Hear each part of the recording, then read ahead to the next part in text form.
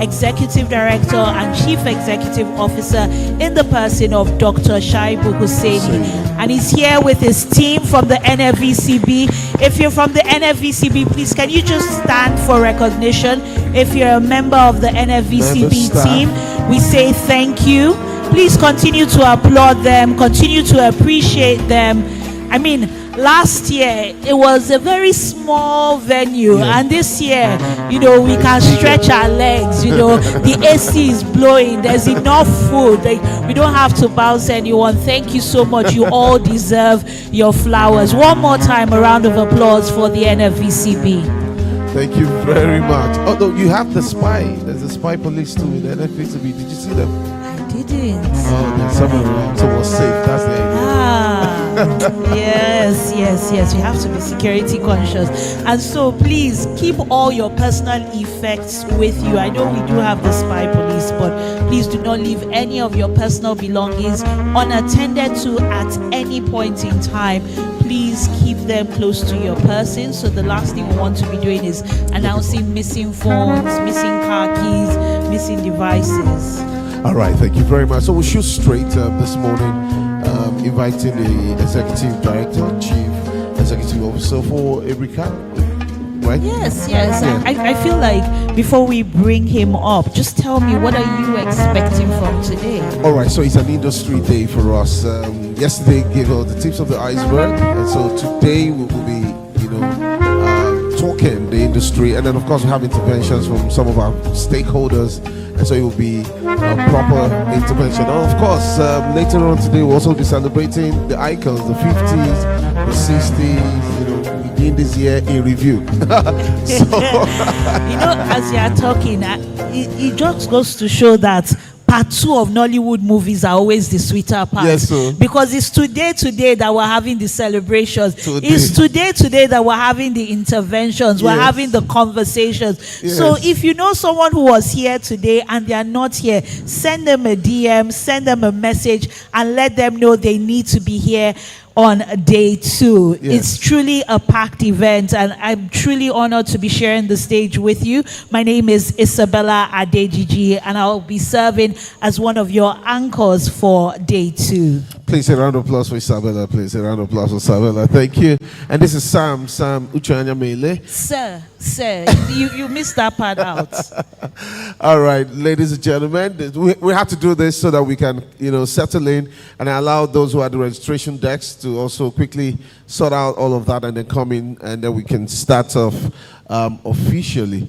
Yes, I'm sure the ED is ready for us. Yes, can we just say that you don't want to miss out on anything that will be happening here today? So please, I know we're always on our phones, but we'll crave your indulgence to give us your full and undivided attention. This is our industry, and we need your contribution. So yes, we'll have people here on stage talking, but we'll also have the opportunity to hear directly from you. So please, with a resounding round of applause, please welcome someone who has been operating on 2 hours of sleep for the past 10 months. He has started planning this from last year, and he manages to show up at different people's events, fully present, and still look at what he has put together with his team. In and out of town. Today is in Toronto, tomorrow is in London, Lagos, Abuja. I don't know about you, but that applause was weak.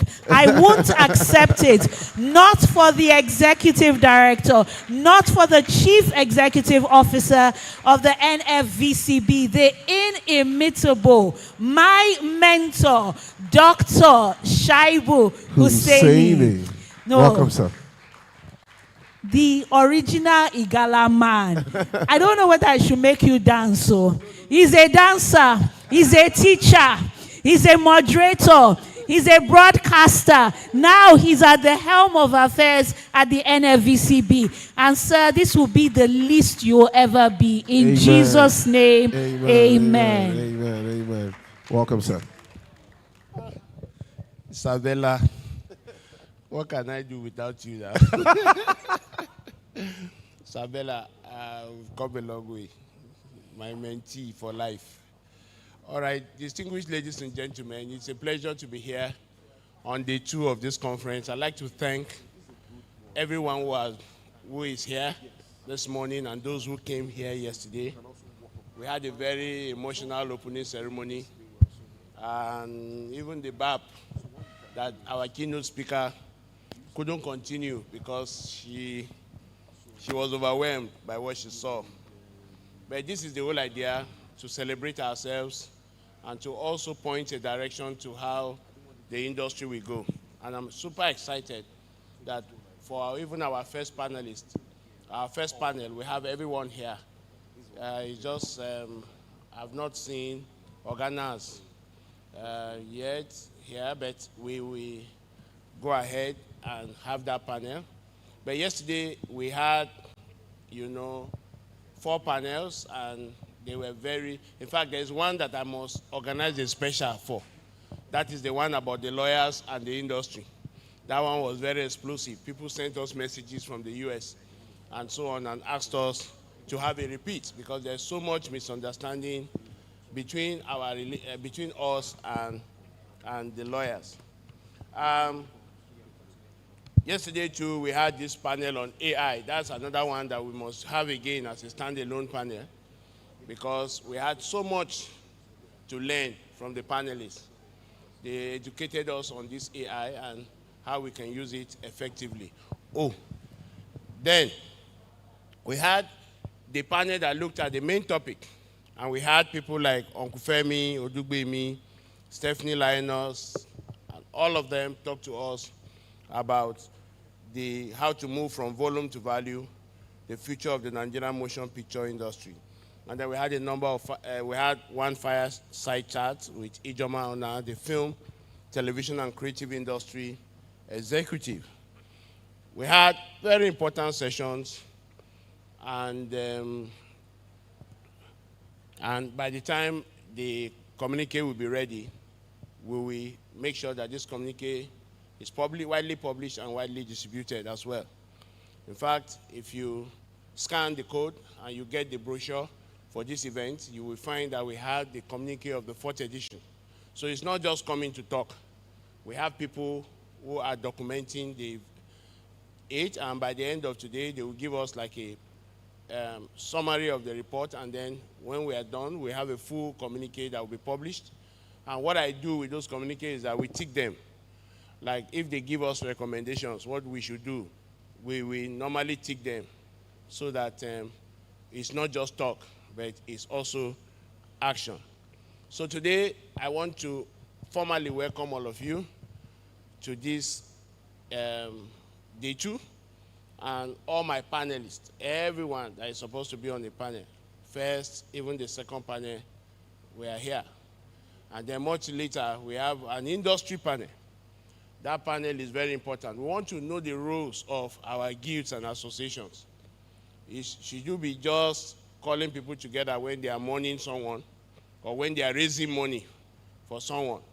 What's their role as we look at the future of Nollywood? And that session is very important for us to all be around and to give our contributions to that session. But this morning, we are going to be looking at, how to grow our audiences, how to, not just about growing our audiences, how, we can have equitable film narratives, because our narratives have been one-sided and so on. So it's a pleasure to be here. I want to thank Mr. Patrick Lee, Kingdom Film Festival #1, Ewoma. I'd like to thank Madam President. This woman never disappoints. I mean, she's the first to always come to events. Madam President of AMP, thank you so much for your support and for the able secretary, powerhouse of AMP. I don't know what will happen if this man is not in AMP, but it is well. There's always succession. And then, of course, my brother Emmanuel Uduma, thank you. My president, president of NANTAP, that's the association that I belong for life. I can't be DGN, I can't be this, but I'll be in NANTAP for life. Thank you, Mr. President, Makinde Adeniro, FTA. My wonderful sister, Lily Anama, thank you so much. I'm doing this, and then Dame Daisy Madi Chikwendu, thank you so much for your support. I owe you. The accountant is here. I will pay you for your Real Women Festival. And I'm sure Mrs. Bola Atta has been reminding me that this is around. I said, should I turn myself to money and pay her? You know, thank you very much, Nike. Thank you, Mrs. Comrade. Mrs. Comrade, thank you so much. Thank you so much, Cassandra. Thank you so much, Madam Imadi. Our wonderful GM West Africa, Silverbird, my dear sister Fumi. This woman took care of me when I traveled to Ghana. She should be Nigerian ambassador to Ghana, actually. I would recommend. Thank you, Neil. Organizers, thank you so much for being here. The president of the FVP man, thank you. You came quite very early today. Thank you so much. Mr. Adua, thank you so much. Hope Okpara, thank you so much. I know you accuse me that I didn't specially invite you, but it's good that you are here. There's the only Olori in Nollywood. Thank you so much. Ogayinka, thank you so much. My in-law, thank you so much. In-law before, not be now. I'm already married, well settled. Dr. Okai, thank you so much. My dear brother John, thank you so much. And I see a very FTA there by the side. Thank you so much. I have to just do this, you know. It's good that I did it. Oga Dele, thank you so much. You were the first to register for this conference. You registered. In fact, you woke me up in the midnight. Where's the link to register? And I saw your name on it. He's a veteran. He was in Village Headmaster. This man was in original Village Headmaster. Award-winning Kemi Adesoye, thank you so much for coming. I see my powerful circuit team. They are here. Who have I not called? Let me call people. Of course, let me call them. They are my power bank. The management of they are my power bank. If my battery go down, I will run to them. Let me start from the most senior of them, Madam Deborah Magui. Please rise for recognition. Please help me to clap for these people. Otherwise, they will tell me, oh God, they do your thing for Lagos. Thank you so much, Madam. There is Madam Bola Atta, the wonderful Madam Bola Atta. Director, there is Ogbonna Onwumere, Director of Corporate Affairs. There is Hubert Ode, the Acting Executive Director, Southwest Zone. There is, why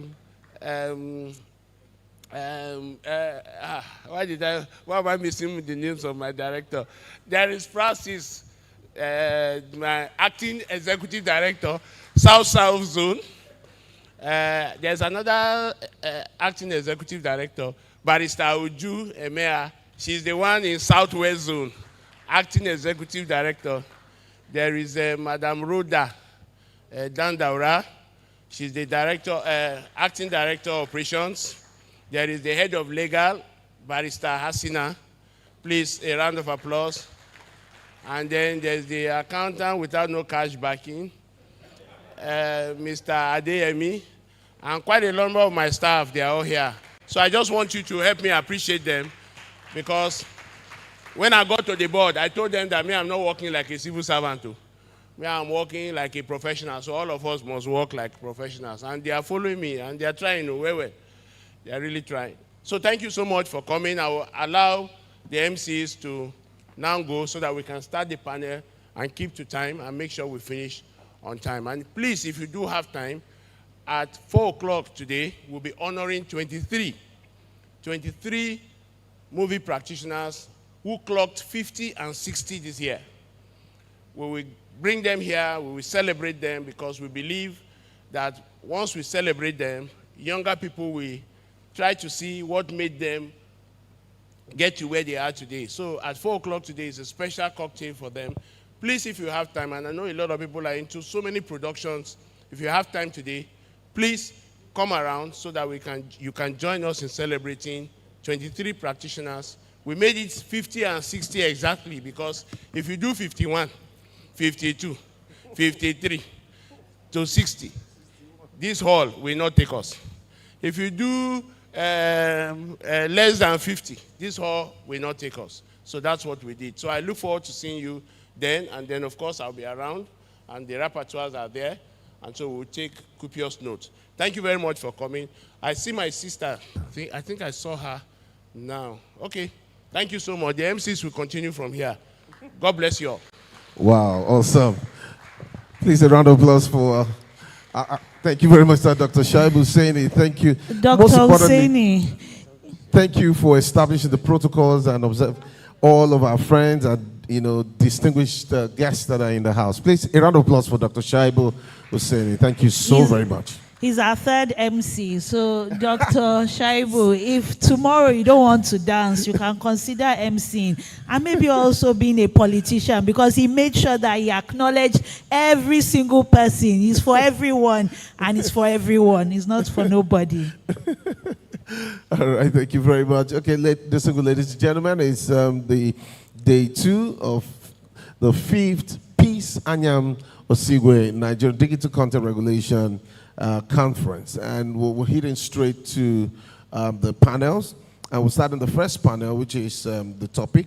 I love this topic: growing the film audience at home and abroad. At home, there are a lot of options for us. We have the exhibitors, we have the cinemas, we have the streaming platforms, we have TV, but abroad, they have to wait for the streaming platforms, literally. So it's important that we prioritize the audience here locally as well as those internationally, and different strokes for different folks. So I'm really looking forward to this panel session, and we'll have a keynote remark, but first we'll be inviting our panelist and moderator. Yes, so this panel is expected to take the whole of 30 minutes at most. So it's actually 10 minutes for the keynote, and then 25 minutes for the panel session.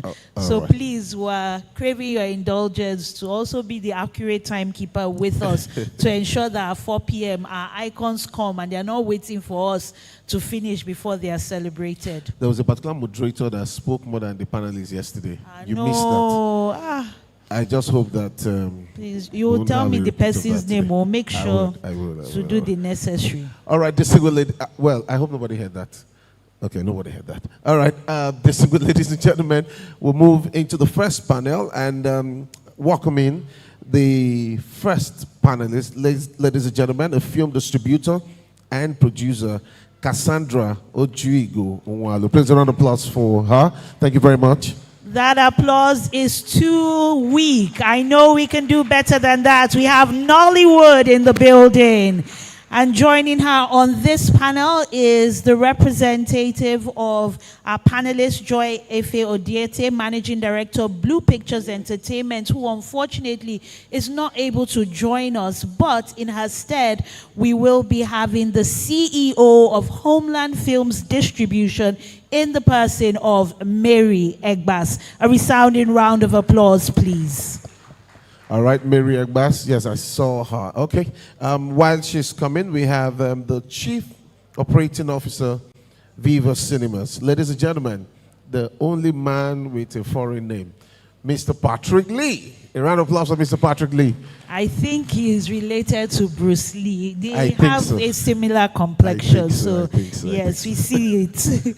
Next, we have the co-founder and senior vice president, Circuits. A warm, resounding round of applause for Imade Oswebeni. Please put your hands together.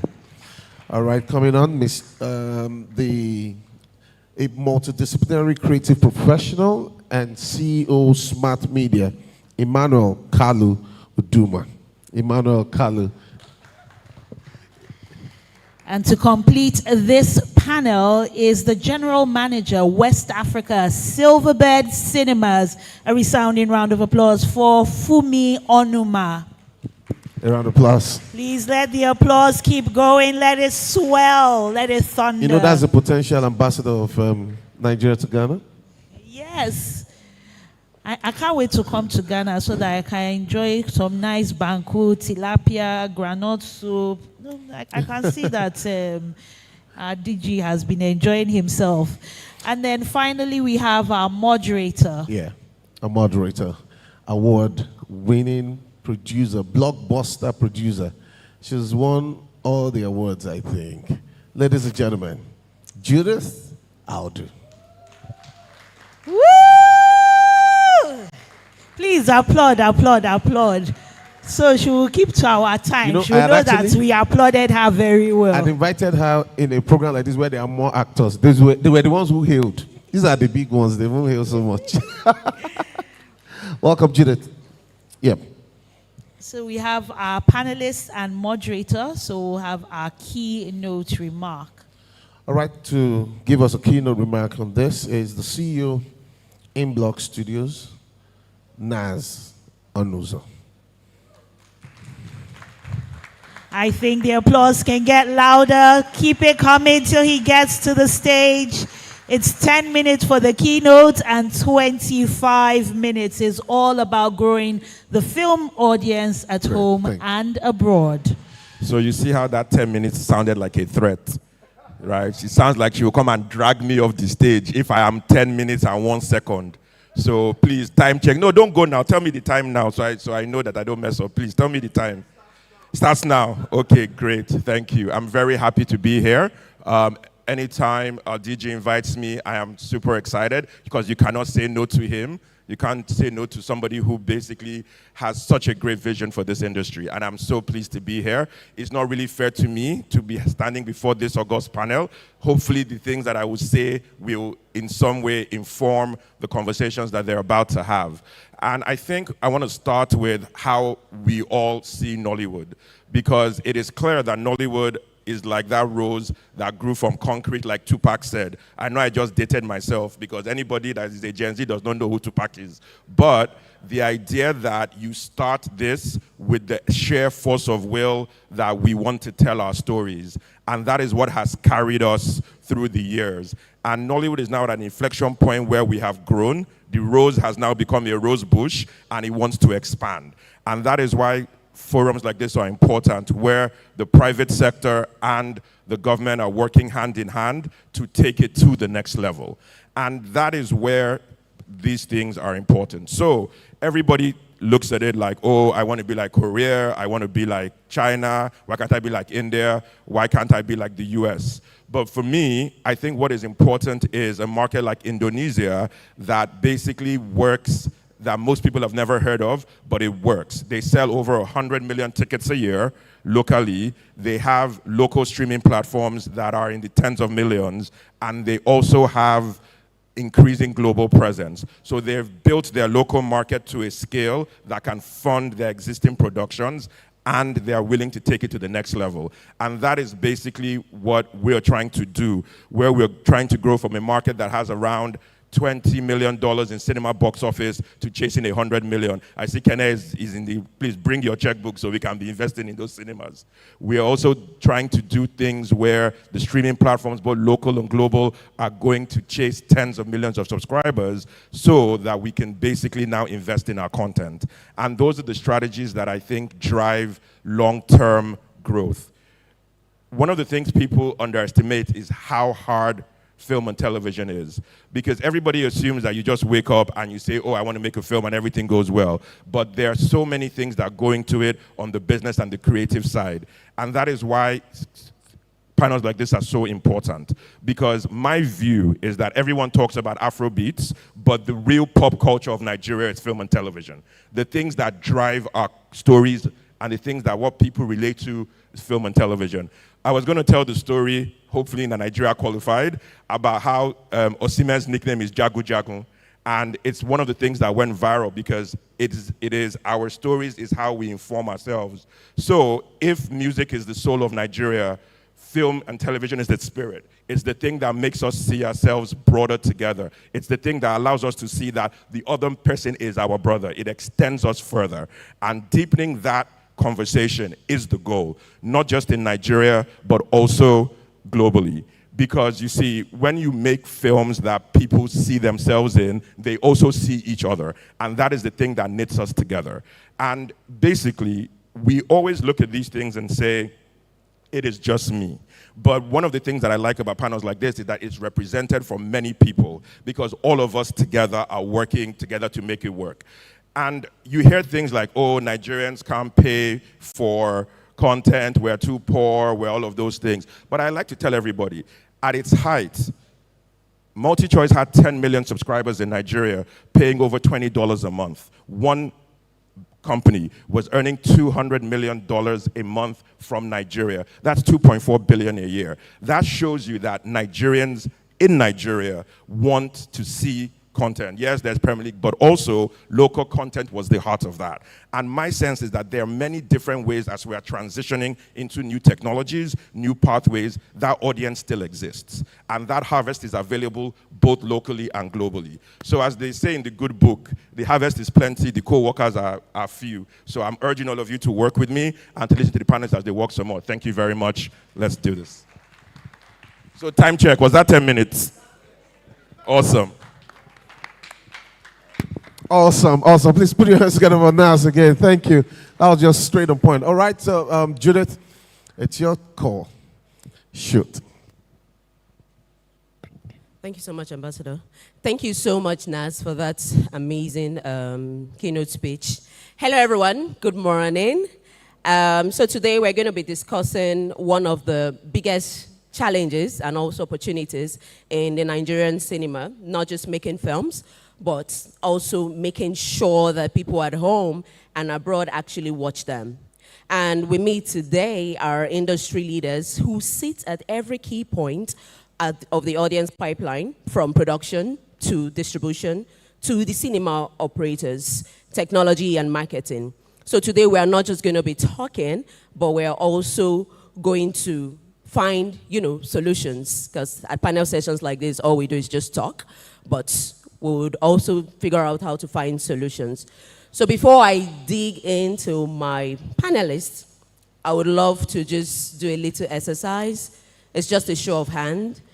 So in the past 3 months, how many of you have watched Nigerian film in the cinema? Just a show of hand.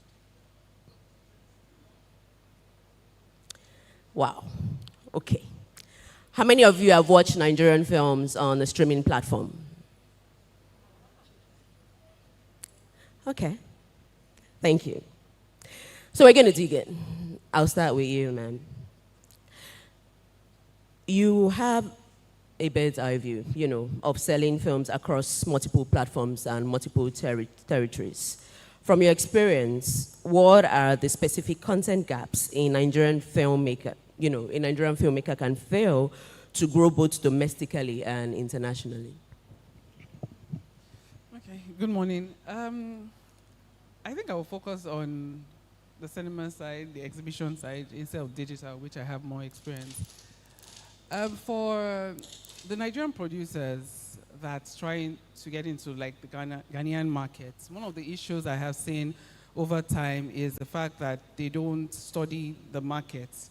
They produce movies for a certain sector in Ghana or globally, and they don't do their research. Like, you don't star Ghanaian actors in certain films and you expect it to sell in Ghana, and you hold your distributor responsible for low sales. I would use 30 Days in Atlanta, for example. He had Majid in the movie for just 15 minutes, just one scene.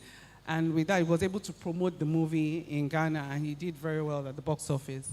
I could use Isoke Jade Oshidero's movie. She had Lydia Forson in the movie, and she played the role of a Ghanaian girl. They talked about Ghana Jollof. It connected to that crowd, and it did very well. And it's, I'm looking at it, I've seen a lot of we have more Nigerian productions than Ghanaian titles trying to get into Ghana, and we have less Ghanaian titles trying to get into Nigeria. And also, if you look at, like what the last speaker said, something about Afrobeats, you look at musicians like Mr. Easy, Davido, they all tried to get into that sector by just, mentioning Ghanaian slangs and all that. And because they knew that their their music travels around the world, and they have a certain audience that actually want those type of film, like to connect to their country back home. So we've heard this, you have to attach, people if you want to get into an audience. But a lot of people have also tried to do Pan-African films, and it still doesn't key in. So if I want to get into the Ghanaian audience, if I want to get it in South African audience, I have to feature a South African actor in it. Does that really work? Because we've tried it a lot of times and it still didn't really do any difference. Well, the numbers, the box office numbers actually give you that insight to look at what others have done.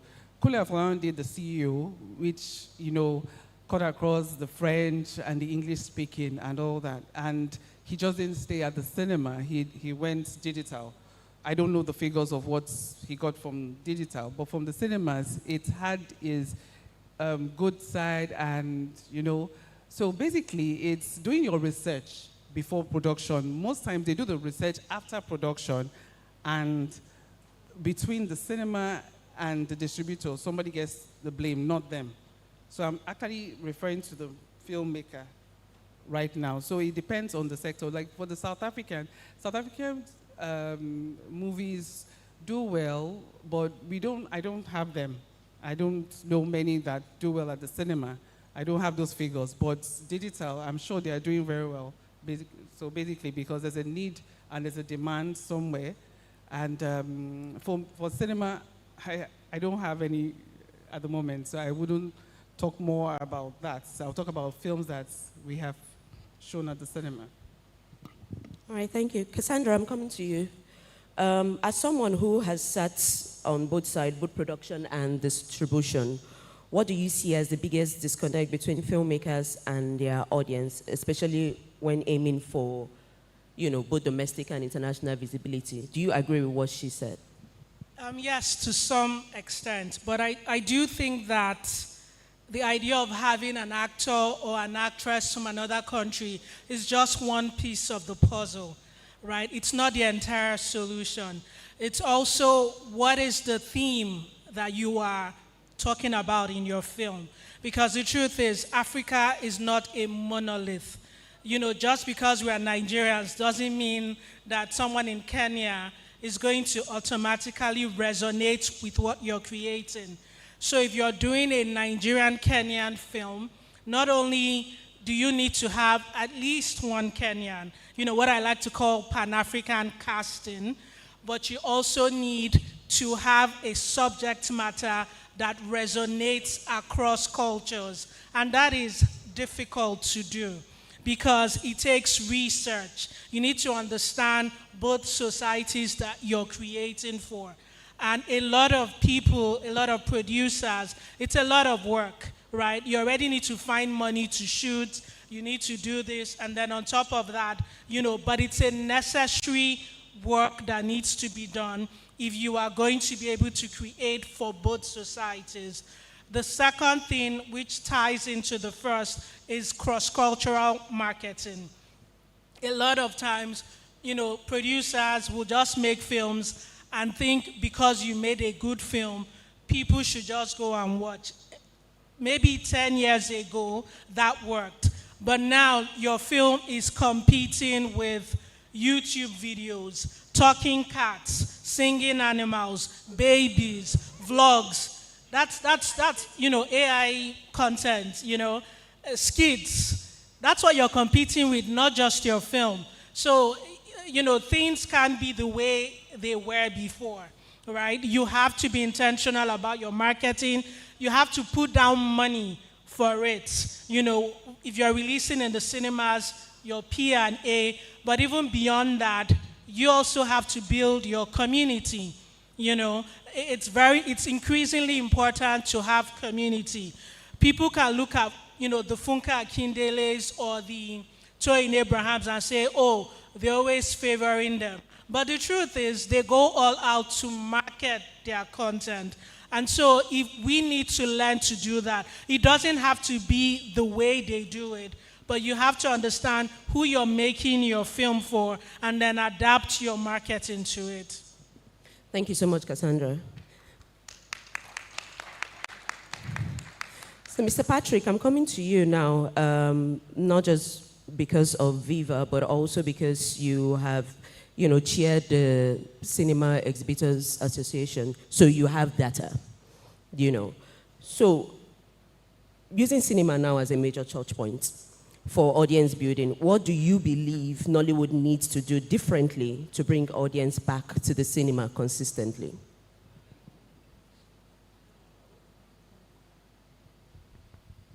Hello? Okay, I've been in the business now for about 15, 16 years. And I've noticed a number of changes over the period of time. When we first started the business, very few people came to cinema. We had very few cinemas, and the intention was to grow the business significantly. 16 years later, we've actually done that. We have over 300 screens around the country. But here's the problem. Our customer base, in terms of growth for screens, has actually gone down. So I keep asking myself the question, why? Why do we have this challenge where initially we thought all we had to do was open the cinemas and people would come? But we know the customer base is there. And I'll give you an example. The highest selling movie in Nigeria today, for the 16 years I've been in the business, is actually Funke Akindele's Omogeto. But then how many people actually watched the movie? 450,000. That's the highest number. The highest grossing only did 380,000. And that made 1.8 billion. So we know that 450,000 people to watch the most successful movie in Nigeria is not it, irrespective of the fact that we have competition from YouTube and various other streaming platforms. At least that is my view. Because 450,000 is less than the population of my local government in Surulere. So I know the customer base is there, but why don't they come out? Over the years, we've had a variety of challenges. I'll take first of all the movies themselves. When I first joined the industry, people were fanatic about movies, but they didn't know enough information. So they came into the cinema, I want to watch a movie, which one should I watch? We told them, hey, go watch this one, it's nice. Watch this one, it's nice. But today, they have enough information about those movies, so they come to the cinema and say, I want to watch this particular movie. And when they watch that movie, they come out and they talk to us. And some of them tell us, we have seen it before. There's nothing new. The stories are stale. The stories don't reflect my own society or my own belief or my own tradition or whatever it is. But the key there is, are we taking enough time to tell our stories? I'll give you an example. Last year, we released over 50 movies in Nollywood. That's 50 that went to cinema, not 50 that were produced. Which means when you look at the production that we are churning out, it's a significantly high amount. Primarily, most of them come from Lagos and the Southeast and Southwest. It's a small market, but we're churning out those level of movies. So the question is, are we spending enough time in making the content that we want people to pay between 4,000 and 10,000 to watch? That's in the cinema. I don't know what they spend when it comes to, you have to stream it on social media and you have to pay for data. So we are churning out content. But do we spend enough time writing those stories, writing those screenplays, shooting those productions, So that when the customer walks in and pays 7,000, 8,000 to buy a ticket, they come out and say, value for money, I'm coming back tomorrow. I think we have a problem there. And I've often said it.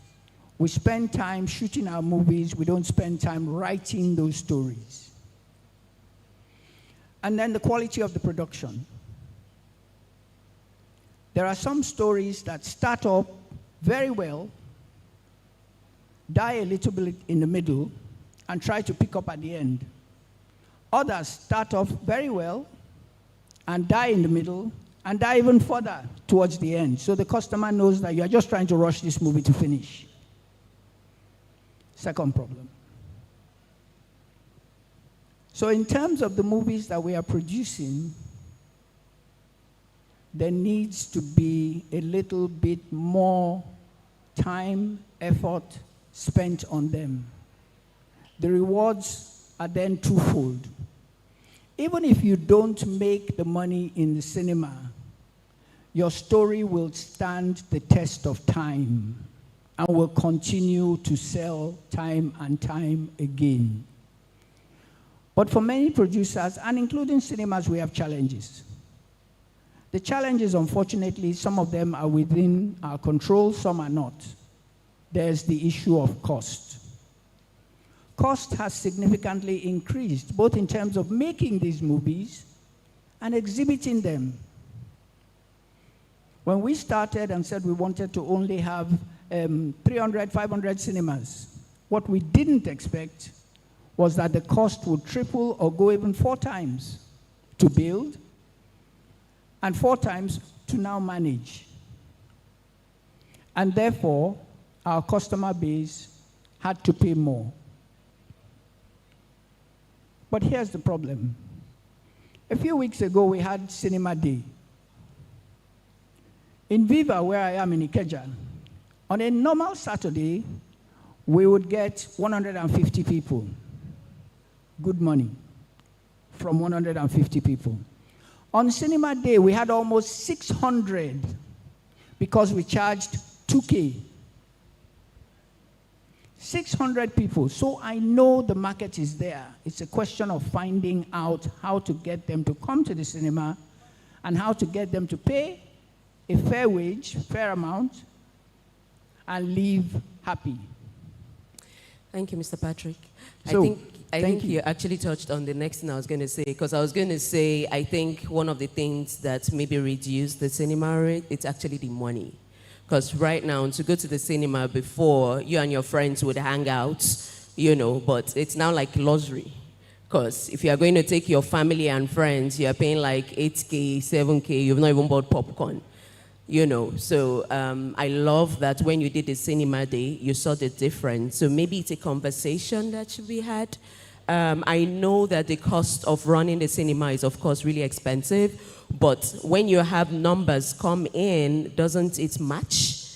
Like if you reduce how much a ticket goes for and you have more people come to see the film, does it not still match economically if you're balancing the maths? Yes, it does. I mean, at the end of the day, yes. I know when I was at Ozone, we used to charge 1,000 naira then, popcorn and drink. At that time, we would get 700, 800 people a day. So it made business sense. But now the problem is, yes, we can charge 2K, but it needs to be consistently maintained for a period of time so the customers now become confident that if I go to the cinema, they're going to charge me 2K. Not be scared that, okay, this is Cinema Day, I'll come to the cinema today, I'll pay 2K. Tomorrow when I come there, they'll charge me 5K. So that is the issue. Are we prepared to take that risk for a period of time? I think, and I've always said it, and I've told Shaibu that we need some form of government support for the industry as a whole that ensures that our customers can come to cinema, pay 2K, but the industry will survive on that 2K even if we don't get 800 people. And we only get 300. That is not an expensive business to do for government, given some of the expenses they make. but it's trying to come together as an industry to say we need to grow this industry. It's not only about survival, it's about growth.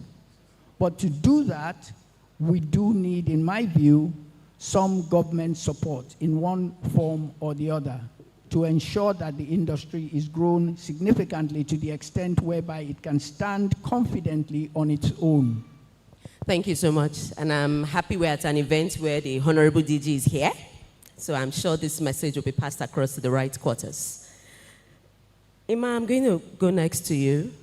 So as a filmmaker, in film, we live and die on visibility, basically. What do you think, in your opinion, are the biggest mistakes filmmakers make in marketing and how they can build an audience long before their release day? I think it all begins with what data do you have? I mean, when you began, you asked the question of how many folks had seen a Nigerian film in the cinema and how many have seen it, online. That right there is, I will interrogate why, and the data will give you the results. You can't do anything without first research, without first understanding what the data says. She said a lot about culture and understanding your audience.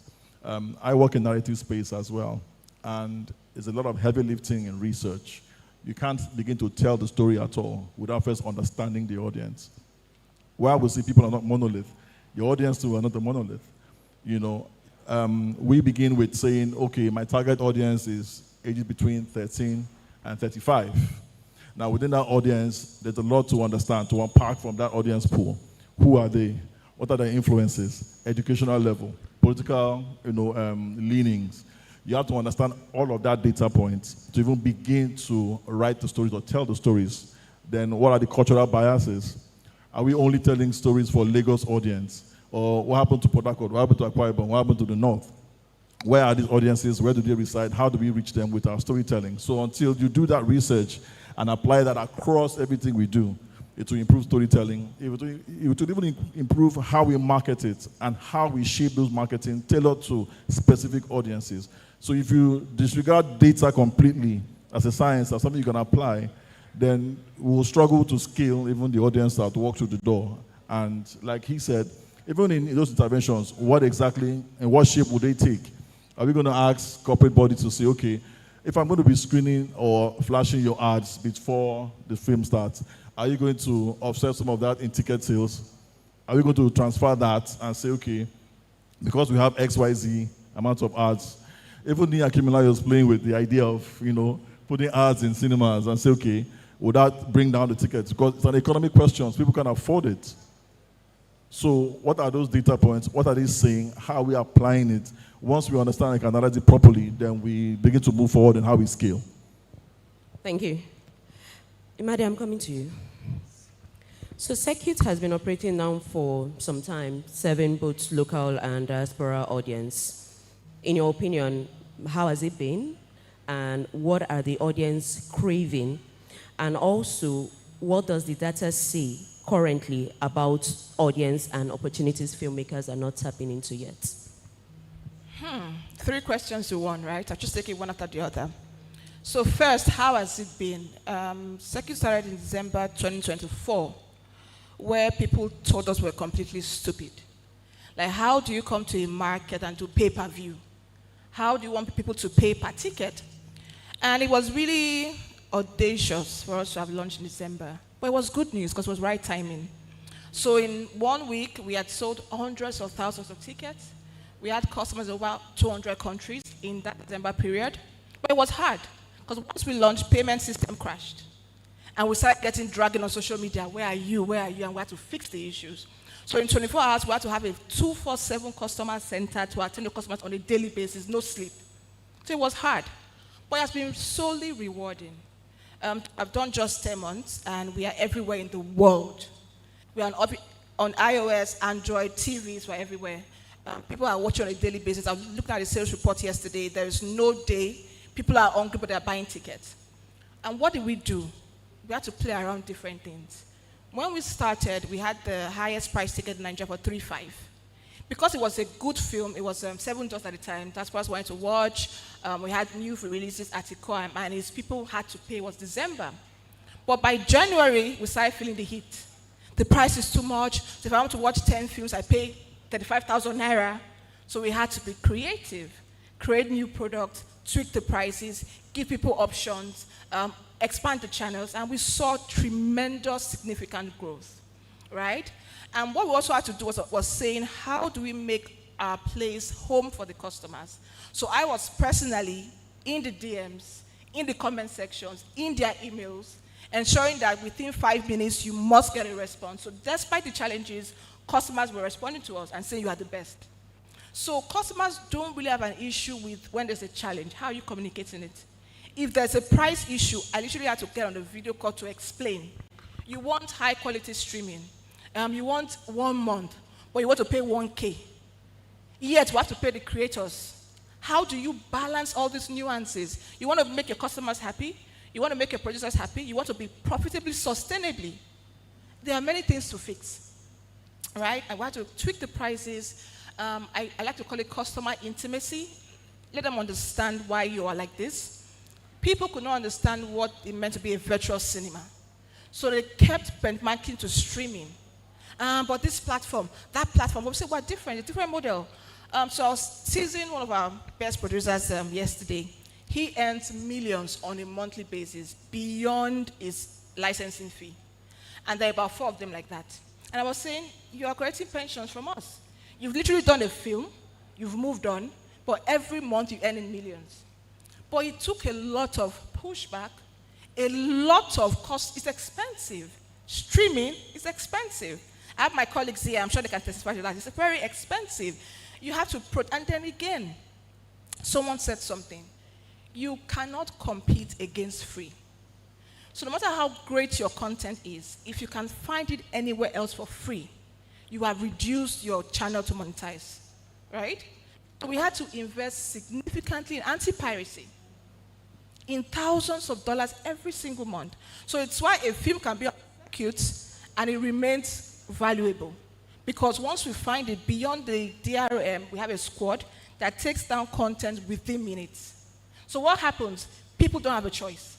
So yes, they want to see this film, but they can't see it for free. That's the only reason why you get them paying for this content sustainably. So it's really nuanced. And I believe that as an industry, we need to begin to look at it a bit more. And then again, we are stretching people across the board. So I saw a comment on social media saying, you are dragging us another platform again, right? Another platform, I have to pay. But one thing works is that people want to see the content that works for them, right? At the price point that works for them, at the quality that works for them. And yet the business wants to grow. Creators need to be profitable as well. So again, like I said, it has been hard, but it has been really interesting. And we're just truly grateful that we have a chance to build something really significant and ensure that not just the customers enjoy the content, the people who work hard. I was talking to Sheku Arize yesterday, and he was saying, oh, he wants to see a future where actors can continue to get royalties. On circuits, we do that for producers. As long as your content remains profitable, you earn from it. And sometimes a clear split, 50-50, right? So we're also thinking, how can this also profit the actors in the long run in the industry? But then again, for customers, 3 key things to take away. You must understand their behavior. You must meet them where they are.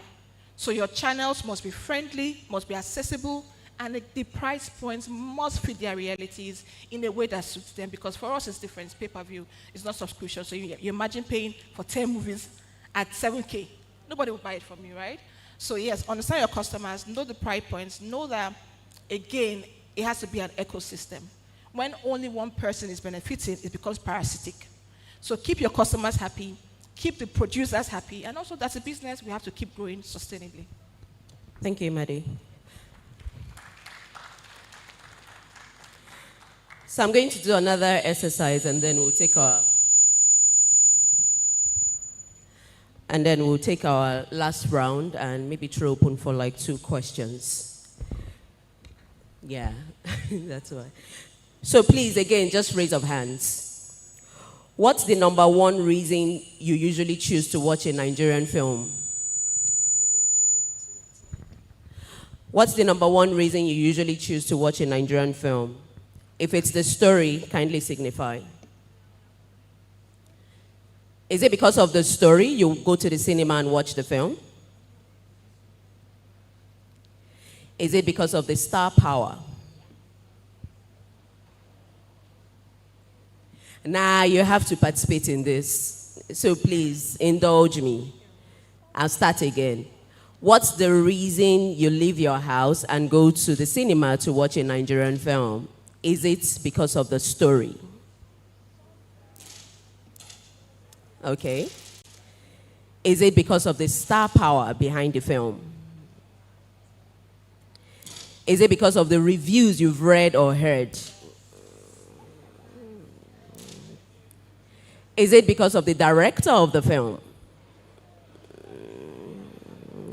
Is it because of the producer of the film? Is it because of the cinematography when you saw it in the trailer?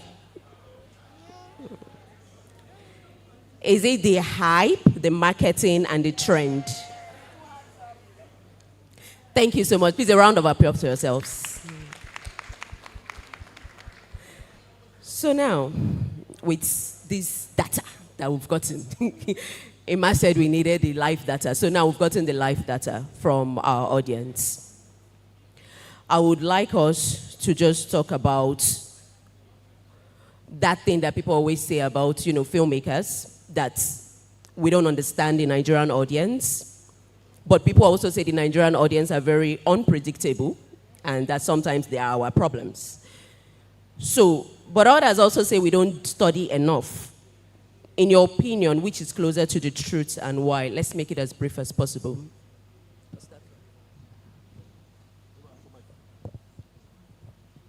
Hello?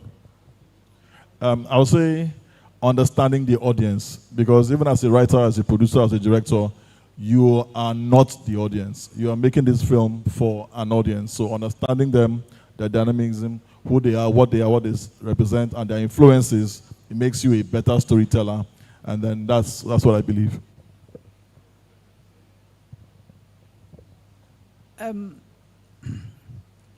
For me, it's a very difficult question. And I'll tell you why. When I look at the success of Funke Akindele, for example, I ask myself, why is she successful?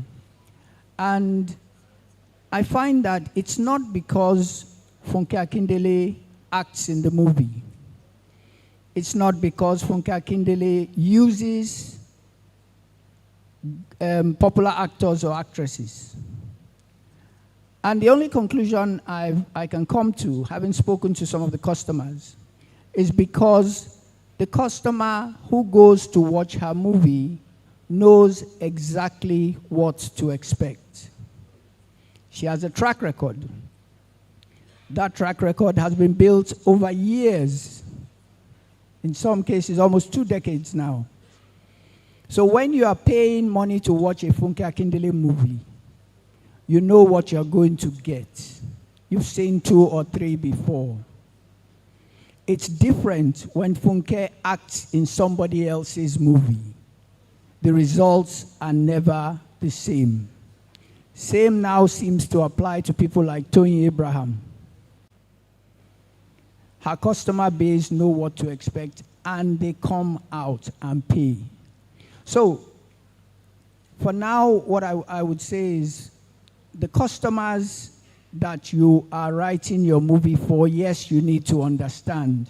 But you also need to have an idea of whether or not, if I put a particular star in this movie, will they come out simply because that star pulled 400,000 people when they shot their own movie where they were executive producer, director, whatever. So it needs to be careful how we determine what the customer actually wants. But for me, the one movie that I watched over the years that I always enjoyed was Breaded Life. I don't know why. Maybe because when I was growing up, I used to buy agege bread. Maybe because it resonated with me. and the fact that it was Isaleko, it was close to home and things like that. But that movie resonated with me and resonated with the customer base. Another movie was Ainla. Why? I grew up listening to Fuji music and various other things like that. So it depends. You need to be careful how you select. But when you do, look very carefully at what people actually want. It's not always fast cars, guns, or whatever else. It could be something as simple as agege bread that pushes your customer to come and watch the movie. Okay, I think. For me, I'm going to be very fast because I think we're out of time. So basically, for me, from the exhibition part, customers want to see the star. You know, I will talk about Toyin. He talked about Funke. Toyin, I'm sure, had a different title at the beginning of the year, but somehow along the year, Ovasabi Auntie, you know, came on board, and people started calling her Ovasabi Auntie after Yabos Joe's daughter's wedding. And if you look at the marketing and the trailers that she has put out, you know, she has shown scenes of women playing those roles. And everybody has one Ovasabi Auntie as in their family or a neighbor or something, you know, in their church. So it connects, basically. So people want to see. The customer like, oh, what's she going to do? Is it going to be the same thing? For me, the Christmas season is next month. Like, we're in the season already. And that's the time most family members take their children to watch films. At the cinema, you have family-oriented films that do well at that period. You're not going to show an action movie and to do well. It's not going to happen. We're going to try our best and schedule it, but that's what it is. It's a season. You know, like I said earlier, you need to do your research for whom, for why, and for what. You need to understand what the customers need. They want to laugh, they want to be merry, they want to be happy and all that. And they want to connect, they want to ensure that their families stay and see a happy movie, come out smiling and not wondering like, what did I just watch? Thank you. Two of you, as fast as possible. So for us, we've seen that customers follow producers. So there's some producers that once they drop a film, OT law, everybody is just flocking in their thousands, right? And then the second thing is also the reviews. We've seen instances where the reviews have driven sales, but to be very honest with you, we have seen that people follow people. And in this case, they're producers and star power. So I'm going to piggyback on what she said, and it's really about building communities. You know, we talk about Funke Toyin and the rest of them, and the reason why people flock to the film that they produce and they are in or direct is because they have strong communities that they've built over the years, and they are continuously building. So I think for me, even speaking from a producing point of view, is understanding how important it is to have a strong community. Your community, we call them the, you know, your 1,000 true fans. They're the ones that will show up for you regardless of where you're making your film, whether it's for the cinemas or for YouTube. So when you do that, understanding them and also writing or making what is true to you. Auntie Biodun Stephen said something, and incidentally, she's the one who made Breaded Life. She said something about writing what you know. That a lot of the stories she writes are based on things she saw growing up, experiences with family. So it was easy for her to write it, and it was easy for people who resonate with that to be attracted to it. So there was no, oh, I'm just going to write something because I think that's what's trending, right? She wrote what was true to her. She has her community, and yeah, voila. Thank you so much. So from our conversation today with our awesome panelists, we have learned that growing audience is not magic. It's a strategy. It's collaboration and consistency. So if we listen to our viewers, we'll build real communities, which is something we've heard over and over in this panel conversation. Strengthen our distribution channel and also embrace data. Do research. you know, Nigerian films can travel further than ever before if we put this into consideration. So thank you so much to our awesome panelists, and thank you so much for participating in this, and I hope it was worth your time. Thank you.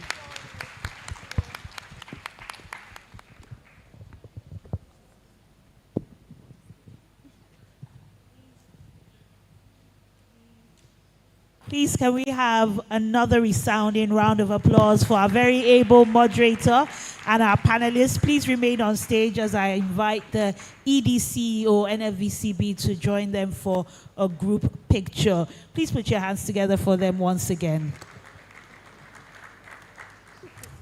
I don't know, that applause is quite weak, and there's some very special people I'd like to appreciate. So I'll just say whatever applause you've given, would like you to definitely double that. And just to crave the indulgence, to implore, to beg, to plead with all our moderators to be very mindful of the time, as we still have a celebration happening at 4 p.m. The last thing we'll want is for our icons to get here and they're still waiting for us to finish. So please, can we just be very mindful of the time? I know some people have joined us. You can scan the QR code on your table, and that way you're able to see the agenda and follow along.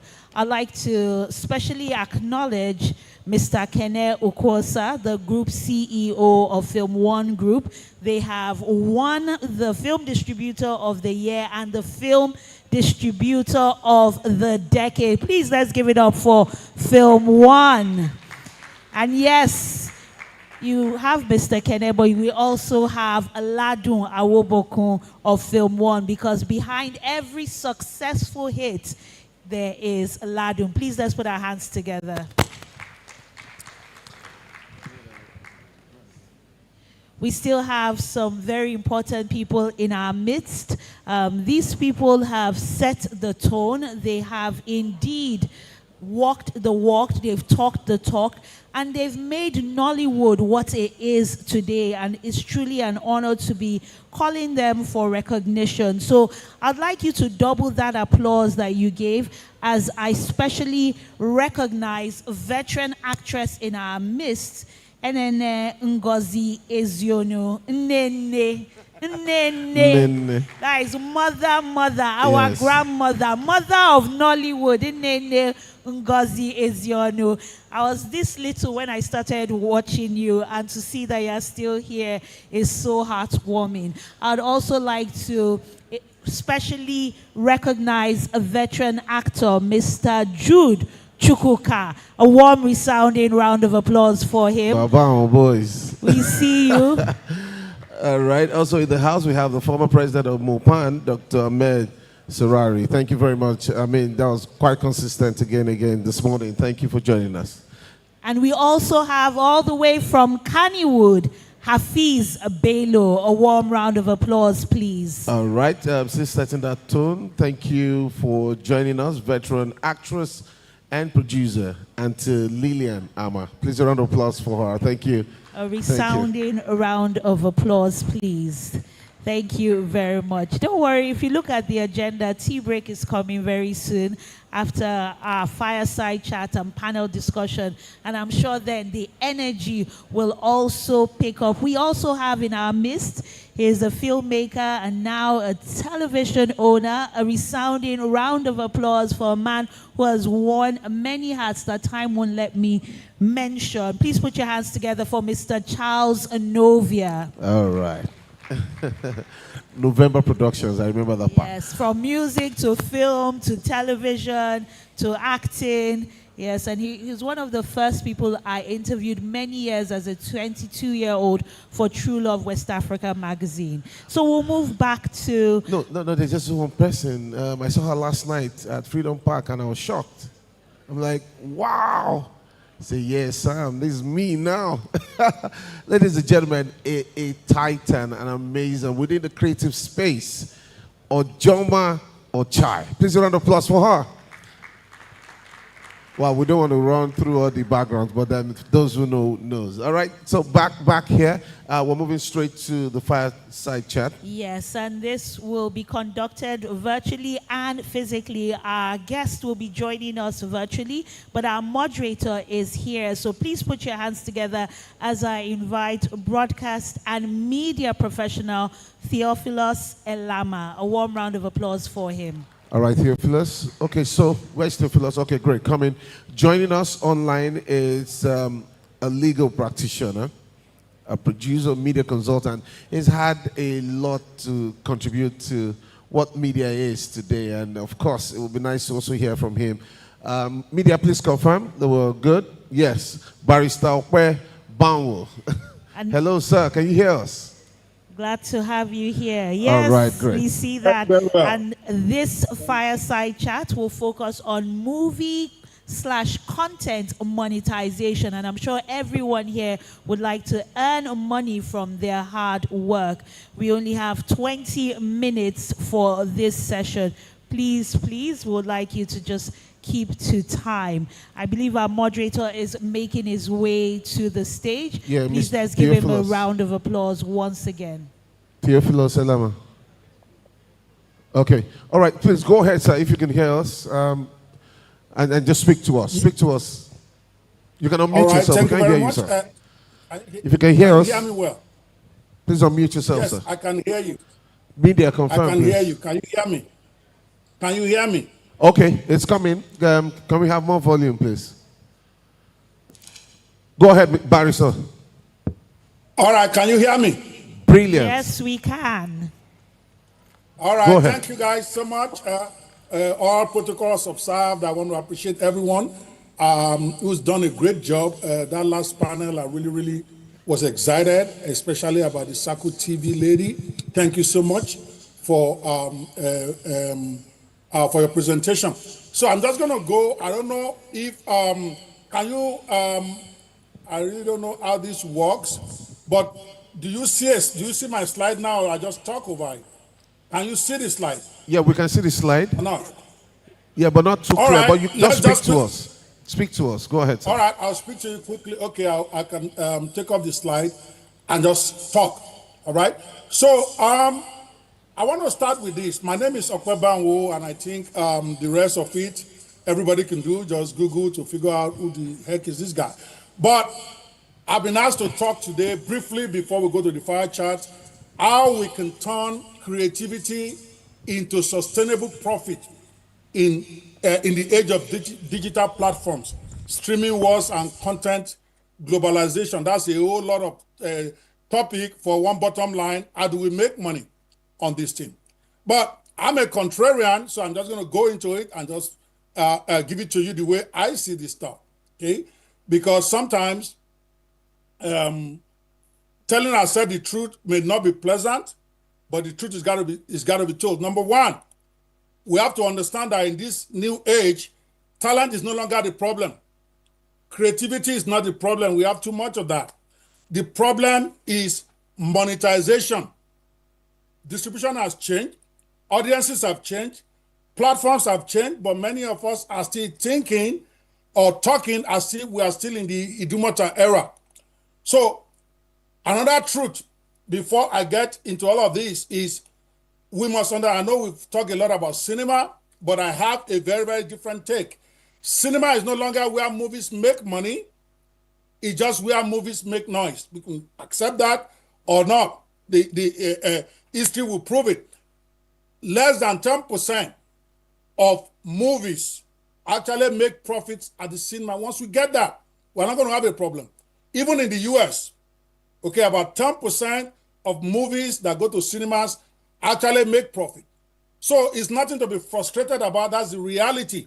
Once you get that, now you know you need to figure out your ROI in other places. Instead of getting frustrated, I spent 150 million, I went to the cinema. By the time cinema collected 50%, 60%, blah, blah, blah, they only gave me 28%. That's what you're going to get. Because that is what your seniors got. That is what Marvel is getting. So who are you? You need to understand that cinema is just part of the mix. Like my lady from the Circle TV was hinting about without hitting it like that. So cinema also is no longer the king of the hill. It used to be. In this new economy for monetization, cinema is no longer the king. AVOD is. That is ad-assisted video on demand.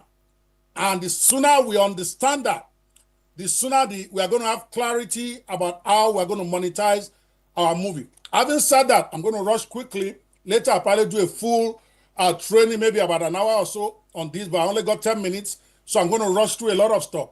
So, for you to monetize in the new economy, you must understand this, what I call the 10-pillar blueprint. Number one, you have to master the new distribution pyramid. The new distribution pyramid. What does that mean? That means making money with your movie is no longer a one-off or a two-off deal. I'm just going to try to see if some of you can see that slide so that you can take screenshot, because visual, they tell me, make you remember better. So the new distribution pyramid is about 7 levels, okay? At the bottom, the biggest one, you have your SVOD, which is your Netflix, Prime, Showmax, and all that. But how many of you are going to get that?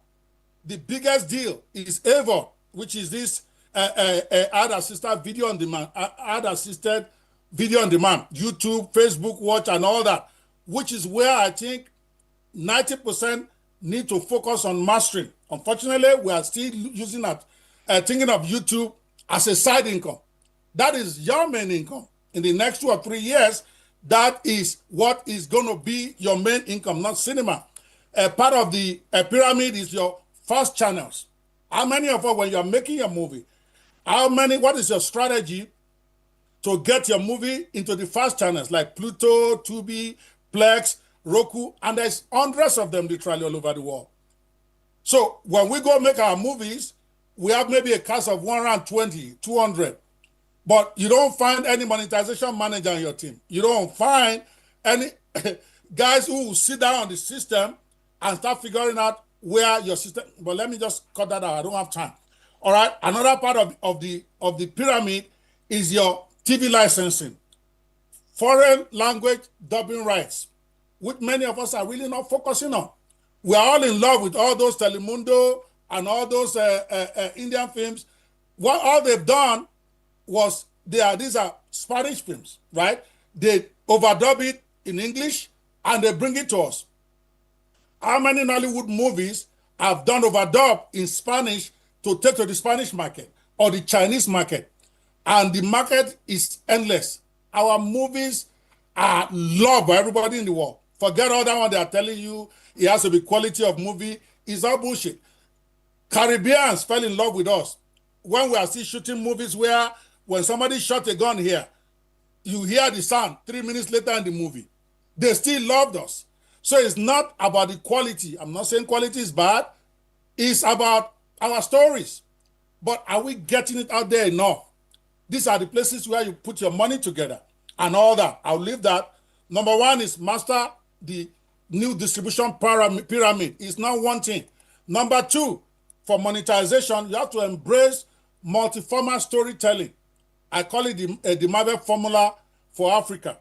One story, multiple income streams. You have your long-form movie, you have your short-form series from it, you have your clips for YouTube, you have your behind-the-scenes documentaries, you have your character TikTok channels, a soundtrack album, which many don't even look at. I did an AI movie this February. Okay, AI movie, which really, we are still figuring out how to monetize, right? But the soundtrack that I created from it is making me hundreds of dollars every month, and has been doing so since February. This is all part of the monetization mix now. You have to embrace multi-format storytelling, not one movie and done. Number three, I can't develop because I don't have a lot of time here. Direct to fan, what I call direct to fan models. Sorry about that.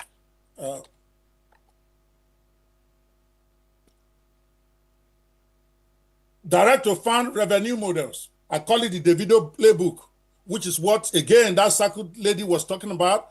It is about the audience. These days, in monetization, you want to build your audience, you want to own your audience, and then you sell to your audience. Look at what the musicians are doing. They are not selling movies. Got to get this?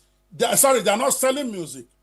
People are going to go listen to their music, and they make thousands of dollars. In other words, their customers are really not the people who are paying them, or their audience is not their customer, if I want to put it that way. They get paid through the streaming. The people listen to that song for free, and that is where movies is going. If you are still thinking, and the reason why many of our subscription models don't work, people don't want to pay for movies anymore.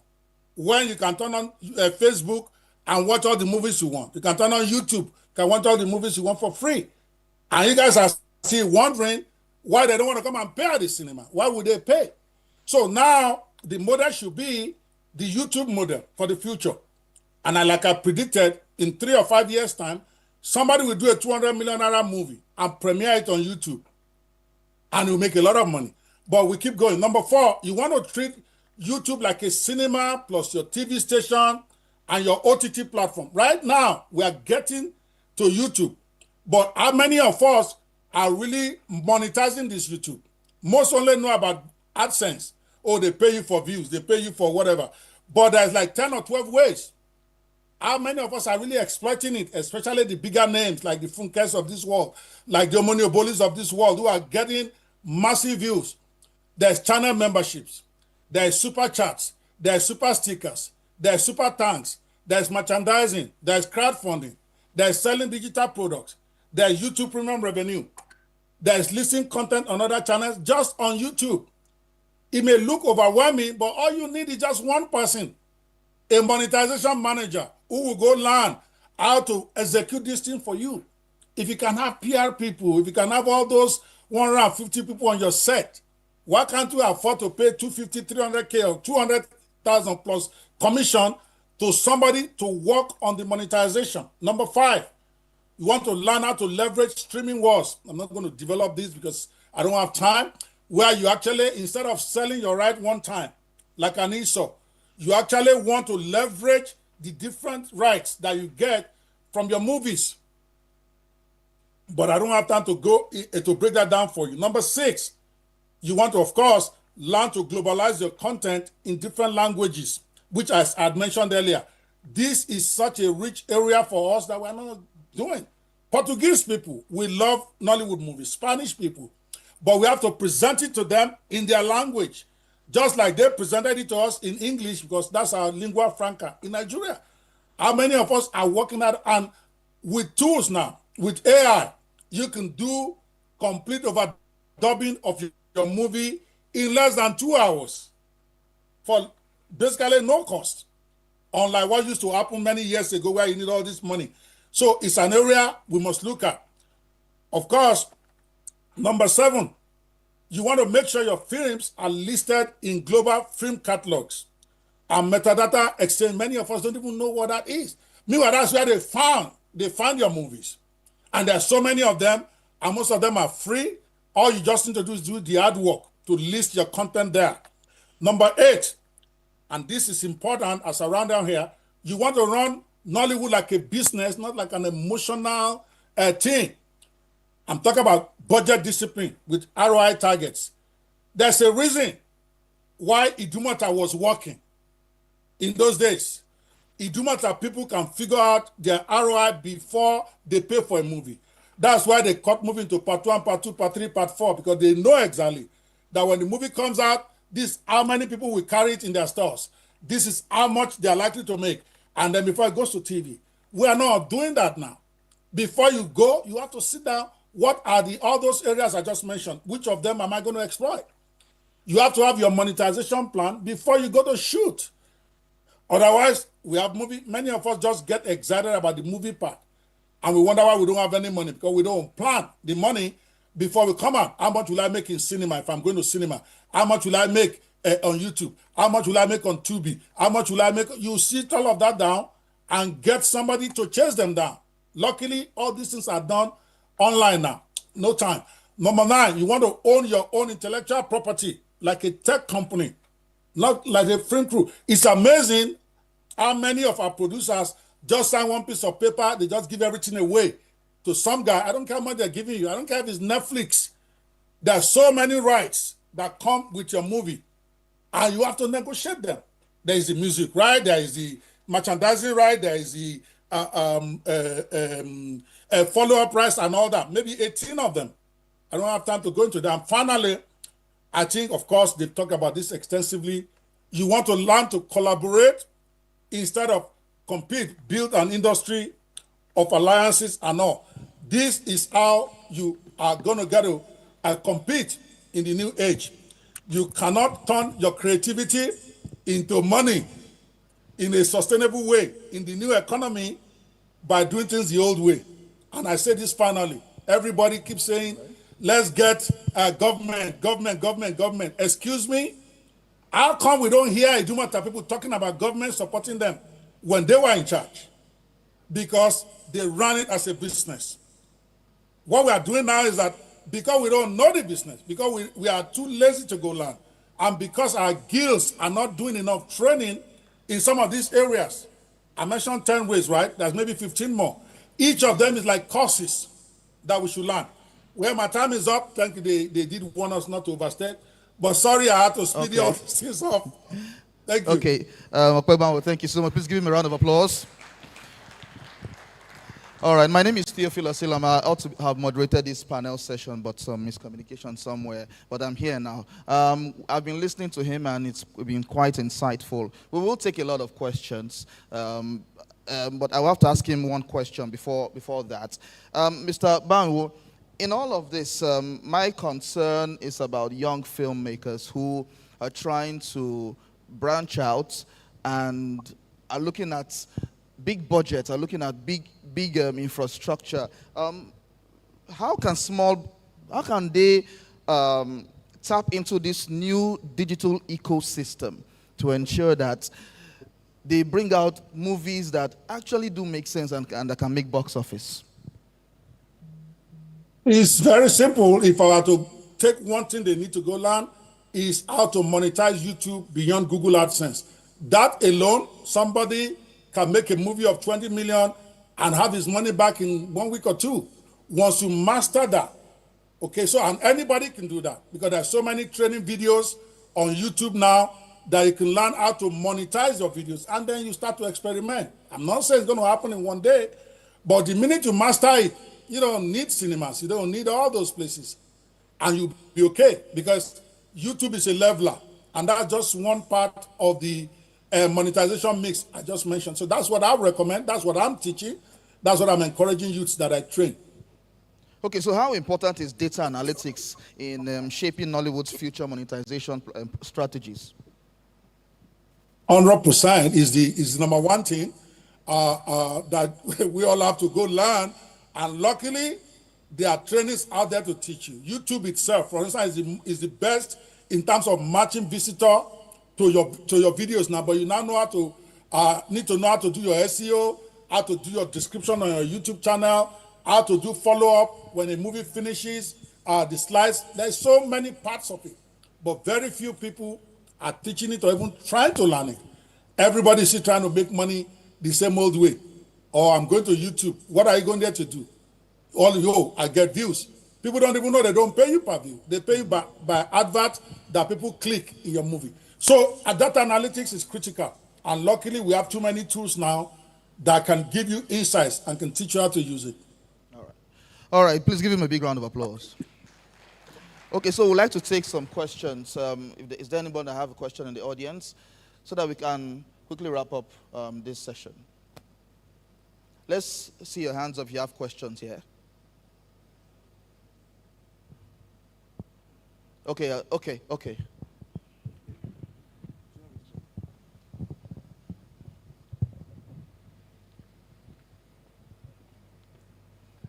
Okay, another question there. Okay, we'll come to you. Mr. Okwebanwo, barrister. Yes, sir. Okwebanwo. What you have just told us briefly, very briefly, is the crux of the matter in Nollywood. We cannot be having lectures like this for 10 minutes. If you have Thank money you. if you have money to shoot a film and you don't know how to monetize it, what is the point? So, Mr. DG, sir, we want a whole day of this man talking to producers. Thank you very much. Please, come forward. Yeah, thank you for that. Actually, I appreciate you for that, and it's what I'm saying. Barrister, In fact, Barrister, you took it out of- let me respond. I told the MC who was coming up to introduce the next panel that as a board, I commit to having a master class, a full master class for anyone who is a producer, whether you are a new or old or whatever, and we will bring you to come and give that master class. And I am very sincerely sorry that we made you to rush, because I have heard you talk about this and it's very extensive. So please, I commit as a board, whether government give me money or not, that we will have a master class for producers on this topic. And I know quite a number of people here who will support me to make sure we have that master. It's a whole day master class. We will start to ask for registration from January, but I commit that we have this engagement in February. So we'll check your calendar, because I know you're a very busy man. Where you are now, we are like 8 hours away. 8 hours in terms of time with you. You travel a lot. That's why you are not I'll be in Nigeria in February.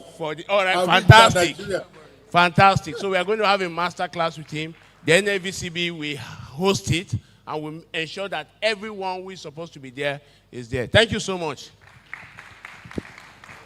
Of course, the board has said that his presentation will be circulated with the guest list. So if you've not written your name outside, please do, so that we can send the presentation to you. Next question. All right. So, good afternoon, sir. Just like you said earlier, you were talking about monetization manager. Do we have network of those, or how do we get to reach them? Monetization managers. That's it. You are in a new phase. You just got rid of the Dumata crowd. Now we are in the digital age. We have to build them together. I'm not going to tell you I have them somewhere I can give you, but let me just give you a little idea. You hire one guy that went to school, maybe he's a graduate, he's unemployed now, pay him $200. You give him the list, the checklist, what I'm doing. I say, okay, for these AVOD areas, I need you to get our movies into 50 places online. All this is online. They go there, and so we have to train that cadre. And it's a mark of the fact that we don't even understand how to make money, that we don't even have those now. We should have them. That is the most important thing. Like somebody said, you spend 20 million to make a movie, 100 million to make a movie, but you don't have anybody to help you monetize it. Does that even make sense? So that is the primary thing. For me now, I tell anybody I consult with, you have to have a guy that you call your monetization manager. All they need to do is learn all the places where your movies can be, should be, and then let them get online and start doing it. Most of these places are free to submit. Some requires money, but they are there. Talking about the fast channels, for instance, there's literally hundreds of them, if not thousands, okay, that's free to air, that pay you by adverts. Or you simply just go apply, submit your movie, they put it there, the day of $2, $5, $100, before you know it, you're talking thousands. So no, I don't have them anywhere. But I think it's a cadre that needs to be developed. They need to be trained. Thank you. Thank you very much. Final questions, please. Let's have one more question before we end this. One more question, please. Okay, I think we can just proceed. Let's round off. Okay. Barrister, thank you so much for giving us your insights on all of this. Thank you very much. We did really enjoy this insight. Please give him a round of applause again. Thank you. Thank you very much, Barrister.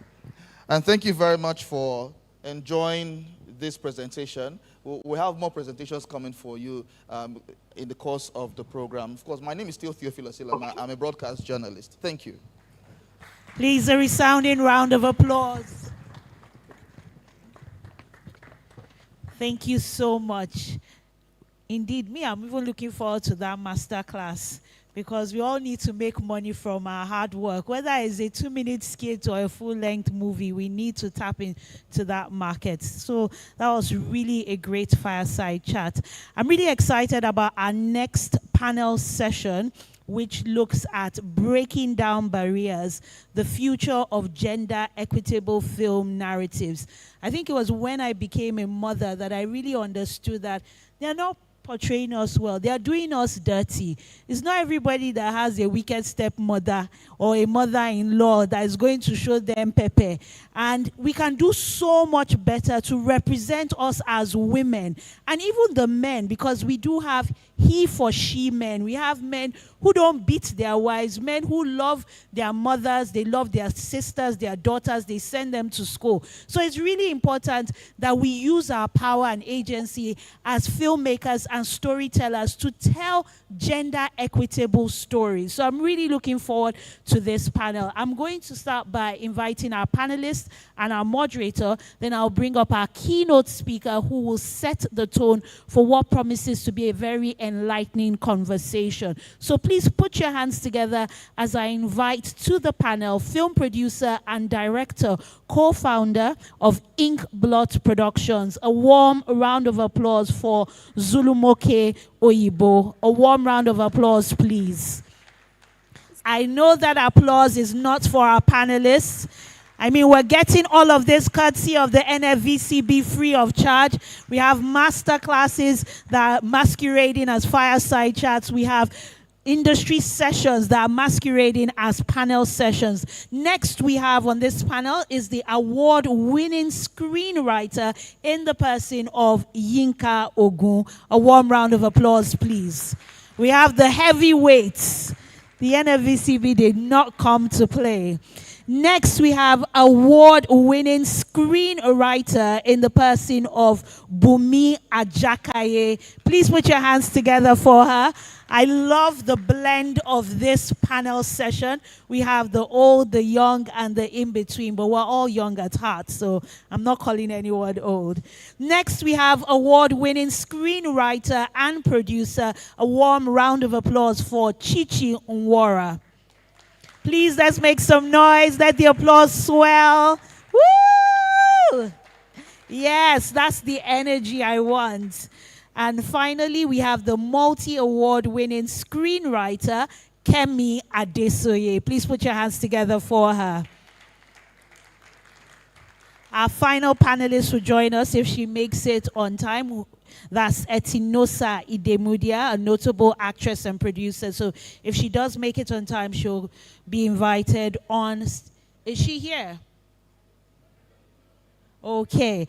And then to set the tone for breaking down the barriers, because indeed those stereotypes are barriers, and the future of gender equitable film narratives, please give a resounding round of applause for the managing director of the co-creation hub, CC Hub, in the person of Ojoma Ochai. She has done an amazing job, and I'll say that because I've been a beneficiary of one of their programs, which is for content creators. They have a really an amazing gender equitable storytelling course, which everyone should take. So she didn't pay me to do that, but I've learned so much, and I pay much more attention to my characters and the stories I put out. Once more, please let's applaud her. Thank you. Thanks very much for that wonderful introduction. And good afternoon, everybody. It's very good to be here. First of all, I'd like to thank DG Shaibu Hussaini, Dr. Shaibu Hussaini, for the invitation. I'm truly honored to be here, and I was really delighted to hear that conversation about monetization earlier. And just to make this public commitment, DG, when you're ready for the masterclass, CC Hub would be more than happy to support. We have a few coins that we can put on the table. Now to the topic of gender. Actually, before I go to the topic of gender equitable storytelling, I think it's also worth mentioning at CC Hub, we have just creative economy practice. We have just designed a business of entertainment course. It's free because the good folks at the Gates Foundation have paid for it. We're currently taking applications. And so if you Google creative economy practice, business of entertainment. I'm sure you'll find the information and the links to register. The course starts in the new year. Now, moving to gender equitable storytelling. I'll begin with a few familiar tropes, and the MC already started to talk about some of those tropes. Lines that we hear often, and we've heard them so much that we've started to forget how absurd they are. Things like, a woman's ambition will chase away her husband or prevent her from finding a husband. Or a strong female character, she must have suffered. Or that men don't cry, except maybe at the end of the movie and with dramatic music and dramatic rain falling, because that's just not what men do. Or the light-skinned girl is always the love interest. The dark-skinned girl is comic relief. The MC already mentioned tropes like, all mother-in-laws are wicked. It is written in stone somewhere. And we use these tropes because we recognize them, because they're familiar, they feel harmless. And we often tell ourselves it is just entertainment. But what we know is that there is nothing just about entertainment. There's nothing harmless about repeating these stories. There's nothing neutral about the stories that we choose to normalize. These stories choose us who deserves empathy, who deserves opportunity, whose voice matters. And whether we accept it or not, our films and our digital content are teaching us things. Every day, to millions, loudly, consistently. We all say Nigeria is bad. Everything is jaga jaga. Our young people are misguided. But let me ask you, where did they learn it from? Where did we learn it from? Where did we learn that power must be performed through dominance? That women should apologize for ambition? That violence is funny? That masculinity only has one emotional setting, which is mute? Yes, family, religion, community, they shape us. But film and entertainment, that's the classroom where millions sit daily, voluntarily. And unlike real classrooms, people never miss that entertainment lesson. And this is not about blaming, it's about responsibility. And I say responsibility, not censorship, whether we're talking about self-censorship or regulatory censorship. So it's not about policing creativity. It is not telling creators what to say. It is about us as an ecosystem choosing to use our influence to build the world that we want to see, not the one that we're trying to escape. So what do we mean by gender equitable storytelling? A gender equitable story simply is one that presents men and women, all genders, as full human beings, not tropes, not templates, real people who have agency, who have dignity, who have choices, and who are complex. It doesn't mean making women perfect. It doesn't mean making men the villain all the time. It means telling the truth about how people live, love, struggle, and grow.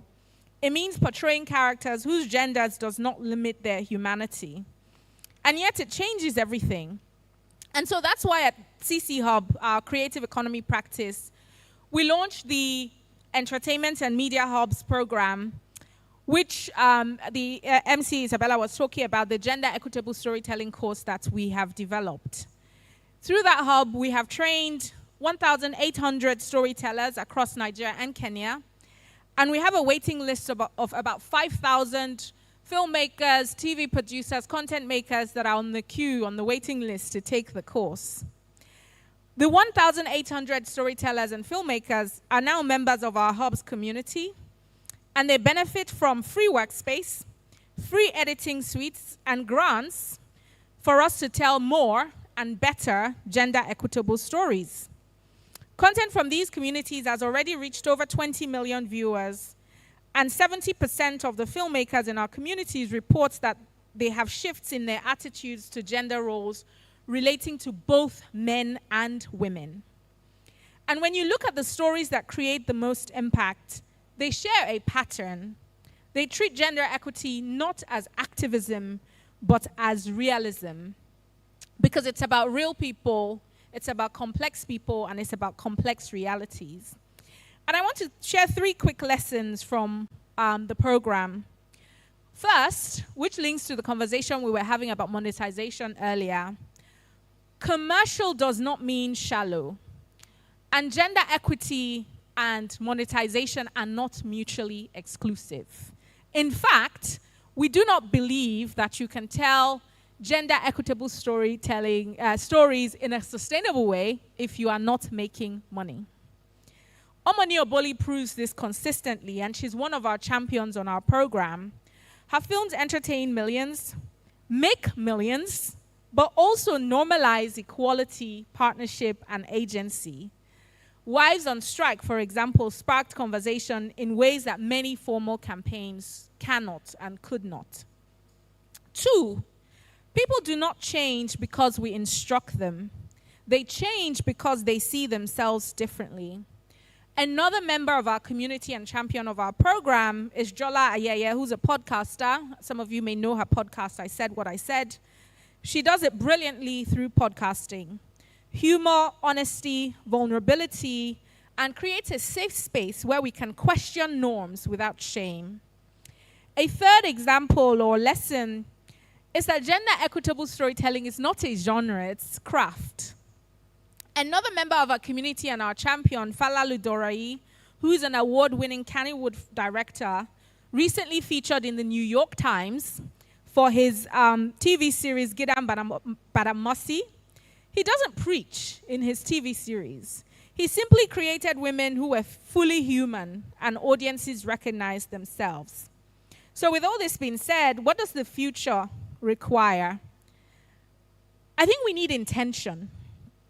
Because at the heart of every harmful stereotype, or maybe I should say at the heart of many harmful stereotypes, is not malice, is laziness, a lack of imagination, a reliance on shortcuts that flatten characters into caricatures.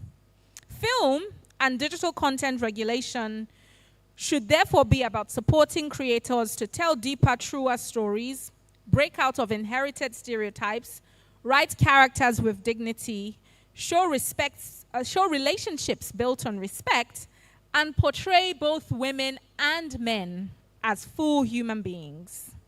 It is fitting that we're having this conversation in the honor of and the memory of Peace Ayam Osigwe. She understood something fundamental, that African stories must reflect African realities, but with complexity and courage. I think she expanded the possibility of what we can do with stories. And so we should honor her memory by asking ourselves every time we write a script, every time we write a screenplay, every time we direct or produce a film, what world are we creating through the stories that we're telling? And more importantly, is it a world that we want to live in? So as we talk about breaking down barriers, let us be honest. The barrier is not talent, it's not audience or appetite. The barrier is imagination. And we have imagination in abundance. It's about how we choose to use it. I think we should all leave here with the knowledge that stories shape people, people shape society, and society shapes everything else. If we want a Nigeria where both women and men, boys and girls thrive, where young people are not misled by warped idea of what society should look like, then we must create stories that show that world, not stories that undermine it. Because when we shift the narrative, we shift the norms. And when we shift the norms, we shift the future. Thank you all very much for listening. Thank you very much for that very impactful keynote. A warm round of applause for our keynoter, Ojoma Ochai. I'd like to invite the moderator for this panel session. She is the Associate Professor of Media Studies at the Pan-Atlantic University, Associate Professor Anulika Ajina. A warm round of applause for her, please. Please keep the applause going. Please keep it going. Let it swell. Thank you. So we'll have a total about 25 minutes. So if you'd like to take questions, then that will mean 15 minutes on stage, 10 minutes for the audience. So if you'd like all the conversations to happen on stage, a total of 25 minutes. Thank you very much. Good afternoon, distinguished ladies and gentlemen. Today is International Men's Day. What a beautiful day to have such a panel. Wouldn't you agree? And so before we start this panel, I would like to say to all the gentlemen in the room, thank you for what you do. We recognize you. We see you. We appreciate your gesture, your presences. And even the times that you're not present, we know that you intend to be, so thank you. As introduced, my name is Angelique Agina. I work at the Pan Atlantic University. And interestingly, this semester, I'm teaching gender and communication.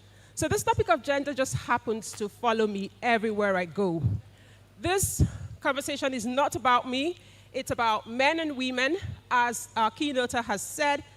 But for some bias, I've tilted, or I would like to tilt the conversation to women, if you would pardon us. I very much like the fact that there is a man in our midst, because very often, whenever women convene to talk about gender equality, there is always a pushback. Women, do you recognize that point? There is always resistance from the male folk for different reasons.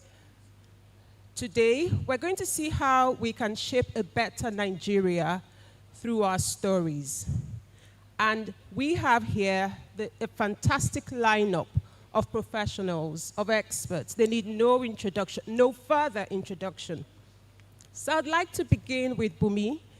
And the question I have for you is, Bumi, we already know the current state of gender narratives in Nigeria. What do you think we should do to correct that particular situation?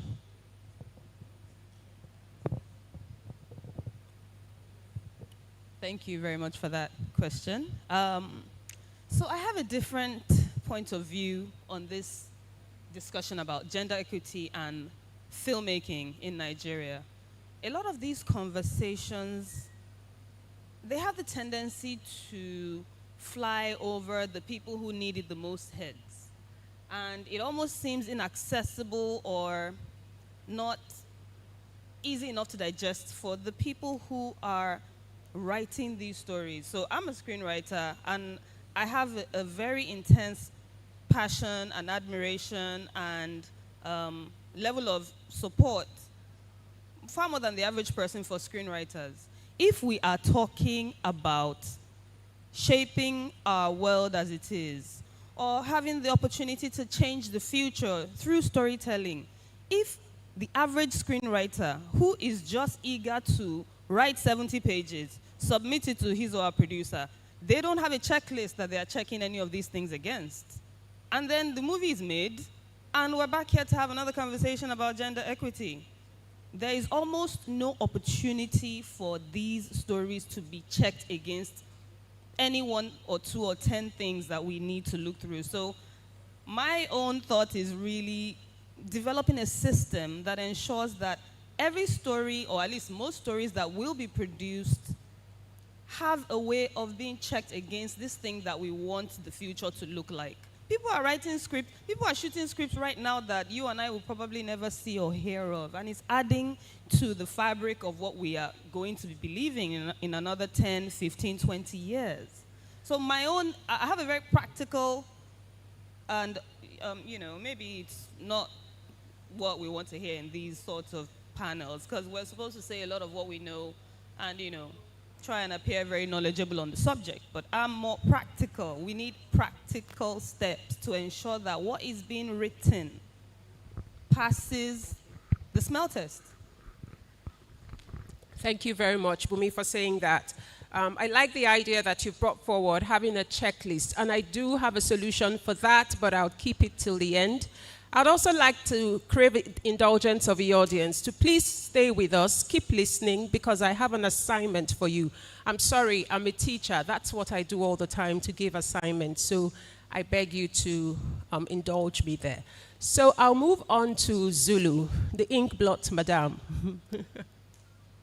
Thank you so much for being here today. Zulu, as a producer and a director as well, what steps do you think we need to take, the industry at large needs to take, to correct some of the disparaging narratives we have about women? And I would like some practical tips, please. Thank you. All right, thank you for the question. And I also hear you, Bumi, on what you said. I think that this conversation is bottom line social responsibility.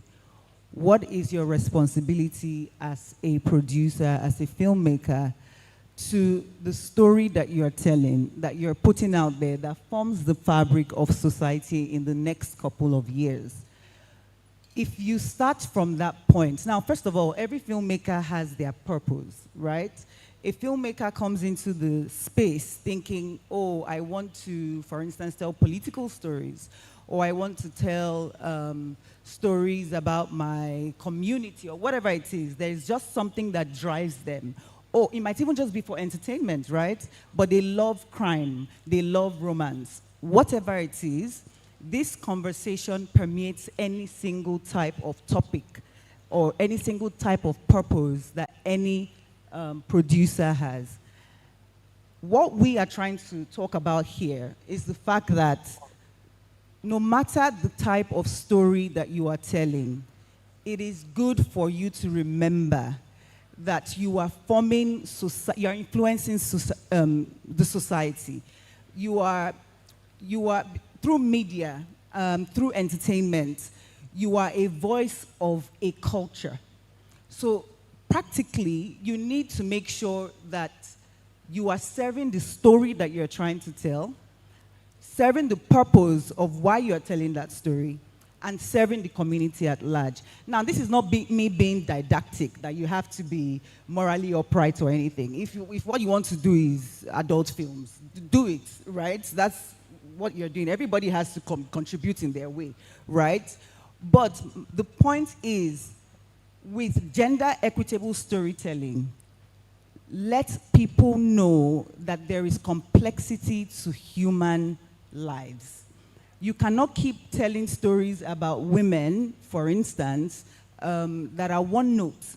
It needs to show that women have agency, for instance. Women, you know, one day I was thinking through, let me give this example, I think it would summarize what I'm trying to say so I can stop answering the question. I know that these days we see a lot of women being represented in films where they are making a lot of money now, right? They are married and they are making a lot of money. Now, what you tend to see on screen is how is their husband reacting to their wealth versus how is this woman, this wealthy woman, living her life. And a lot of the time you see producers or writers telling stories that, you know, coddle the man, right? You can tell a story where the woman is the breadwinner and the man is also, you know, standing on his 2 feet. He doesn't have to be jealous. He doesn't have to be beating her or resort to violence because she's this person. Just tell stories that cover all facets of life. And I think that's exactly what we're trying to do here. Wonderful. Thank you so much. The social responsibility aspect of media professionals that you've brought in is hugely interesting and fascinating. If we remember the last book that Chinua Achebe left us, he said, if a society is wrong, is ill, it is the writer's responsibility to point it out. And if a society is well, then the writer's responsibility is different. So resting on that, I would like to ask you, Yinka, please, in what ways have your own stories shaped gender narratives? And what do you think you can do going forward to get into this conversation more directly and pointedly? Thank you. Okay, in answering that, I have to be quite honest about something. Starting out as a writer, you don't start out having a say in what you write. You don't have an opportunity to infuse your own personal philosophies into what you write. But I think that a lot of us have gotten to that point in our career when we can actually do that. Now, speaking about moving forward, for me, I think that one of the most important things in doing this is that we have to be intentional. And one of the ways we can be intentional is, I don't think we should throw an idyllic situation at the audience, throw films where everything is going right. I think we still need to present situations they're familiar with and question those situations. I'll give you an example. It's so easy to say behind every successful man is a woman. But in saying that, you've already put the woman in a subordinate position. It's different when you say behind every captain, regardless of gender, is a first mate. Do you understand? Those little things. We watch films, and it's not about films, everyday existence. Aunties, mothers are talking to their sons, and they say, I hear you've been patronizing all the bookers around. You need a wife. I hear all different girls have been coming in out of your apartment. You need a wife. I hear you go out looking rough and untidy. You need a wife. So those are the reasons he needs a wife. Right? So if our characters start to question these things and argue and say, when I decide to get married, it will be because I've found a partner. It will not be for want of someone to cook for me, clean for me, or do all those things.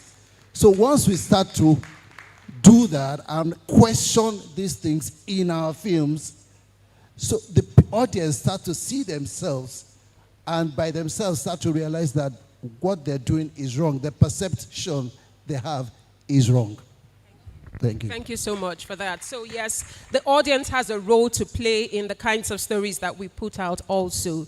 But I heard you talk about the agency you had when you started out your writing career, which then tells us that really the responsibility often lies with the producer, with the director, because the writer doesn't have a say.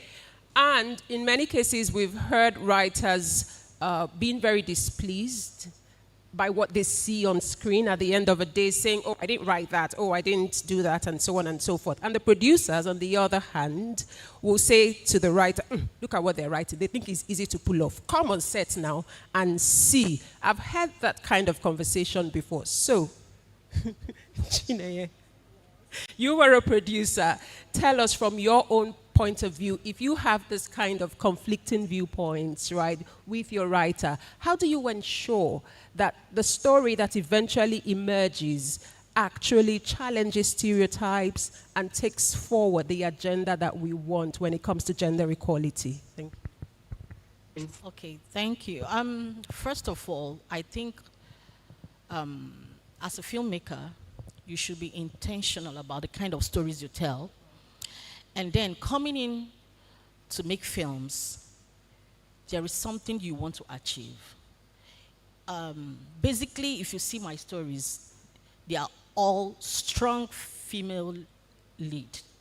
There's a reason I tell those stories, okay? Because I want the society to know that women, we are not equal to men. I don't think so. I'm a married woman, very honest. We are not equal to men. But then, we are not less. The way God made us, we are partners, okay? So the stories I tell stories of strong female lead. I ensure that women are well represented in my stories.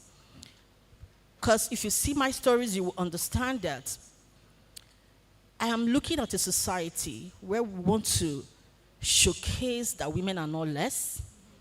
We are not tools. We are humans. We have our own complexities. We have our own agencies. We have our own life. Okay, so if a writer is working with me, he will understand my DNA. My DNA is to tell an equal-based storylines. And most especially, I want to enlighten the society. So I tell stories about the things happening in the society. I do edutainment. I want to educate people with my films. So I ensure that I tell stories that have strong female lead. That is my own intention in my films. So whoever is working with me as a screenwriter understands my DNA. And definitely, we don't use women as tools. We fight against that. Then in marriages, you can show how a man and a woman works together as partners. We highlight these things in stories. So definitely the screenwriters knows my DNA, and definitely we work according to how I work. Thank you so much, Tinea. Thanks. I'm going to be a little bit critical at this point, but it's not directed to you or what you've said because it's popular wisdom. Men and women are not equal. I will disagree with that because men and women are equal in dignity. Men and women are equal in worth. And I also think that creating a strong female lead in your story, in our stories, is a fantastic way to begin to change the perceptions of women and what they can achieve in the society. However, we've seen narratives such as Domitila, who remembers that, Onome, also 1990 film, both of which had strong female leads who were sex workers. But how did the films end? It was a man who came forward to save them from their degrading work.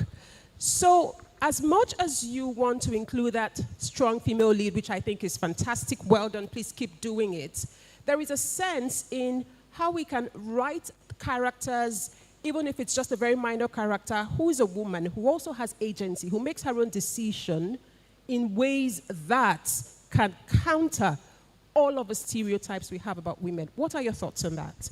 Okay, that is beautiful.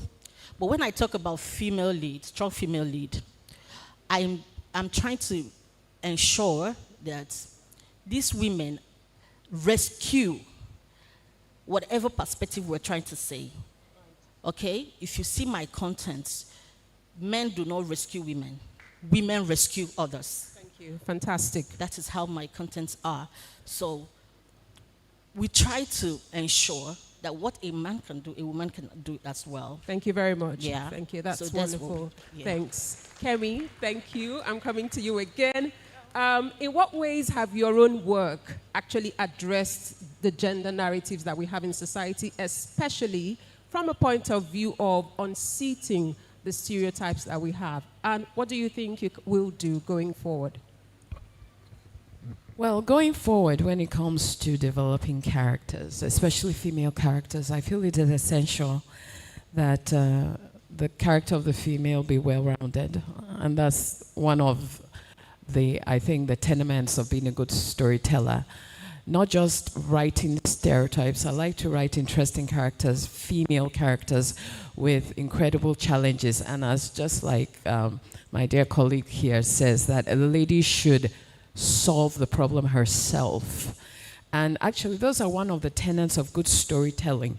When a character is well written, sometimes you forget, okay, I'm not saying that's a good or bad thing, forget that feminine or male, you see a well-rounded character, you see a human being, you see a member of the human race, which I think that also, you know, it now presents men and women as equal, because you're not just seeing sex, you're seeing a man can relate and a woman can relate to the struggle and the journey character of whatever the character of the story is.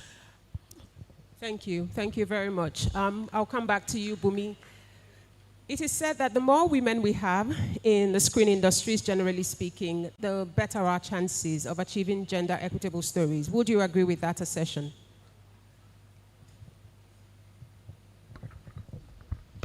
Thank you.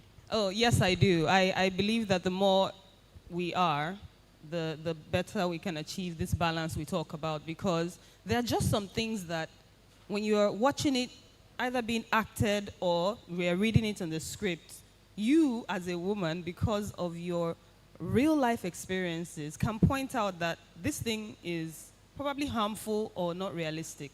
or it's dangerous to the cause. If we're going for storytelling that, in fact, I had a conversation with a young screenwriter just yesterday, and they were telling me about their story. It was sounding interesting, it was hitting all the notes, but they said something where a character said, oh, fine, you can have her then, or you can take her back, I'm done with her, or something. And it probably was working for their story, but I knew that person was not cottoned on to this thing we're trying to do. Yes. They don't understand, and that's kind of my real bone of contention in this entire conversation. The screenwriters, a lot of them, they are not switched on to what we're trying to do. So I had to quickly, one, educate her about why you can't use those kinds of terminologies when you're talking about a woman, in a love story for that matter. And they clearly did not understand why it was dangerous. Training. So yes, I think it's so crucial that enough female eyes are reading these things and are able to point out and not just shut down, because if you don't educate the person on why it's dangerous, she will go and write the next script and she will not tell me about it. Exactly. I'll Thank now you. watch it. I'll now say, but I thought I spoke to you now. Thank you very Which- much. Yeah. That underlines the point on education, training, building capacity in that dimension. Thank you. Just to buttress what she said, the writer cannot write what they don't know, what their culture has taught them. In some cultures, you cannot look a man in the eye. In some cultures, you do not answer back to a man. And as much as writers are developed, that I'm just saying that it's just important that this equity that they are taught, because it now opens your mind to the possibilities. Because if a writer comes from a certain background, he's not just going to shift because he's suddenly a writer. Even if it's subconscious, all those things that one has been taught or drummed into by whatever culture, all those negative stereotypes will seep either consciously or unconsciously into the writing. And it's also on the onus of the producer to be able to catch this, a producer that is sensitive to these issues and say, okay, that is right, that is not wrong. Because you write what you know, and you cannot write beyond what you are exposed to. Thank you. Thank you so much. That's another point for training, education, capacity development. What if we actually went ahead to reward, to incentivize those gender equitable narratives? For example, if that category is added to the AMVCAs next year, and over the years, everyone starts to aspire to win that award, is that something that can happen? If all the film festivals in this country, and there are over 100 of them or more right now, actually have that gender equity category, is that something you think will achieve the future that we want, Zulu? Oh, for sure. I think rewards always drive people to do more and do better. So for sure that would do a lot to push the cause. I think that definitely it's beyond us sitting down here. It's beyond every producer, individual producer in their own capacity.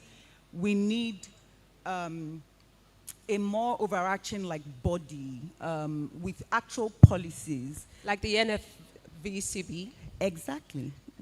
Dr. Shaibu. Thank you, sir.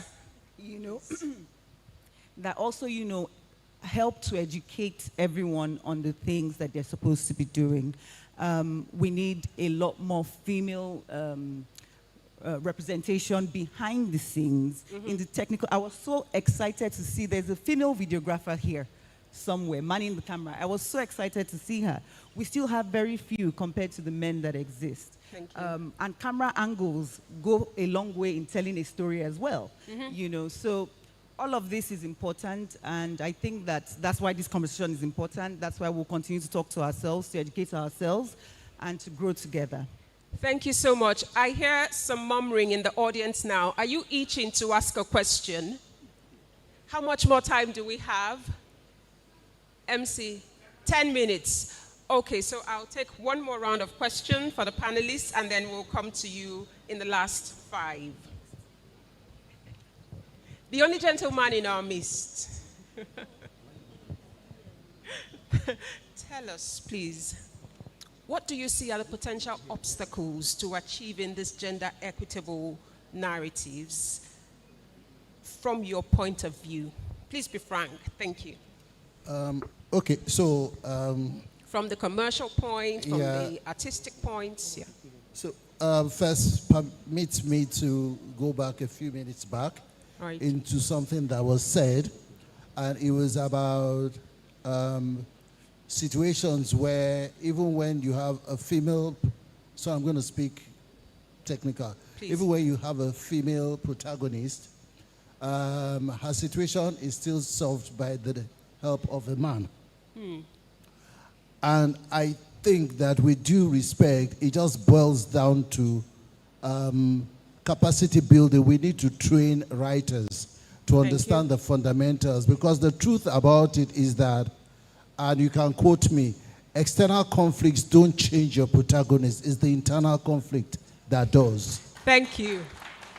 So if you do your proper character development and your protagonist changes, they will not need an external source for the change.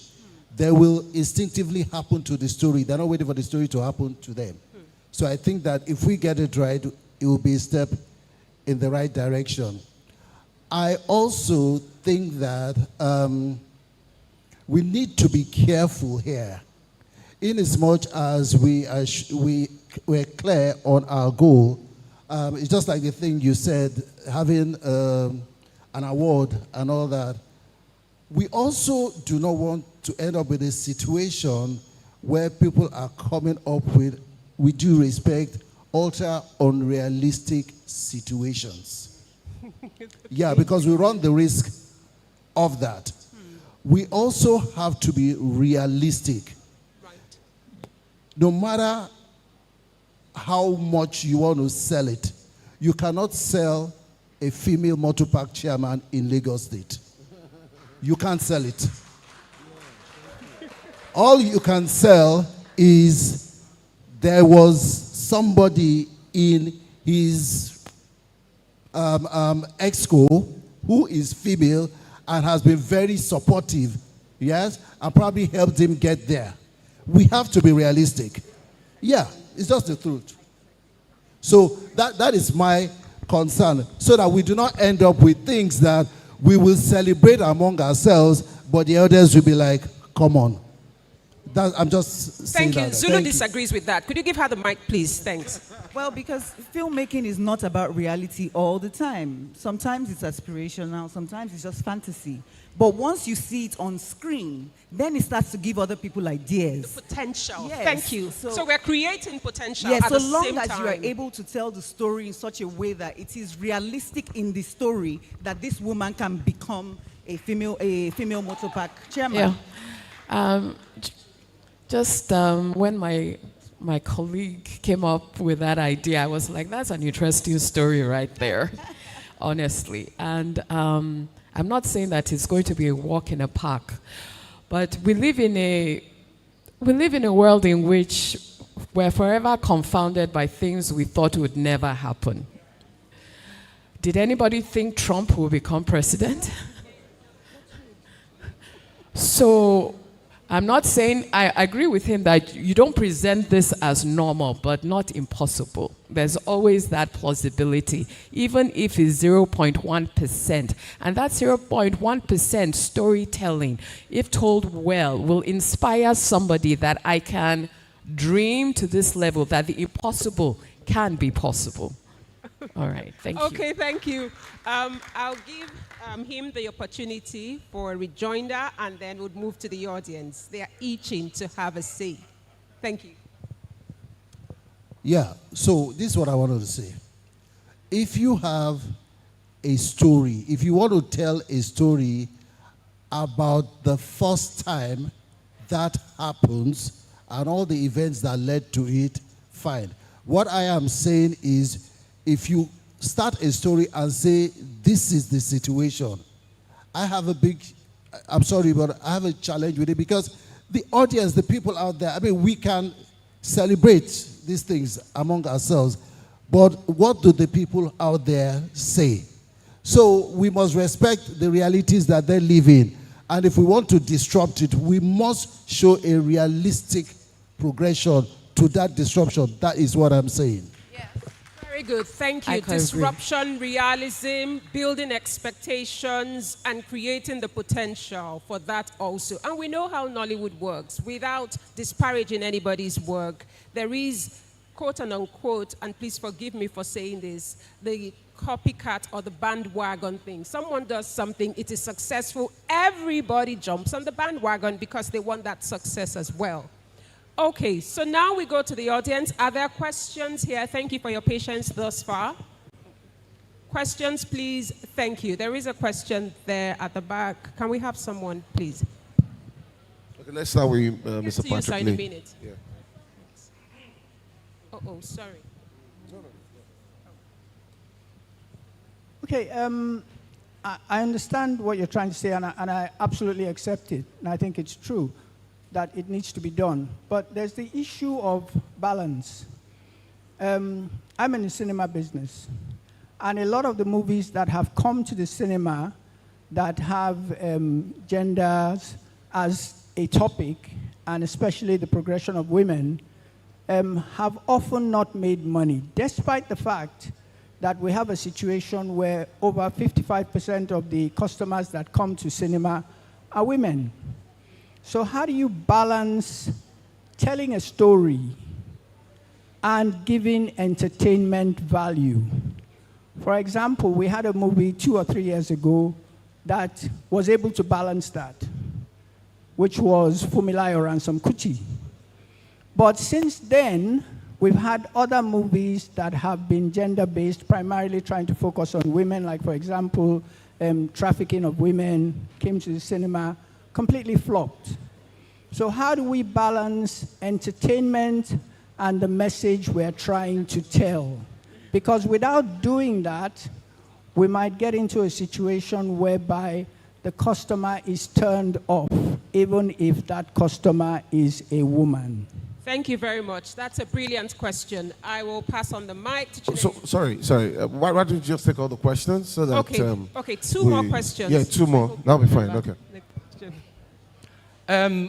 I just want to call the attention first of all the male filmmakers in the room. Something is happening in Nollywood. The narrative is changing. Women are beginning to control the narrative. Somebody just said that they have taken over. It's not for now that I'm talking. You see, in America today, right, if there's a problem in the home between a man and a woman, right, it is the man that is asked to step out. It didn't just happen. There have been a control of a narrative that the woman is disadvantaged, etc., etc. Women are taking over. In the next 10 years, some things are going to find their ways into our laws. So I'm asking filmmakers, if you look at the panel, there's only one man that is a writer. No, I'm talking about things that are happening now. In 10 years' time, some things are going to happen to our laws that will favor women. You understand? The greatest lie ever told, is that a man is superior to a woman. It's a lie. Thank you. Women have always been superior to men.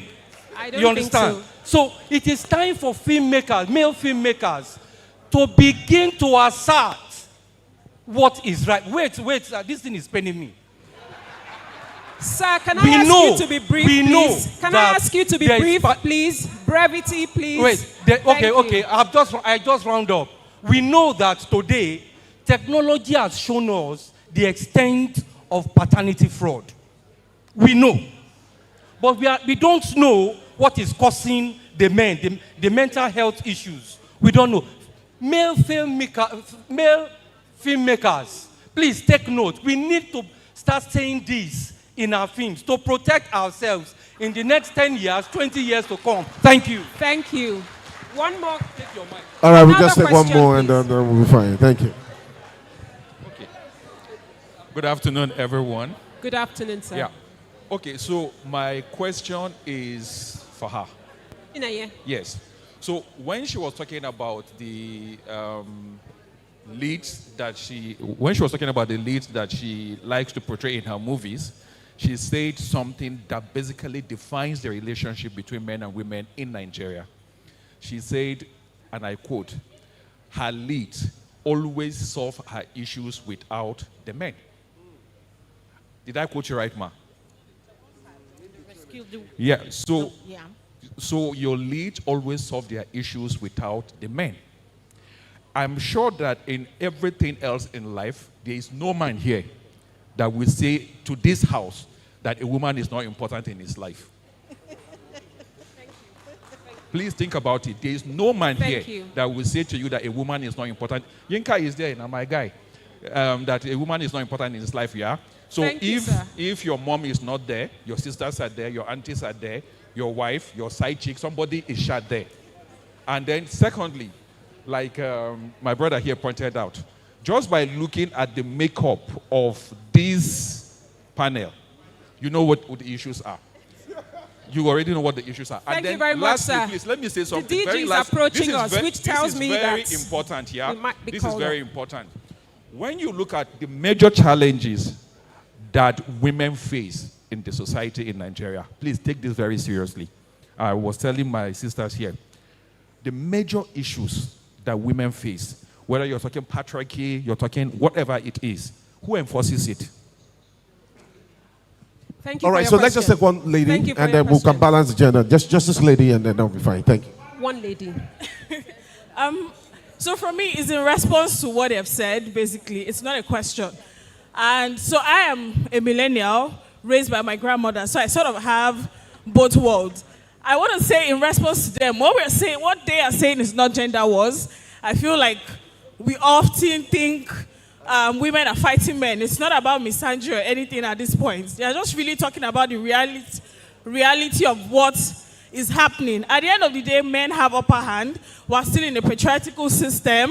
But the thing is, women will always make something out of nothing. It's in our DNA. So again, it's not gender wars. It's just knowing what to move forward and how we can all make money and move as an industry. Thank you. Thank you very right, much. over I was to you, going to Prof. underline that. Thank you. So we are not here to deepen the existing conflicts around gender and the narratives that accompany gender. We are here to see how we can make our society a better one by shaping the erroneous perceptions of gender that we have. And everyone in this room stands to benefit from that. Thank you. I'll pass on the mic to Chineye now. Concerning, he talked about the commercial success of, okay, I haven't, maybe the cinema Zuru will talk about that. But when it comes to platform, okay, the female leads, they are successful. They are successful. Take a look for Shantytown. Women brought down a man that his fellow man couldn't bring down. Okay? So it was led by women. They shut down the prostitution gang and everything, brought him down. So that's platform. And it was very successful. And I've seen a lot of female lead, very successful. So, but when it comes to maybe the cinemas, the chief, the people in the cinemas can talk about that, but it's always successful. Because even in the, I've done a research. If you look at South African stories, a lot of them are strong female-led, and they are very successful. So I object to that. They are successful. Thank you. That's Patrick Lee. Mr. Lee, thank you. Mr. Lee, we are responding to your question. I just wanted to say it's not, the reason why films flop is not because of who's the lead, whether male or female. There are so many successful female-led films, also directed and produced by women, marketed by women that are doing fantastically. Yes, some of them have flopped, but some male-led films have flopped as well. Okay. Thank you so much. When the MC stands there, it means our time is up. But before we go, I would like to wrap this panel with a few words. I did say that I would give an assignment. So this assignment is, what is your takeaway from this panel? And can you please commit to gender equity in the stories that you tell? The filmmakers are here. They're going to do their beat. I will chase them. I will chase you, ladies and gentlemen, I will chase you. But I think that one of the direct ways we can do this is to ask the AMVCA organizers, for example, and AMA, and the festival directors, can you include this gender equity category? Will you please do so? Can you commit to it? And to respond to one of the questions, all right, I will meet you to find out why. I did say at the beginning that there's always a resistance. Yeah. So the conversation will keep going on, but I would like to please crave your indulgence to give this a thought. And one of the things that can convince us that this can be commercially successful is that we need not be didactic when we do this. We can't say this is a gender film. Of course, no one will want to listen to you, but we have to write it into our stories in very subtle ways. Wow. Because gender equality is a major sustainable development goal. One else, thank you. That will benefit all of us in this country and definitely the screen industries. Ladies and gentlemen, please join me in thanking the wonderful women and man on this panel. Yes. Thank you so much. Please, can you also appreciate the moderator? Fantastic. Please, a round of applause for Associate Professor Anwuli. Please, a round of applause for her. Anwulika Ajina. Please, can you please rise? Thank you. And then as we invite the executive. Okay. Madam Ojoma, please also join us. You actually, ignited this fire. And there's so much flame in the hall. I don't know how Mr. Yinka is going to cope with all of this. Interesting. I think each of the panels, warrants a full day to discuss on each of them. Thank you. Yes, I mean, this is very... Please, can we applaud the panel? Thank you. Thank you so much. Thank you. Well thought of, well broken down. Then, of course, I know we'll still have a lot to say and do more. Thank you very much. Yes, that's it. Thank you. All right. We'll move straight to the next panel. Today's, all of the discussion so that we can also have good time to celebrate our icons in the house. All right, ladies and gentlemen, we'll move straight to the next panel, and this is about YouTube and digital distribution. YouTube and digital distribution. Today's promise or tomorrow's peril. Today's promise or tomorrow's peril. You can actually feel a touch of the academic in the topics. It looks like thesis. I think that's Dr. Schreiber's. Yes, it looks like some thesis. He's a doctor, it's a PhD. You can feel that even in the topics. All right, ladies and gentlemen, please permit me to welcome the panelists as they come up stage. In no particular order, we have an actor, filmmaker, and YouTuber. He has refused to grow old. Mr. Femi Durojaye. Please, a round of applause for Mr. Femi Durojaye. Thank you. All right, coming up, also we have the screenwriter and producer veteran, Chidi Nwokabia. Please, a round of applause for Chidi Nwokabia. Thank you very much. Please join us. Also on the panel, we have an ace film producer, evergreen. He has remained consistent. I think that's the only man that bears blessing. Mr. Blessing Agofore. Please, a round of applause for Mr. Blessing Agofore. Also to join us on this panel, the Managing Director, Corporate Pictures. Alhaji Abdulrazak, a veteran. Please, a round of applause for Alhaji Abdulrazak. Corporate Pictures had remained a backbone to all of the stories that we have told, especially, the indigenous stories. Thank you very much, Corporate Pictures, for keeping it real. Also to join us on this panel, the president, Nollywood Creative Mind Forum. Nollywood Creative Mind Forum, Ijoma Richards. Please a round of applause for Ijoma Richards. And then we have the group CEO, who also was an award winner yesterday, about those who have taken Nollywood out of our space into the diaspora. Ladies and gentlemen, the group CEO, the Now Media Entertainment Group. Please welcome Moses Babatokpe. A round of applause for Mr. Moses Babatokpe.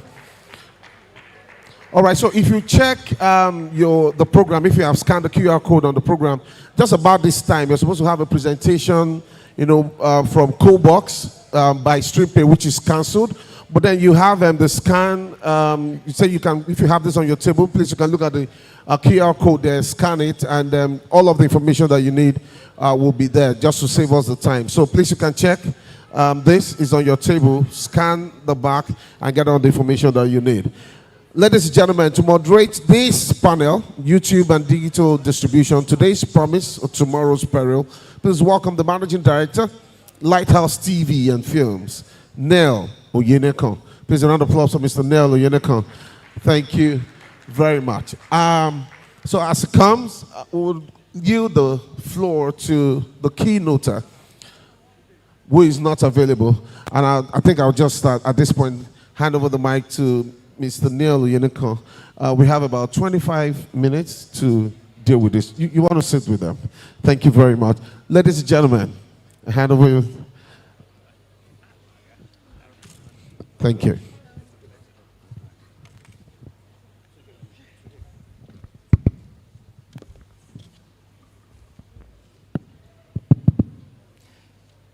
Firstly, we'd like to say good afternoon to everybody, for making time to come to this event, and also congratulate Dr. Shuaibu and his team for putting this together.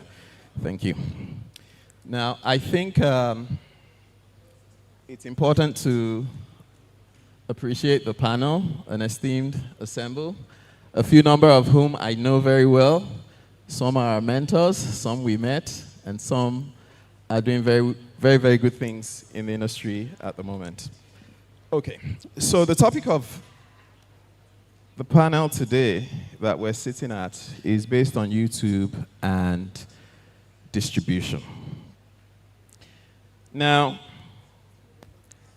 one of the things we're experiencing in the industry that we think is critical is how the worlds are colliding in our space. We have scenarios where,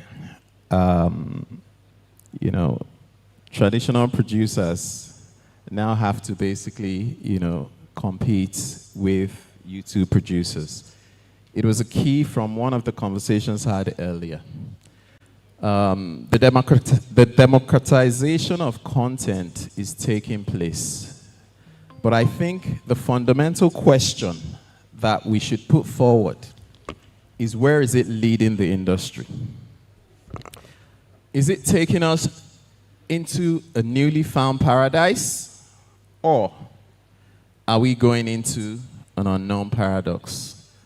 I'd like to put the first question across to the MD of Now, Moses, who's also a friend, to tell us how the incursion of this digital journey that we're experiencing is either leading us to our El Dorado or otherwise to a questionable abyss. Thank you very much. Good afternoon, everyone, and a special congratulations to the leadership of the National Film and Video Censors Board. Thank you for putting this amazing event together in its, I believe, 4th or 5th edition. I think that conversations like this and a number of the topics we've gone through are very, very pertinent for our industry as we go forward. I'm not on a particular, would I say, side when it comes to the reality that we face in terms of where the industry is going and how, the digital, the digital terrain is for us. But I think that if we just look at the construct of, our economy and what, I would call it the technological revolution has done, I think it's inevitable, for us to not have it have an impact. That is, the digital platforms have an impact on our industry. I think that for too long we've had issues around inclusion, we've had issues around democratization, we've had issues around how our industry can be sustainable, and how our industry can, thrive.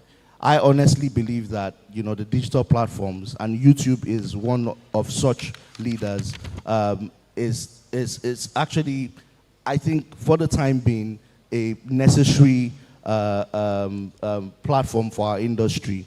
Are we getting the most out of it at the moment? I think that's it's in the jury. Depending on who you ask, they have different perspectives. What I think, and I will leave it at this, to let my other co-panelists kind of give their own submissions, is that as a people, once we're pushed to the wall, once we're really, we've faced challenges, we tend to be very innovative. We tend to find, solutions that helps our industry.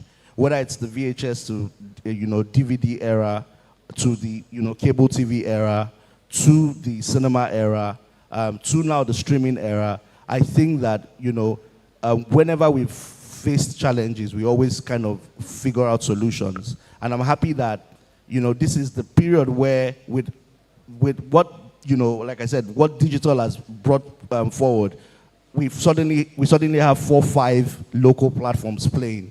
And I'm also pleased to say that we have a digital platform that will be launching soon. That will be a data-free, technology. So I'm of the opinion that, taking us into what I think would be a period of wealth and a period of progress, I think that digital platforms are going to play a role. Is it YouTube? Thank you. I'm not sure, but I believe that digital platforms are going to play a big role. Thank you very much, Moses.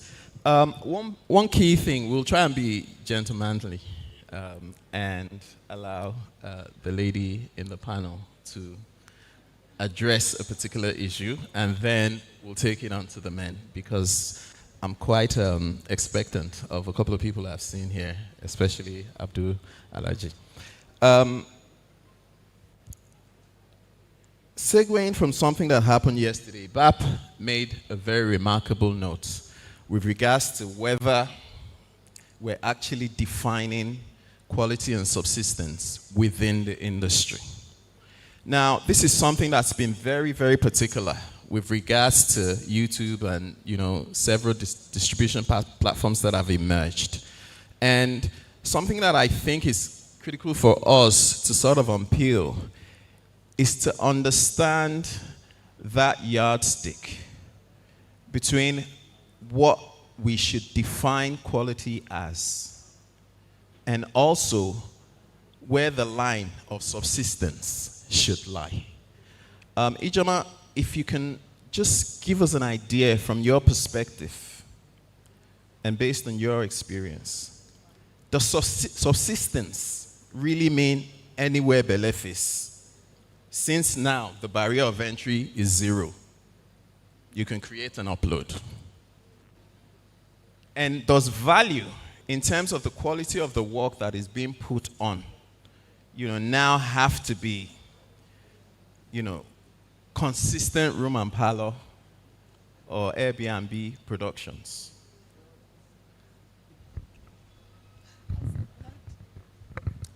Hello, everyone. Thank you for being here. Thank you to the National Film and Video Census Board for putting this together. You guys are amazing.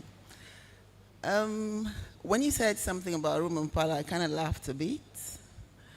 I laughed because that seems to be a derogatory way of describing some of the things we do. But yesterday, I think the panelists, the speakers made an effort to describe what value means. One of the speakers nailed it for me and for me. I'd say that value is not, it's not uniform. If you put, I have an uncle who is a bank chairman, and he'll always say to me, Ijama, I don't see your films. And I'll say to him, you're not my target audience. He doesn't have time to watch TV. He only watches the news. I mean, if we depend on such people, we're all gonna die. So when we talk value and quality, you have to know who your target audience are. There was a time in this industry when YouTube was, can I say, laughing stock for supposedly serious minds. But today, some of the most recognized people, the most valuable people in the industry are those people who started on YouTube that were called names. So I'm going to say that if you are filming for, everybody doesn't film for everybody. So one size does not fit all. There are people like the vulcanizer, the mechanic, the groundnut seller. I promise you that these are the mainstay audience of Nollywood.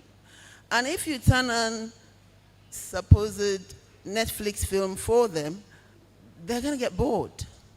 So the first thing you have to look at is who are my target audience.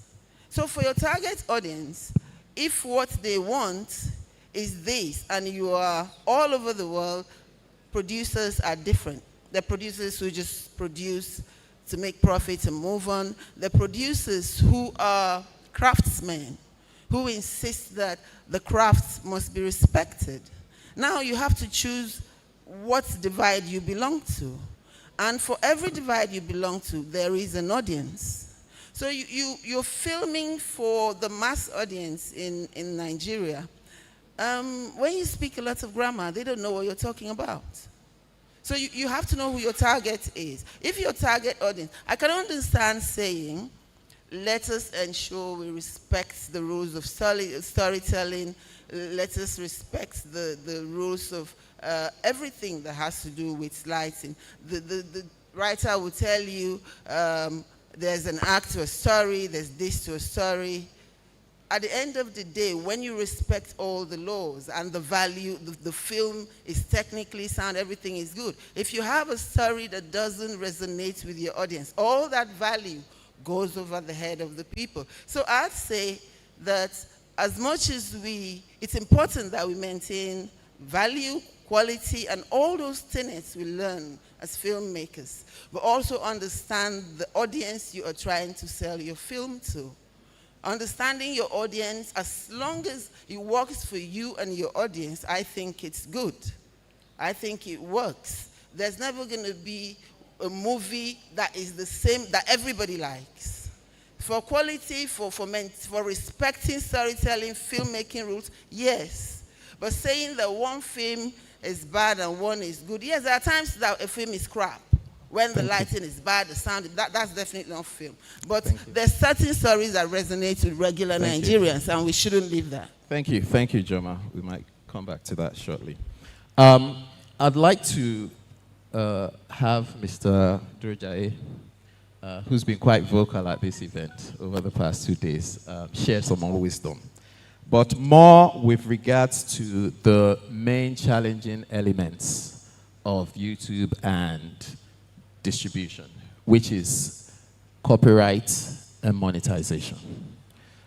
Is there a way that we can advise the regulatory bodies, from this panel, to be able to sort of put to action, or what do they need to do to enable content creators, producers, and the industry at large to be able to excel a little bit beyond the challenges that most face within the digital space?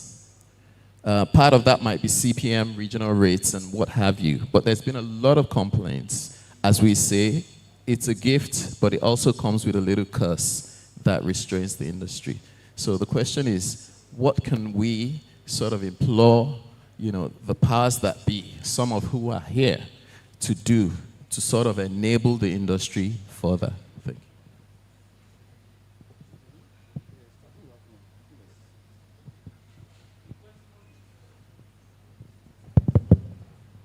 What the powers that be can do to do what? To enable. What do we advise, people like Mr. Shuaib and other regulatory arms to do, to be able to make the digital space a bit more enabling to content creators? Okay, I will tell a story. My second movie is A Day or Happenstance, depending on what title you watched. It was stolen. It was on YouTube, and I was just doing a random check, so I typed the title of my movie on, I think it was TikTok. Lo and behold, somebody has stolen the movie and was serializing it on TikTok. It had millions of views. This movie is showing on YouTube. And the lady was so smart, there was no way you could trace her. You know what I did? I went to Panti and I reported the matter. They were able to track her. I don't know how they did it. And they brought her in handcuffs to the CID Panti. We were able to bring down that my movie, you understand? And she begged and begged and begged. I took small money from her as compensation. What am I saying?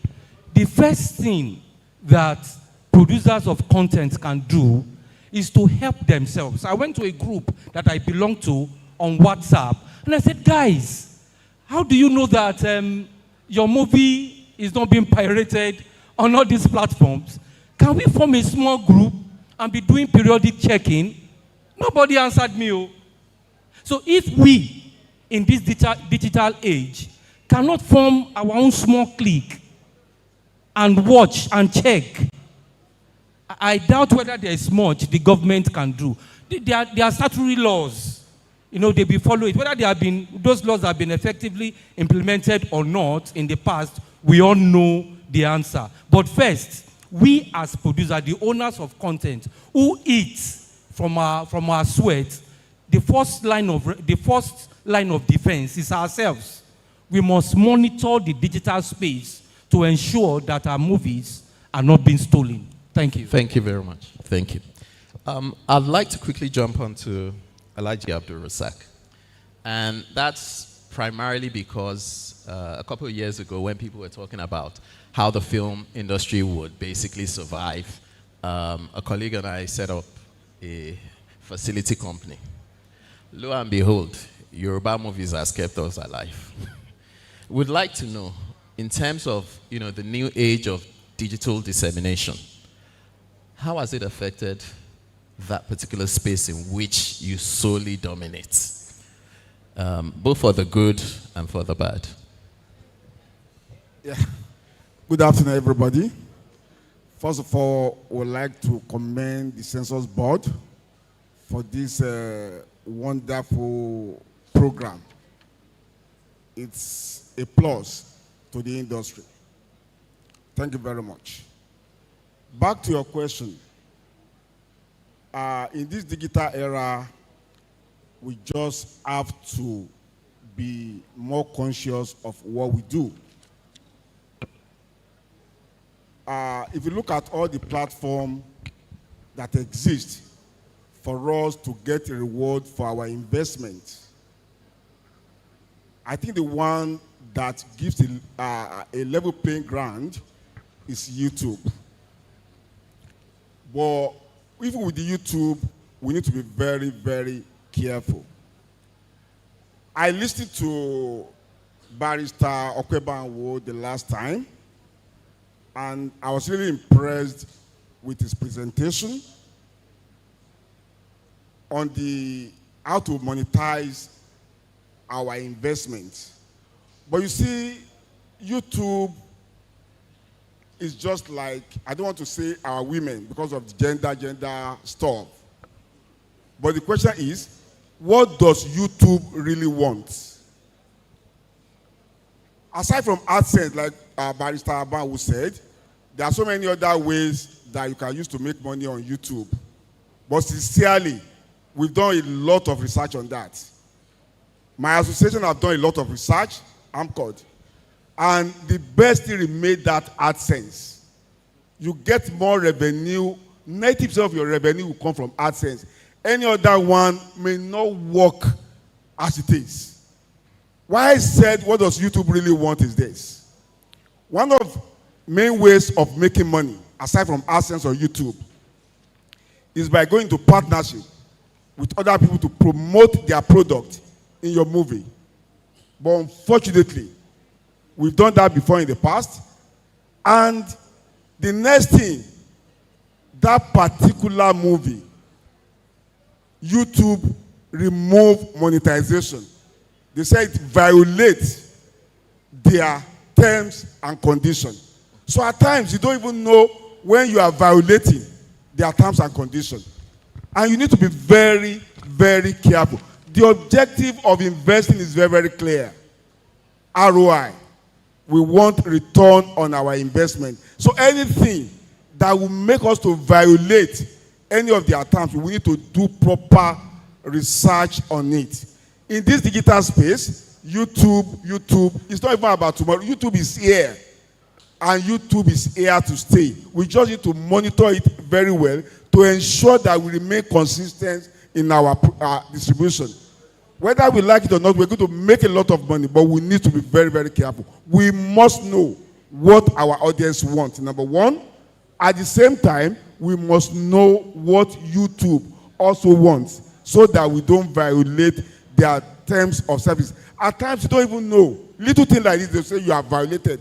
And if you, unfortunately, if you have earned like, let's say, $50,000 in the month of November, we are in November now. As at let's assume you have earned $15,000, and your channel is demonetized, unless you are demonetized again, that money is gone. You can only be sure of your income on the 12th of the following month, when the account is finalized.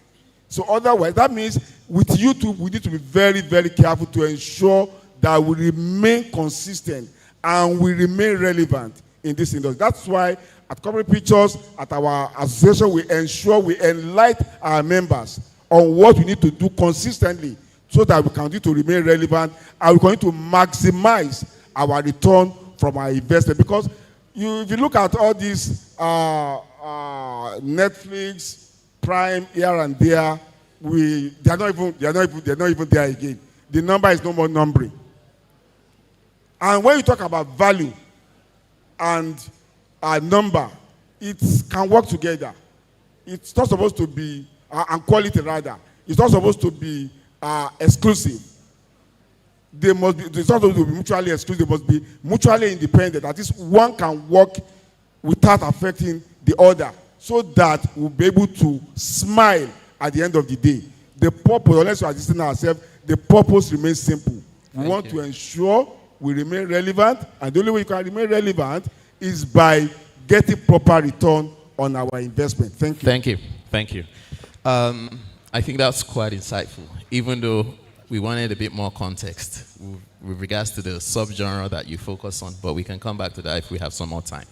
I'd like to pick on Chidi with regards to a statement that has been quite consistent over the past 2 days, which is you must know who you are making your movie for. You must know what your audience wants. Chidi, could you enlighten us as a writer and a producer, and also a vet in this space, as to what do people really need to zone into when it comes to understanding what your audience wants, and also what your digital platform, whichever choice it is, what their desires are towards success. Thank you. Thank you so very much. I, first of all, would like to thank the organizers of this conference.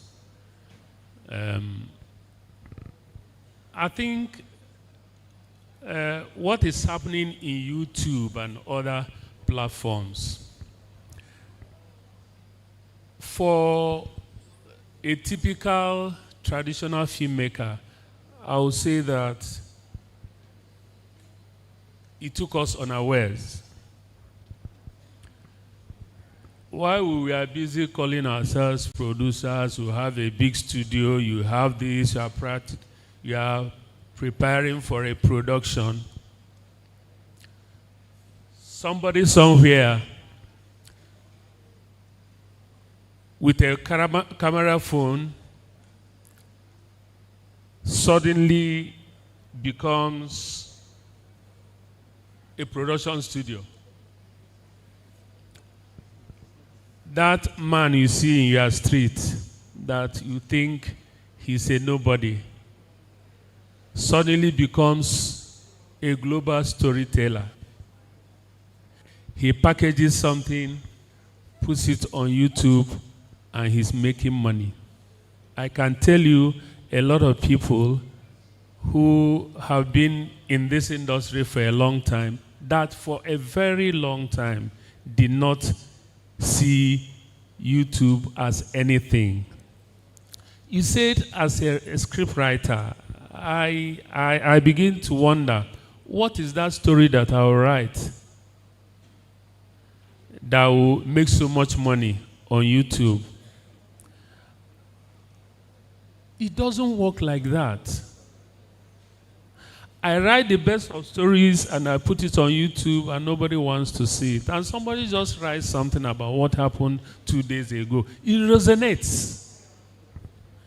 And people are there. I am wondering, with all my expertise, I wrote this story, I did this, I did that. So YouTube is something you just cannot sit down here and say, this is what works for it. When we talk about value, you can't decide value for YouTube. You can't decide technology, you do a good film, you use this, you use that. It doesn't work. It is what we call the eyeballs, what people see. There is something they tell you, there is this new film. You go there, you don't even see anything about it, but people are watching it. And one thing about YouTube is that they don't come to you to ask, who developed YouTube? Was it developed in Abuja or Lagos? No, some people put it together.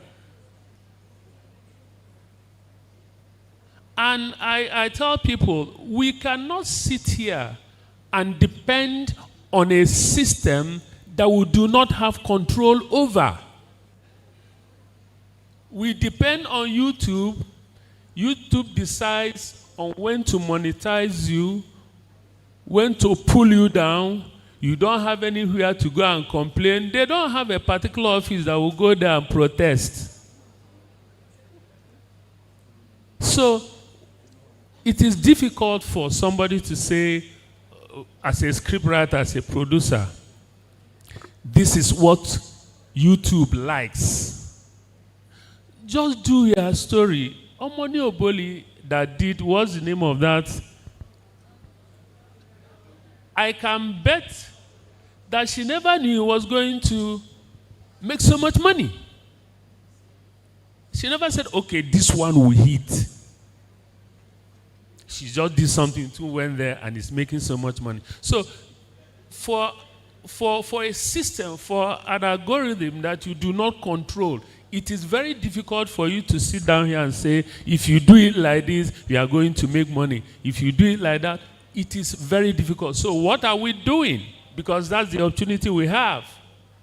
We don't do DVD and VCD anymore. This is what we are left with. So we put content, believing that someday you will hit. So it does not have a special pattern. Just keep putting content out there. Someday you discover that the one that you even thought was going to hit, never hit, is the one that you just put there that people are calling you, it has 1 million views. So it's difficult for us. So if you are telling me to do a story about a cinema film, this, a topic, yes, I say, okay, I'll take my time, I'll do all of this. But for YouTube, I tell you, my brother, there's no pattern. Just keep putting your contents out there because you do not have any control over them. Thank you. All right. Thank you, Chidi. Finally, in the panel, we'd like to hear from Mr. Blessing. But we'll give you an open call in that it will be interesting to see what your experience has been since the incursion of digitization within your own particular production field. Thank you. Thank you very much, and good afternoon, everybody. I think I would like to join my panelists to thank Dr. Shuaibu and his team for putting this together. While I answer your question, I will continue from where Chidi stopped. The truth is, monetization is actually what producers depend on right now. And so when you are investing, you don't have any physical market to sell your content. All you do is look for how to make sure your content is monetized, because everything we do now is digitized. We are talking about YouTube. Dr. Barwood said something when he was talking. Doing YPP or being in YPP actually is not the only process through which you can monetize your content. But using the other 2 or 3 methods of monetizing your content, like YouTube Premium, you also have to be very careful to upload what your viewers want. Your channel determines what your viewers will be watching. There are some channels that deal with a particular genre, and there are channels that deal with other genres too. And people come to watch based on the genre of movie. Chidi said, you don't know what everybody wants. The fact remains, people will watch if it is good, but a lot of content on YouTube survive on favor. Not because it is special, not because it is the best. There are contents you spend 100 million on, you don't make 5 million back. And there are some you just spend 4 million, and you will get $200,000 on that one video. That's the wonder of YouTube. But we will not stop we will not stop monetizing, and we will not stop looking at what our viewers want. I will want to add this. YouTube operates on principles, and you must know it. If you don't know it and you follow everybody there, you will be the scapegoat. What I would say is, if you don't know it, either you understudy or you hand it over to somebody who will manage it for you. Not just because it's a free-for-all and you come in and you start running helter-skelter. A lot of people have lost money on YouTube. A lot of people. I can tell you for free, for the number of channels on YouTube, it's less than 15% of the YouTubers that make money. The other 85% contribute to that 15%. Thank you. Thank you. Okay, before we throw it open to the audience, it'd be nice if there's a little take-home, a very quick one, which allow people to understand what are the biggest opportunities that people are missing out on the digital space. Just 1 or 2 words, just from Mr. Roger. Okay, I want to quickly correct an impression. YouTube platform is a very beautiful platform.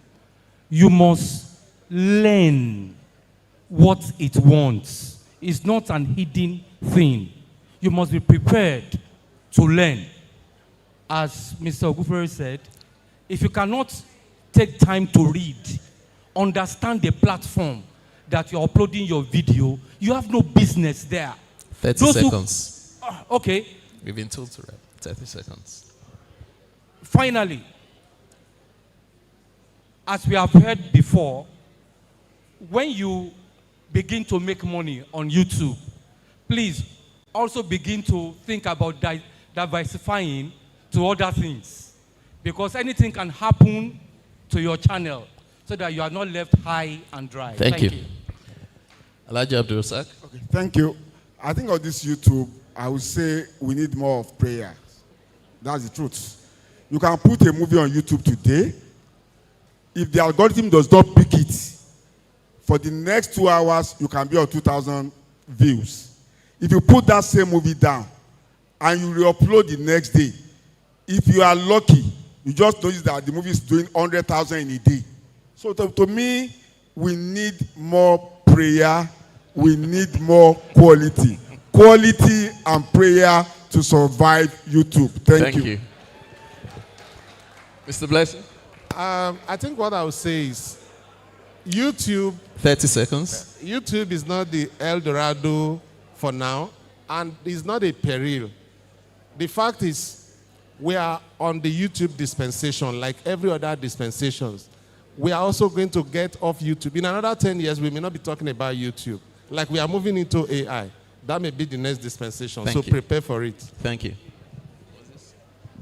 I think it's very important for us to be digitally literate as an industry.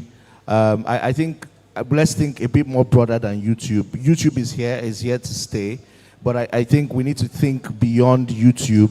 There are digital platforms. I think that is very, very important for there to be a handshake between the industry and the bulging tech sector that we have in the industry, for us to create our own alternatives of YouTube that works for our environment, that creates an ecosystem for advertising, that then empowers us better, rather than having YouTube as the be it all and end it all.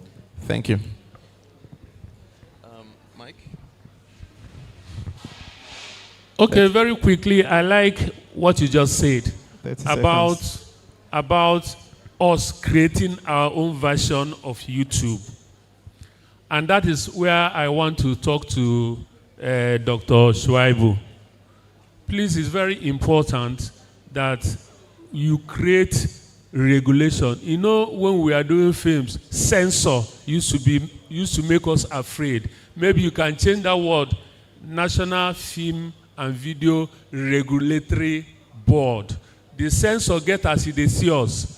Thank you. You people should please try to sanitize the content that they churn out there, because for me, censor is a very high word.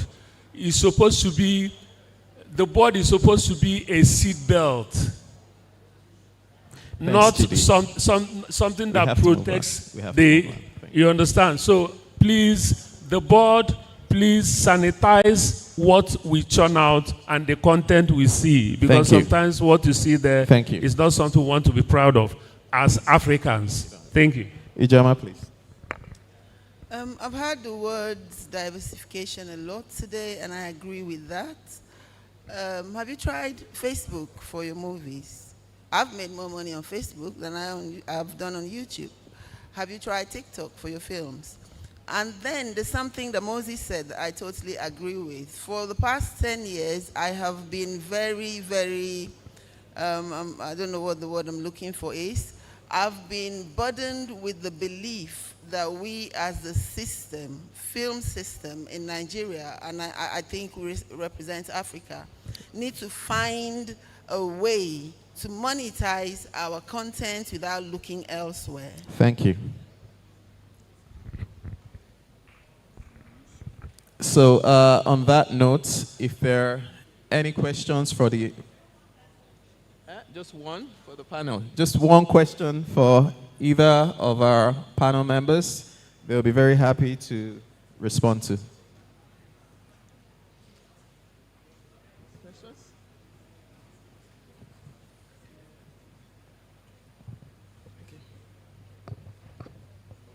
Thank you.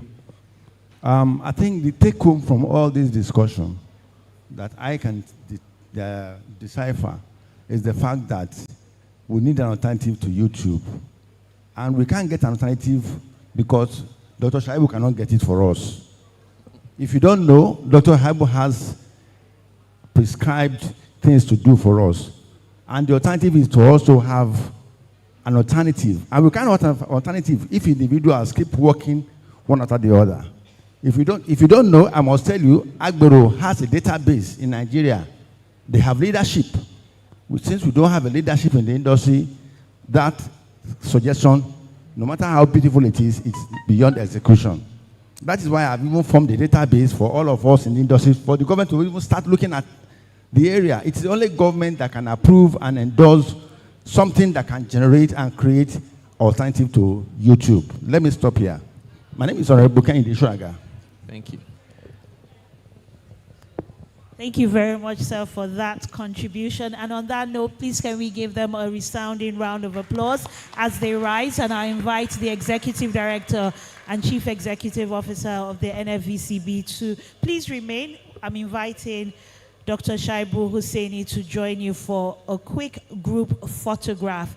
We still have 2 more panel sessions. We have our interventions, we have a presentation by one of our sponsors, and of course we'll be having our special reception for our icons. And to respond to what you said, sir, even Dr. Shaibu Hussaini is not comfortable with the word censor. So it is something that we discussed last year and was forwarded to the National Assembly, and we're looking at classification, not censorship. So those are one of the things that we took as action points from the 4th edition of this program.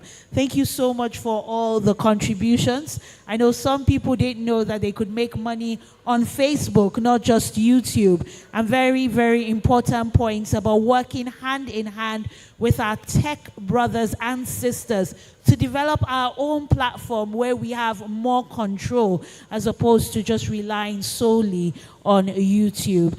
Our next panel session is a very interesting topic, and I know that a lot of us have an opinion on this. Are epic films the future for Nollywood? I don't know. Are epic films the future for Nollywood? Is that a yes or yes? Let me ask. Are epic films the future of Nollywood? Yes? Maybe. No? Yes, maybe, no. We'll find out from the next panel session, because there seems to be a resurgence of our epic films, not just on our TV channels or on YouTube, but also on our international streaming platforms. A lot more people are doing epic films, taking it to the cinema, taking it to the paid platforms. So, I'd like for us to all settle down. I know refreshments are being shared. We're going to get drinks, we're going to get lunch, but we'd just like you to give your full and undivided attention to our panelists. Please, servers, I would ask you to stop momentarily till we have some quiet in the hall. Please, please, please, can the servers stop momentarily so we have some quiet in the hall, please. Please, please just stop momentarily. Please stop sharing the drinks. We need some quiet in the hall, please. Thank you very much. We will resume the service shortly. I'd like to invite our first panelist for this very interesting panel session, our Epic Films, The Future for Nollywood. A round of applause for the pioneering Nollywood actor and producer in the person of Oke Ogunjiofor. Please, can we put our hands together, please? Please put your hands together for our pioneering Nollywood actor and producer, Oke Ogunjiofor. Next to join this panel is a storyteller and producer and CEO of one of the best studios, I dare say, in this side of town, Rushing Tap Studios. A resounding round of applause for Soji Ogunaiki. Please let's put our hands together for our panelists. Joining this panel is the National President, Association of Movie Producers, AMP Nigeria, AMP. A warm round of applause for Queen Blessing Ebigesin. Please put your hands together for her. Let's not get tired of applauding our panelists. Next, we have foremost film and TV director, Uzo Okpechi. And I want this applause to be extra louder because he has committed year on year to doing our TV materials. The TVCs you see, the videos you see, he does them at no charge. So please let's applaud him. Thank you so much for your support. We appreciate you for always showing up for us at the NFVCB. Our final panelist for this session is the founder, Kingdom Film Festival. A round of applause for Ewoma Luther Abegunde. Please put your hands together for Ewoma Luther Abegunde. And our moderator is a film journalist and the publisher of Nolly Wire. A round of applause for Moza Alabi. Please let's put our hands together.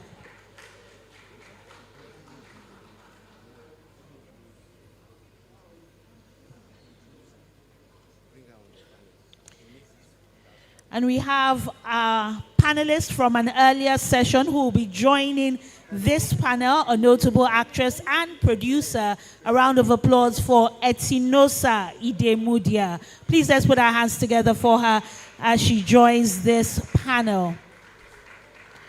Our panelists are complete. We have our moderator, and it's now time for our keynote presentation to set the tone for what promises to be a very entertaining, insightful, and I dare say, engaging conversation. I know some people think epic is for the past. Some people believe epic is all what we should be doing. Some people feel that we've boxed Nollywood into that epic genre. So I can just imagine the quality of the conversation, and we have an astute moderator to pilot the affairs. Now, to set the tone with the keynote remarks, it gives me great pleasure to invite an award-winning filmmaker. He has worn many hats. He's worked in music, he's worked in film, in television. He's currently the CEO of Teen Africa Television. A resounding round of applause for one of the most supportive people I know in this industry, Charles Novia. Please let's put our hands together for him. Let's make him feel very welcome and special. Yes, let the applause keep going till he gets here. A very astute man of purpose. How you doing? Thank you very much. Good afternoon, everybody. Good afternoon, panelists. It's great to be here. And I might have to say that this is my first keynote in this industry, as it were. Used to being on panels and all that, but I found I find the topic quite interesting. Epic films, the savior of Nollywood. And in sort of answering this hydra-headed question, we would have a many-pronged motif, to get the answers. Let's go a little bit on the literary definition of what epics are before we come to what we are doing here. If you want to talk about what is an epic? An epic film. Back in the day, we would say you have that in the Idumota. If some of us have come from the Idumota background and all that, who have done from television to films to video, VCDs and all that. If you remember 25, 30 years ago, thereabouts, when the era of video films, was really, really holding sway in the industry, we had there was what I would call, and as I'm using the word positively, what I call a rash of films that we used to call epic. And it wasn't because we didn't know the definition of that. It was because it was what the marketers termed it. Maybe somebody told the marketer then to say, "Now epic film they reign," and then you see the marketers, they'll tell you, "Epic, let's go shoot the epic," as it were. But epic films, usually the literary definition of that would be films that have a large scale, films that have spectacle, and would tell heroic tales of a people, of individuals, and that would inspire. And sometimes we would focus on a heroic character or heroic characters. But it's films that were meant to, or that are meant to sort of galvanize and motivate, a community or people. If you remember those films, a couple of those films from Hollywood, there was one that Mel Gibson did, Braveheart, that won the Oscars for him, he directed and all that. That was a true story, but it was also an epic tale. If you remember a couple of others, we'll give it. But if we bring it down to us here, before now getting to the crux of the topic, what are epic films for us here in Nollywood? And that's not being disparaging in what I'm going to say next, but it's also part of the research to say that we still have a long way to go. At a point in time, like I said earlier, epic films or doing epics were we sort of identified them with jute bags. I used to call them jute bag films. So when you see, we created our own universe. So before Hollywood began to create all these universes that they created, we've been creating our universes in our epic films, through our epic films. Yeah, clap for that, thank you. Igodo, Ibuga, Izaga, those films. We would create amorphous alternate universes, but using the cultural tropes of our own communities. The late Amaka Igwe of blessed memory used to say that one of the things that struck her back then, I don't think she didn't really agree with the costume identities of those films. And she used to say, and I agreed with her then too as well, I still agree that if you're saying that we had communities where people were dressed in jute bags back in the day, that means somebody was making a lot of money trading in jute bags back then. So who was the trader? Who were doing that and all that? So there was, our own epic films are basically creations of our own imagination, which I do not think we have identified the commercial derivatives of those as much as we should. And I'll just break that down in the next 1 minute before I round up. When Hollywood does the epic films, they milk everything, but from the production to merchandising. So when the film is a hit, they would merchandise, they would do the t-shirts, they would do the toys, they would do everything, they would make it all. We are yet to sort of identify, how we can sort of make more money, how we can create more value from these things that we term epic films. We just tell the stories and leave it like that. It's done. It's done. So when we even try to create heroes or heroic characters from these films, it's basically sometimes at the whims of the director or the storyteller. It's done. The actor makes the money, everybody makes the money, and everybody goes. So there's no historical commercialism to that. I do think that is something that we have to also look at going forward. Now, what is happening in Hollywood, like I said, they are explaining everything away by creating universes. So they will tell you, the Marvel films are a universe. So you will see New York there, but it's not the kind of New York you know. They will create their own. They will say, this is our universe. So they're explaining away a lot of things. We have that ability to prod and probe more about what we create our universes, commercialize it, and understand it and how we can make money. So are epic films really the future of Nollywood?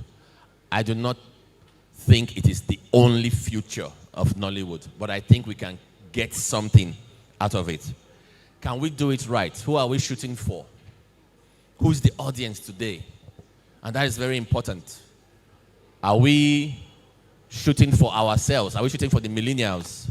Or are we shooting for the Gen Zs? Now, I've said it in a few fora that I've attended, that if you are not having the youth audience in mind in anything you are doing, you are losing money. How are you now going to get young people who seem to be tuning off from going to the cinemas or watching movies because they are all doing verticals and everything is now on their screen? How are you going to get them to sustain their attention to what we are producing? How are we integrating them into the narratives that we are doing? So is this sustainable? Are we going to do this? How will we save Nollywood with our epic films? We have to look at the tourism potentials. We have to tie it to things and physical hubs. Unfortunately, I was going to mention something like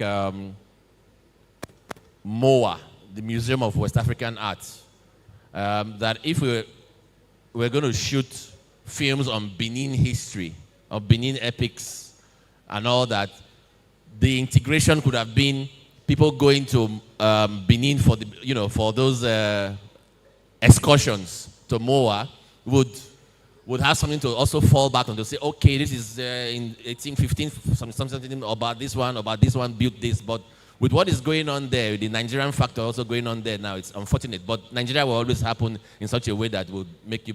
But those are the little potentials. We shoot epics, we create our universe, we shoot it, we situate them to our culture, our communities, our ethnicities, and build physical, commercial potentials and financial structures from them. Finally, where will we be with this in the next 10 years?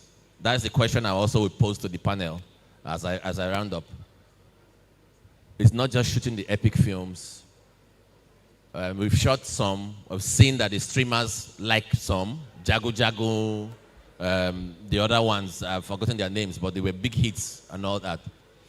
I also see that is where it looks like the slant of our narratives, filmmaking narratives for the streamers. That's where we are going. We have a lot of work to do. We have a lot of work to scale. We have a lot to scale to get to where we want to do. But I think the most beautiful thing about this is that we are telling narratives and hinging them on the African culture. So kudos to everyone who is shooting that or shooting those films and who is thinking of shooting those films. We are doing something which is germane, to us, which it behoves on us. We just need to improve on them. So thank you very much, ladies and gentlemen, as I hand over to the panel.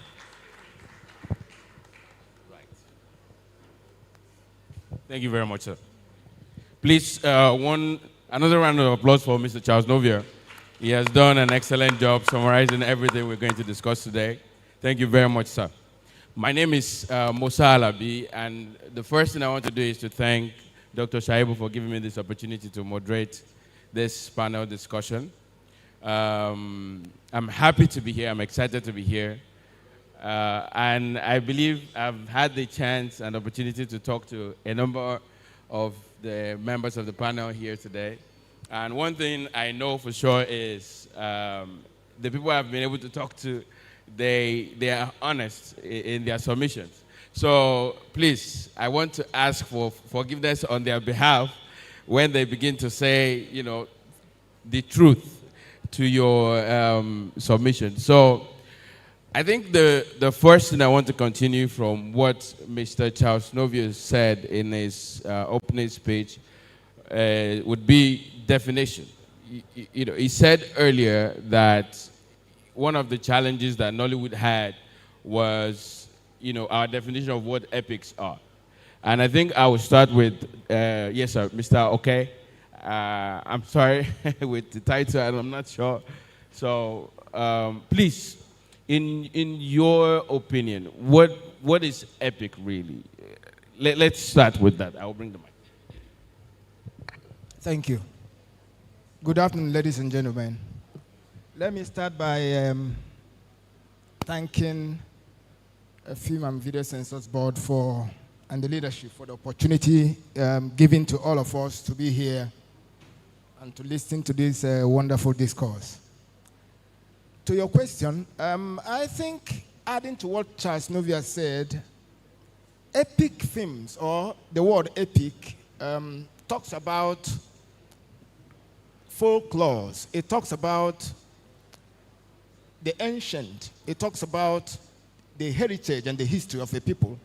It talks about those legends and heroes and heroines of a people and how they've been able to evolve over the years, in order to make the society whatever it was. For instance, let me digress a little bit. I made a film on Amina, and the reason why I made it was because I thought that Amina did something quite impactful in her own age, and I needed to bring it out so that people can see what she did. And so that's what I think an epic is. It's not just about the expansiveness of the works, but it's about refreshing our memory, taking back our heritage, because for a long time now, Nollywood has told the whole world who we are and what we're capable of doing. But we've not been able to tell them where we are coming from and who we have been before they came to meet us here. So I think it's a time for us to begin to take our narratives back by ourselves and begin to redefine what our past was in order to see how it can affect our future. Thank you so much. Yes, sir. So just to be clear, you're saying that epic storytelling is more about, folklore and our past than the scale of heritage, yes. I see. Mr. Soji, sir. So the question I want to ask you, I want to go straight into the production of it. And I would like Ambassador Begesin to comment on that as well. When it comes to epic productions, he has said that it's not about the scale, but about, bringing the past to the present. When it comes to, the work of the producer, I believe a lot of those things start from there. Do you think the way we produce epic storytelling today and how we've produced it, where is the problem? Are we doing justice? And I want us to focus. One of the things I'm hoping we'll be able to do here is talk about timelessness. I know this panel is supposed to talk about the future, but I'm hoping we'll be able to establish why we need to make storytelling in a timeless manner, where I can go back in 20 years, watch something that was made today, and be able to still enjoy and see the vision of the producer today. So I want you to comment on that. As it is today and your knowledge of Nollywood storytelling from the past 20, 25 years, what have you been missing with the production of epics? Yes. First of all, I think I need to address something. I think one of the biggest blunders is epic is seen as a genre, which is false. Epic is actually a subgenre of other things. So it could be a historical film of epic proportions. It could be, a fantasy film of epic proportions. So epic in itself is not a genre. So I think that needs to be addressed because that's what puts or causes a lot of confusion, amongst us as filmmakers. And to answer your question, as Mr. Charles Novia said, epic, one of the key things that makes a film epic obviously, it has to have epic proportions, scale, higher production values, blowing things up to bigger proportions as they typically would be. So if you're telling the story of a small group of people, you need to use a large number of casts, a lot of extras, big shots. Big shots are very important. And that's one of the things that our so-called epic films, I think, fall short of. Those big shots, taking the audience on that journey, on that immersive journey. I think that's one of the key things that a lot of our historically epic films fail at today. Yes, ma'am. Please, thank you very much, sir. Can you comment on that? Okay, good afternoon, everyone. Before I comment, I would just like to thank Census Board for doing this, particularly because, you know, I was very close to Madam P. Sanya Musigwe. Just walking into, you know, this program each time it's held is kind of making it look like she's sitting next to me. So thank you so much to everyone who is also here attending this. For me, I think Epic is telling our history. And history is expensive in telling. Because when you want to tell things that happened before, if you cannot tell it the way it happened, please don't even bother. You talk about making sure the cast is a lot. Before you can even pay 100 cast, you know how much that is. And when it comes to production in Nollywood, we're still looking for money. So Epic, first of all, is not for everybody. And that's why it seems like when people tell our stories, they are either in a hurry to finish, or they're short of cast, or they're short of material. The outside world is seeing us and say, is this actually what happened? But somebody else can come and tell it properly with the rights, everything, money, costume, cast, and all. And you begin to wonder, was that the same story I saw on other platforms, either YouTube or wherever? So for me, I think for us to say is Epic the way forward, we must first of all understand that it's expensive to shoot Epic. It's not what we shoot all over the place. We look for one village, and then there's an old woman tying George or whatever rapper. You know, if we want to tell our stories, let's tell it the right way or leave it alone. Look at Jagu Jagu, Eleshoba and Co. Monies were spent, and those stories were properly told. And that's why you see that the diaspora community embraced it, because even the Oyibo people, the white people, that's what they want to see. They want to see us tie banana leaves and all of that. And in those days where banana leaves and all were tied, you know, those stories are not just easy to shoot. Technicalities and all of that. It's not something you use one director, two directors. It's not something you even use one producer. There must be different producers manning different departments when it comes to Epic film. So Epic is not just as easy as we see it being shot in different areas. Either it's being shot in Edo, Delta State, Asaba, or Enugu, or what have you. Epic is expensive. And do we think, or do I think that Epic can also put us, you know, on that global stage? Yes, because that is what the world wants to see. They want to see us how we were. And if we are telling these stories, we should remember that it's history. We must tell it rightly. Thank you very much, ma. Thank you very much. So as we continue, you know, as she said, leave it alone if you can't tell it the right way. You reacted immediately. Can you tell me why that struck a chord for you, ma? All right. Good afternoon, everyone. So to speak to this conversation that is on ground, what I really want to emphasize on is, when we're speaking about epic movies, the question is, what are the structures we have in place that would make the world want to appreciate what we're doing? Recently, I was watching a documentary, or let's even take it back to Braveheart. Do you know that today the site that was used to shoot that movie is now a tourist attraction? It's a place where people now go pay money and go do sightseeing and all of that.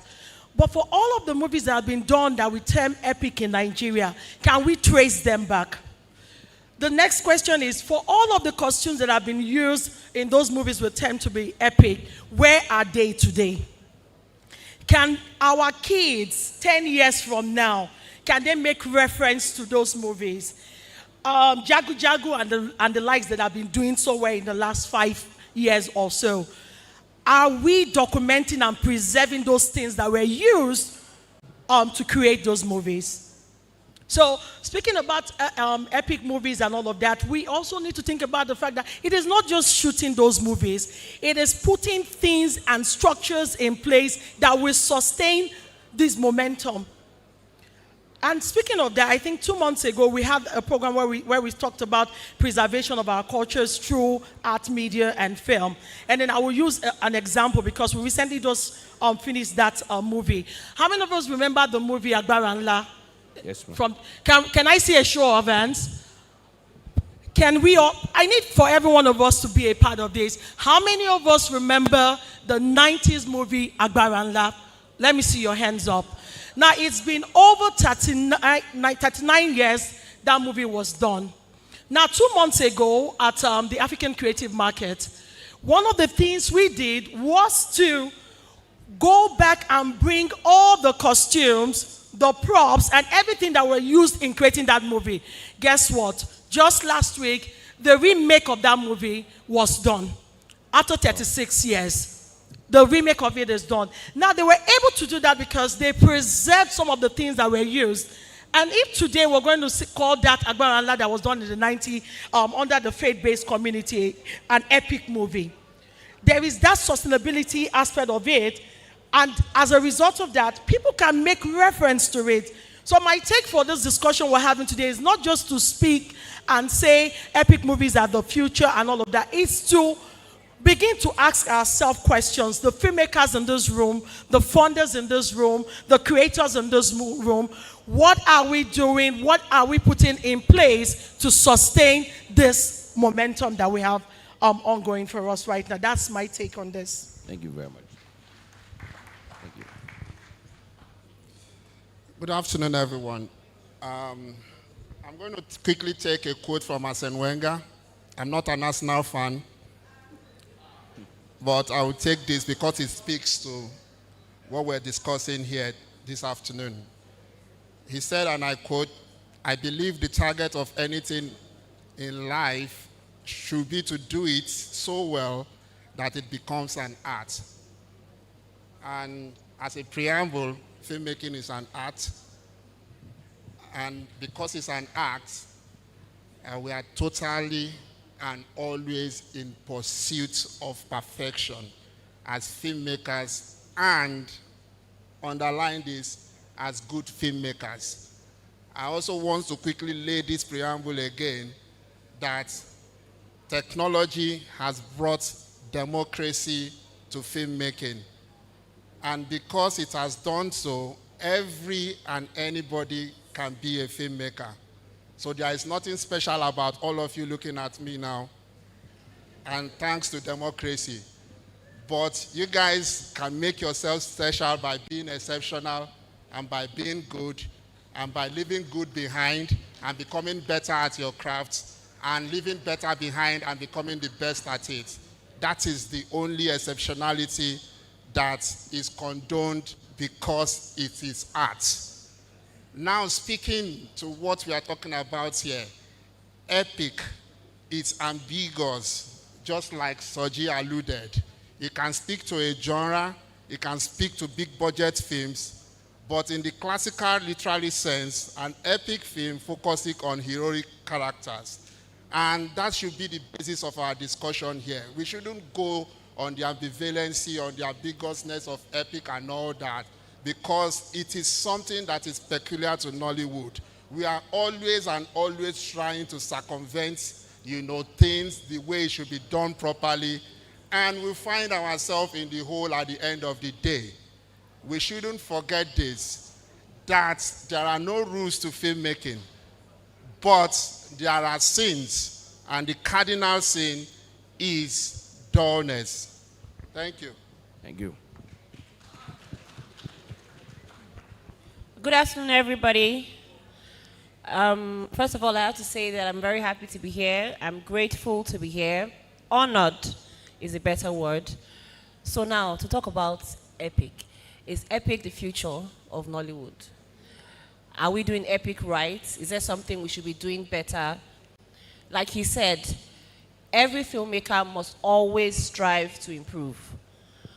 We're doing way better than what we used to do 10 or 20 years ago. Now our films are globally in demand. Epic films. There's something I always say anywhere I go. We can't tell the white man's story more than the white man. We have to tell our own African stories. What does epic mean to me? Epic is our history. Epic is our culture. Epic is, they are the stories that our children will hear about. They are the stories our parents passed down from generation to generation, the folklores. Then I also want to talk about scale and scale vis-a-vis story. Yes, epic is expensive. Yes, it is good to have epic scale. Part of the characteristics of epic is scale. But for me, the key ingredient of an epic that can never be forgotten, an epic that will make impact, that even after 20 years, people are still referring to that epic, is the story, the character development. Okay, so I'm going to talk about Harry Potter real quick. Harry Potter was like maybe 20 years ago or something.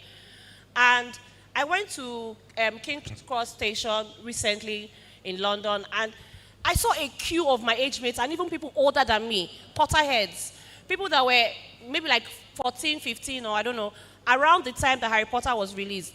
They were queuing up to take pictures with the scarf that Harry Potter used.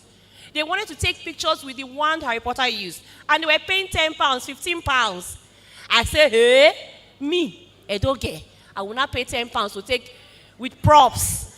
Which props in Nigeria will people queue up to take picture with? But I know that that's where we are headed. That's the future, where people will come from outside Nigeria. I mean, people are already coming in for Dirty December. So the future of Nollywood, the future of Epic is people coming from outside the country to take pictures with, in the castle, where they shot Anikulakpo, in the castle where, like, Amina's horse, you know. Epic is the future. Epic is us exporting our culture, preserving our culture. Like the moderator said, children are becoming more digitized these days. They are forgetting culture. They don't know. It's like me. I'm not very fluent speaking my language. But with these epic stories, epic films, we will begin to sensitize our children and the generation to come about us, who we are as a people, our uniqueness as Africans. And lastly, our language, our dressing, the way we live. Thank you so much. Thank you very much. I mean, from Mr. OK talking about, like, epic is not particularly about the scale, but how it transports us back, you know, in terms of, you know, folklorish attempt, to other submissions on the definition of it really being about the scale of it. I mean, from the name, epic proportion. So, but the next thing I want us to really talk about, honestly, is why we can get epic right. Before we say, you know, is it the future? Why are we attracted to epic films again, right? Are we even making epics right? And why we can do that? Now, I happen to be the youngest on this stage. And if I'm speaking honestly, and as someone who has been documenting Nollywood for a number of years, I want to say that rarely do I watch a Nollywood film that transports me. I'm happy she mentioned Harry Potter, because I just rewatched Harry Potter in the last 2 weeks, all the 8 parts. And it still felt like the first time I watched it. I know more about filmmaking today, so I can see the manipulations they did. But today, it still transported me. I lost myself, because, again, there's a lot of work, but it was an escape for me. And I think that's one thing that Epic has that is different from everything else. Now, I want to start with Ms. Etinosa, to pronounce it correctly. Especially focusing on acting, right? You've been in a number of epic films. Can you speak to your experience in bringing characters to life on epic sets? Have you ever been in an environment that has allowed you to really, that has transported you for real to that time that, you know, the writer, the producers, the director wanted you to bring back? So I'll start with a film that's currently in the cinemas. It's called Osamede, epic movie. I think 90% spoken language, Benin language, and it was taken from, I think, the 18th century. So when we came on set, the first thing we did was they just put us in one place and were lecturing us about that time. So my character, I saw my character like from years ago, the costume, the hairstyling, even the set design. There were even part of my own culture that I did not even know, part of my own history as an adult girl that I did not even know until that tutorial before we started shooting. So while we were shooting, I can't say I could relate because I wasn't alive back then, but because of the visuals, because of the lectures, the stories, I could understand my character better. I could understand that era better. It was the time of colonization. I could understand how the slaves behaved. I could understand their pain at that time. So it was easy to bring out these emotions. It was easy to live in that zone. Yeah. So what were some of the things that you experienced on this set? I would like you to make notes of things that you have never experienced before, and what do you even think should have been there that was not there? I know the film is still showing and we have to be careful. Oh, yes, I did it. Okay, but yeah, you're very please, aware about what it. were some of the things you wished were there to even help you better? What were the things let me digress a bit. Let me talk about an experience that I will never forget, not on Osamele set, but Blood of Enogie.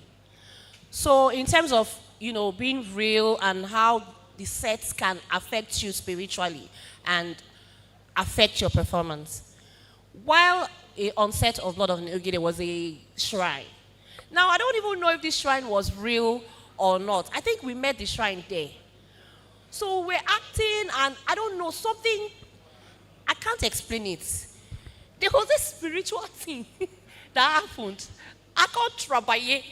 I entered the spirit, and I was a witch in this series, mind you, a very strong witch. So when the director yelled cut, I was still in that zone. They had to start praying and doing all sorts of things, and so that's an experience. That's me answering the first question. Things around you that help your performance. And then, yeah, it happened to some other people too. So now back to Osamede, what were the things on the set that helped and things that could have been there? So I remember they built a whole yard, this construction, they made a whole construction yard where people were building a tower and everything. It was real, it was dangerous. I mean, I think I even got injured at some point. Then the market was very, very believable. The animals, the livestock, so I can't really say that, oh, this is something that should have been there that I didn't see. I feel like the set design, the arts department really did a great job on recreating the old times. And I think that's what I can say. I don't think there's anything that was lacking. Thank you very much. Yeah. So, yes, sir, I would like you to continue from where she stopped, especially focusing on set design. And I want you to comment on craftsmanship in Nollywood today. Because I believe 80% of the work that in epic films is what you see. And to tie back to the comment you made about being able to leverage the props and the costume from back and what she talked about her experience with Harry Potter, do we even have crafts when it comes to set design or costume? And I would like you to comment on that as well. That is preservable and people want to experience or even pay 200,000 naira for to experience and own. So I'm speaking on production design. Yes. Yeah. Set design, costume, everything. All right. The art department generally it's a very intricate part of the filmmaking process. And I alluded earlier on about the democratization of the production processes of filmmaking, and also the democratization of the distribution and marketing aspects of filmmaking. So having laid that preamble earlier on, considering our art department, yes, we have good hands, but they are not enough for the industry. So to say that if you're shooting about 5 productions at a time, can I have 5 production designers that are top quality, or do I have pretenders that are set dressers that call themselves production designers? Because we have a lot of people parading as what they are not in our space. You have camera operators calling themselves directors of photography. You have all sorts and all. But hey, it's a fledgling industry, and it's an industry that is on the right trajectory. But that trajectory can be truncated if at this time we don't start controlling the fire that we sparked in 1992 when Nollywood took off. That fire needs to be controlled. That fire was reignited, but right now it needs to be controlled, and in controlling it, we have to start admitting professionals into the intricate part of filmmaking, and production design is one of them. So the whole art department, like I said, needs to be improved upon, and we have only few hands that can do that. We need more people to start going into that aspect of filmmaking so that we can have better sets that can help the audience suspend their disbelief, and at the end of the day, we can actually take off from where we are right now. Thank you, sir. In your comment, like one thing I was hoping we would address, he said we need more people to go into it. But before he said that, he also talked about the lack of, skill and craftsmanship. So is it more people going into it that will solve that problem, that will allow us to create, things that will last? Okay, so when Pat Nebo, the late Uncle Pat, when he passed on, I will tell you what struck me about his death was the question of what the skills and everything he had, who are now the custodians of those skills. When my music teacher back in school passed on, that was also the question. We have a lot of our good hands that are aging, but the question is, who are they passing on this baton? How are they documenting the knowledge that they have?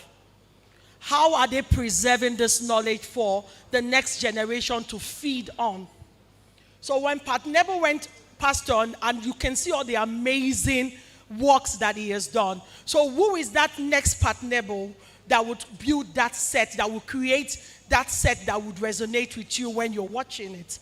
So if there's anything I would really want for us as an industry to go on with today is to begin to ask ourselves, who are we passing on this knowledge that we have? I can see a lot of veterans in this place. 5 years from now, who will be standing in the stead that you're in right now? So we're talking about epic and the likes, and we're talking about craftsmanship. If you don't teach, how would they know? If you don't have institutions in place, how would they know? If you're not documenting the things that you have, how would they know? I will give you a very practical example. If there's anything I would really want the board to do is put together all this. So we're celebrating the veterans, some of the veterans today, 40, 50 years. Can we have a situation where we're able to harness and collate all of the knowledge and everything that they have and put it into something tangible that people can make reference to? That is my own take on all of this. Thank you very much. I know we're out of time, but I would really like you to comment on, she said something about the business of it, and I would like you to talk about when you were making Amina and these other projects you've worked on, sir. Okay, thank you. Let me start by saying that, like we have all said, it's all about culture. There's no product anybody in the entertainment industry is marketing except culture. And to market culture, you have to know the culture. You have to actually be grounded in the culture. Otherwise, you will be what I call cultural hermaphrodite. That means you have the name, that shows you are from a particular culture, but you don't have the knowledge of the culture. So I went to Jos to go and shoot Amina after 19 years of research because I lived in the north for all the time I was in school. So I know a little bit about them, but not so much. So I needed to have some insight in the culture if I wanted to make a film on Amina. So that's why it took that long. But then when we went to Jos to build our own set, I'm coming to your question, it was on this particular place in 2009 that I brought a young man called Tunji. Today, Tunji is building sets everywhere for everybody. He was in school then. He was still in Laspotek, and I brought him as a student to come and help me build a set for Tava Award 2009 on this particular set, on this particular podium. And it was like giving him a little chance to see what he can do. Today, Tunji is everywhere because I took him also to Jos. I didn't want to bring in foreigners to come and build my set for Amina and go and see what we built in Jos. It's still standing. Just like all of us are talking about whether sustainability is there. Our costumes are still there. All our props are still there. The building is still in Jos because we built it in a particular place that the museum gave us a space. And so we built the whole of the palace. We built the marketplace. We built all the gala kingdom and every place. And it's still there. But, you know, these things are not cheap. So when I said initially that it's all about scale, I'm not talking about in terms of the expenses. I'm saying that adding scale, we must not always look at the cost of scale because even now in the digital age, with AI, we can do a lot of things. And I went to just to shoot Amina with 1,000 artists, 500 horses, and 87 crew members. And I housed them for 6 months. And that's a lot of money. But you see, one of the reasons why it costs so much money is because I did some of my post-productions abroad. So like she was saying, when we begin to fill up some of these gaps that that cost us so much money. For instance, special effects took me 6 months. And the sound design took me 6 months outside. Now, so all these things, we can do them at home. The moment I am doing the film, somebody should start doing the sound design. Somebody should start doing the Foley. Somebody should also begin to do the special effects. And so we train people in-house. And what I did when I was shooting Amina was that I had to go to Austria and bring a cameraman, a DOP, to train some of our young ones. And today, those guys are feeding on that particular skill that they have acquired. I brought in a German to come and do sound because the problems of Nollywood films has been sound and picture. So I brought 2 professionals from abroad to come and train our own people. And today, they trained those people and left. Those guys they trained today, they are not paying me, but they're all using the same skill to feed themselves. So it's all about transferring what we can do. Thank you so much.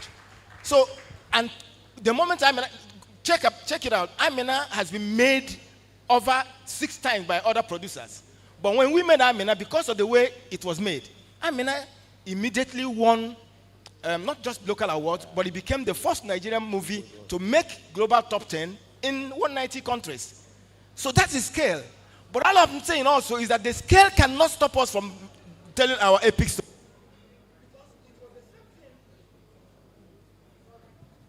It was in 1992 when I wanted to tell the story of living in bondage. I didn't have money. The problem we had all those times was that the funding for making what you call cinematic movies was very expensive. I couldn't make such movies. So we needed to reinvent the practice in order to become pocket friendly. And today we are all making films, and that's why everybody can say we have an industry. So how can we, it's a challenge to all of us, how can we evolve, think deep to see how we can also evolve a strategy to help us tell our epic stories to the world without breaking the bank. That is just why I said it's not all about scale. And I'm thinking in that line. And very soon, something will give. Thank you so much. Thank you very much. I think there's a question here. No, we're out of time. Okay. So I think the submission here is... Okay. All right, thank you, sir. So, Prof. Ada is joining us from the USA, and he asked, given the cost of making an epic film, is the future of the Nigerian epic film in exploring AI collaboration? As a producer, I think we're all looking for ways to make our lives easy and spend less and get quality.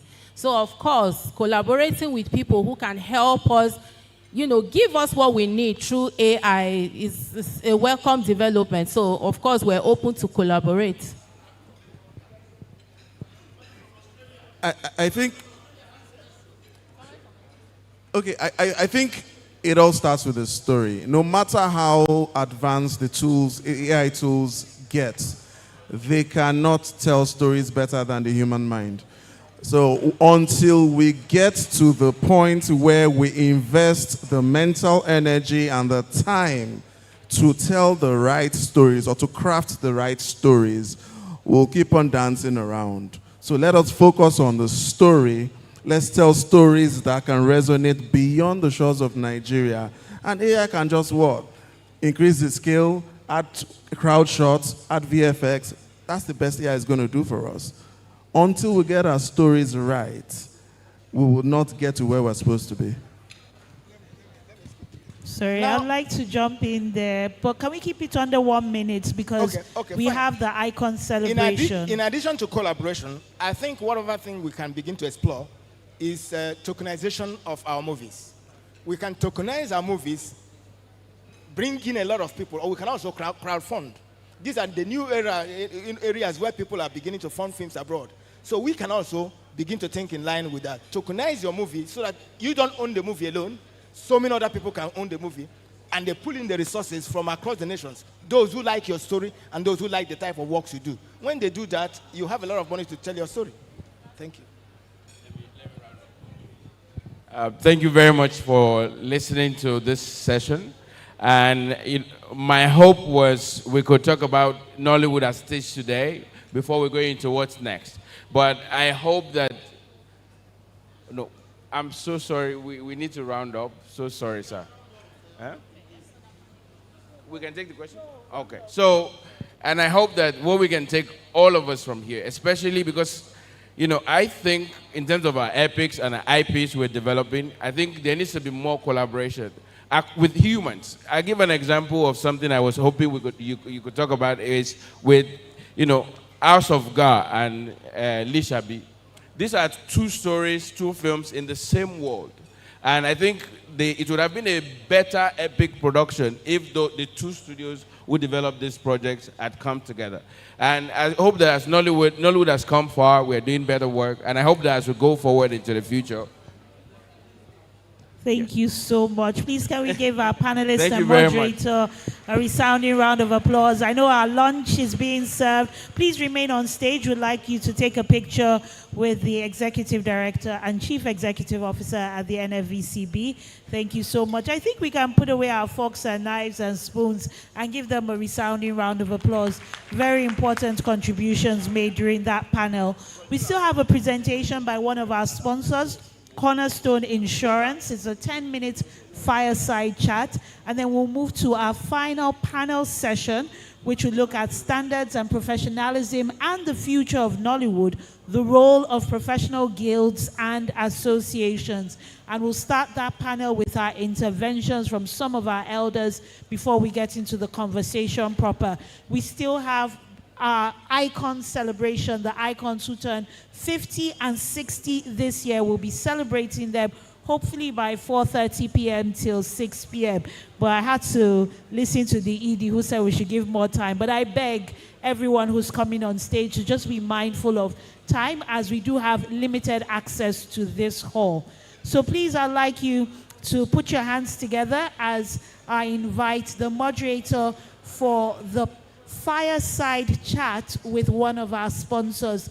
A resounding round of applause for Theophilus Elema. He's a broadcast and media professional. Please, let's put our hands together for him. Thank you. Thank you very much. Good afternoon, everyone. I hope we're enjoying ourselves. All right, so we are going to have discussions today as it relates with the industry, that's Nollywood, which everyone plays in. I would like to thank the CEO of the board for giving me this opportunity to moderate this session today. So we will start off with the discussion with Halimat Ulumegbon. She's the head of Bank Assurance, Cornerstone Insurance PLC. Can we have her come on stage, please? Let's have this discussion quickly. I know we're all eating, but we can still put our hands together as we come and talk about this. We're talking about the protection of Nollywood, how we can all be protected while filming during our prime, while ensuring that we bring out great content for Nigerians. We can also discuss what the insurance sector has for the industry and how this can better the industry. Please give her a big hand as she comes around. Thank you. So this panel session is focused on the future of Nollywood, where creativity meets protection.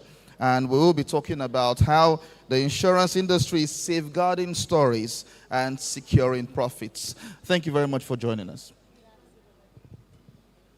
I think I need to put it on. Okay, All thank right. you. Good afternoon, everybody. It's an honor to be here. I was with the team last year, and it's an honor to be here again this year. Good afternoon, all our icons. I'm a movie lover, so it's something that I always look forward to, at least once in a year, to see everybody. Thank you very much for this opportunity. At Cornerstone, we've spoken to the president and said that we want to be a part of this industry.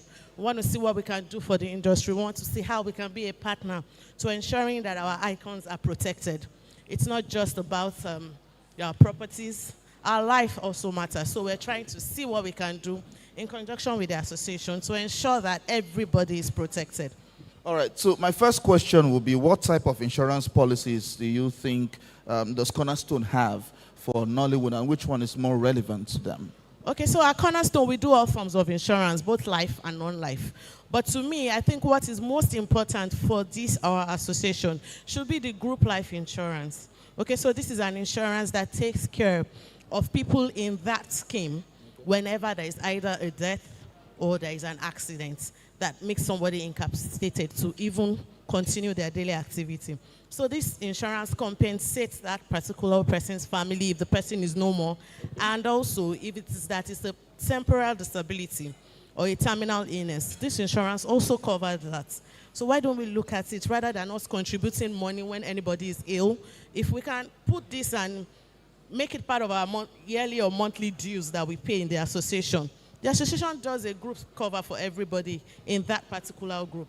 And then everybody is covered. If anybody is no more, the family of that person is being taken care of under the scheme. Gone are those days when your uncles or aunties will take care of your family when you leave them behind. Today, they can't even take care of themselves. So you also need a protection for yourself and your family. So advise that, yes, let's have a group life policy that covers everybody in case of death, permanent disability, or any critical illness. How affordable is it? It's very affordable. Because it's a group thing, you get a lot of discount on it. It can be as low as 10,000 per individual, but because the association is paying, the money comes in bulk to Cornerstone.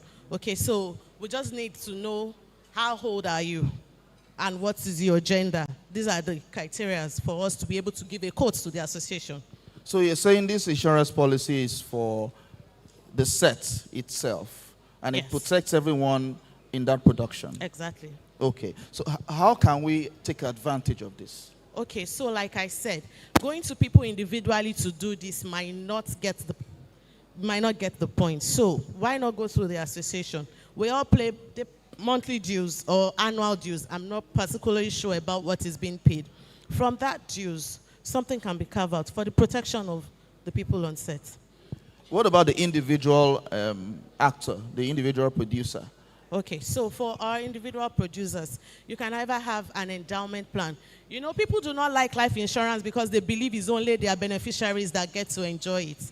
But with an endowment plan, you can also benefit from that particular policy before you leave the rest for your beneficiaries. So you can take an endowment plan. With this endowment plan, we can put some riders on it, which covers you in case of illness, you know, can be covered. Okay, So we can also put some riders on this policy for you. For all our producers that have their equipment as well, we say, try and insure your equipment. I know these cameras cost a lot. I did something with Unlimited early, so I was surprised to know what a small, very small gadget. I was surprised to know the amount. I was wowed, exactly. So looking at all these things that we buy with so much money, and then we can't even take 1% to cover it on insurance. Some of the insurance packages are even lower than 1%. It can be as low as 0.3% of the value of what you're buying. So why not consider this instead of when these things get spoiled? Sometimes some people do not get back to their feet again if these equipments are not replaced. So insurance is something that has come to take care of this aspect, so you don't need to bother yourself. When Madam Biodun was talking yesterday, she spoke about costumes and how expensive they are, and she needs to deploy her staff to go with the costume. You can take an insurance policy or risk policy on those costumes. So when anything damages in the costume, it's being replaced by insurance. You know, it takes a lot of stress away from you. So I think one question that will be on the minds of everyone will be how fast is it to access these policies when there are damages? Okay, so I know that majority of us might have had bad experiences in the past. But like you said, and part of what we're trying to pitch here, there is a lot of digitalization going on. You don't need Alima to purchase a policy from Cornerstone. Once you get to the website, you can purchase your policy end to end, from start to finish, and get your certificate. When you have a claim, you can go back to that same website and log your claim, monitor your claim just like you do when you have your DHL package. You get to track your claim to know where it is. Have they gone to inspect? If it needs to be inspected, you know. So it's a seamless process we've tried to put out there so that people do not have the past experience they've had. We're trying to correct that narrative. So it makes it easier for everybody to be able to purchase a policy, to make a claim, and even refer people and get some income as well. What's the duration for making the claim and to getting your So claim it depends on the type of claim you're making, okay? So for example, my gadget is damaged. There are step-by-steps that you need to put on the portal. Like you take pictures of the damaged items, do you understand? You put it on the portal, they assess the claim. We have some assessors readily waiting on the site. Once they see a trigger of your claim, they assess the claim. If it is something that we need to send a loss adjuster, we might send a loss adjuster. But if not, when you submit all documentations and the pictures, you get your claim within 3 working days. Yes. I'll have to move on to the audience and ask some questions. If you have questions, okay, someone has raised up his hand. Just please come forward. I think you need to sort out this, but please come forward. Okay.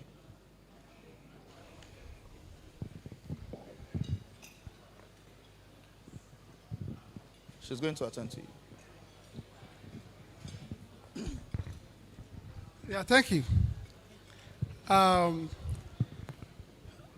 Thank you for the education, and I just want to ask, because there is kind of a product that will be suitable for this kind of gathering. I'm expecting to hear that from you, which I've not heard.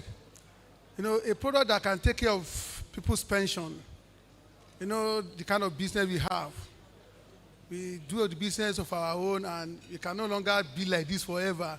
What kind of product can you design for this kind of gathering that can take care of our personal pension? That's one. 2, a kind of a product that you can design that can, in case we have any litigation in the future. Instead of, yesterday we had some lawyers speaking to us, and they are asking us to pay some money. And it became a kind of argument that the money is much and the likes. Can't you come out with a product that we can be paying a premium in case we have any legal issue tomorrow? The insurance company will take it up rather than us paying such an amount of money, ridiculous amount for legal fee when we are having production. You know, we cannot all have cases at every production, at every project like that. But in case it comes up, then the insurance company will take over that and take care of the legal fee. But we will have paid a kind of premium to you, which will be more convenient for us. Then I think that should be all for now. Thank you very much, sir. During the course of my presentation, I answered your question number 1, but I can elaborate more on it. So you said that when you have your pensions, what other policies can you take? So because most of us are still in active service, that was why I mentioned the endowment plan. Endowment plan is a protection and investment plan.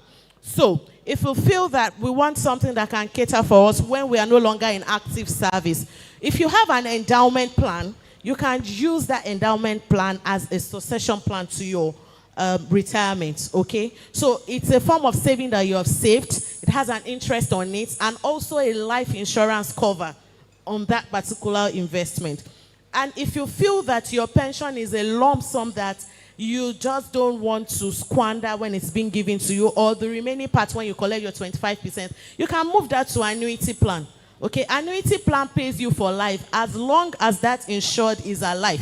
We're going to be paying you monthly, semi-annually, quarterly, or annually, whichever package you subscribe for. We're going to pay you for life. So you can either choose to have the annuity plan for your pension funds, or you can do the endowment plan. Any of the two is fine for you when you're in active succession. Then you came to the other aspect and asked that when they sue you and you have a law case, oh yes, we have a policy for that. It's called the professional indemnity plan.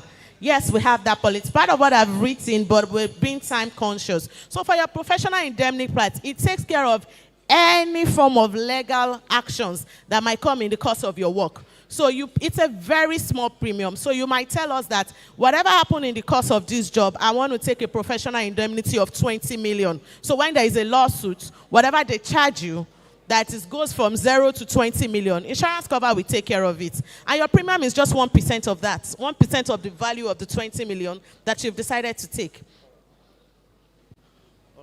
Go on. I don't know if we've answered this question. You want to confirm from him? Let's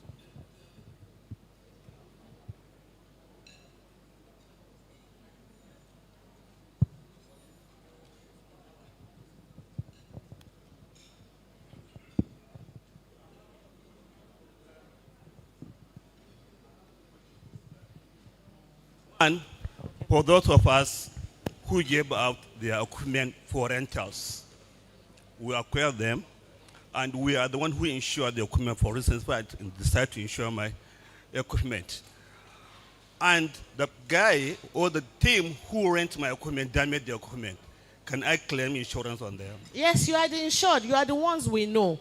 When you have you have the insurable interest. The people that you are renting the equipment to, they do not have the insurable interest. You have the insurable interest. You own the equipment, so you should insure your equipment because it is leaving your care to other people's care. Whatever happens to it when it is in other people's care, the insurance will take care of it and will be paying you and not the people that rented the policy. And the second question is about the cost of the equipment. Some of us will buy fairly used equipment. Sometimes they depreciate with time. Which cost are you going to consider? The original cost of the equipment, or you consider depreciation aspect of the equipment? Okay, so you have two options because in every policy we do, we make provision for depreciation, okay, and betterment. So if you bought your equipment fairly used, if you can show us the receipt, the proof of payment that this is how much I bought it, we'll also advise you that this is the market price of a new one, but you have stated it clearly that you bought it for fairly used. So we would not hold your neck and say do it for the price of a new one, okay? So if you're doing it for the price of a fairly used, we're giving you the rates that is going to cover it adequately so that when there is a claim, we will not have stories of going back and forth because you already have an evidence of purchase that was used to buy that particular equipment. So it clears the hair like that. Thank you, sir. Can we take one more question before we... Okay. Okay. One more question.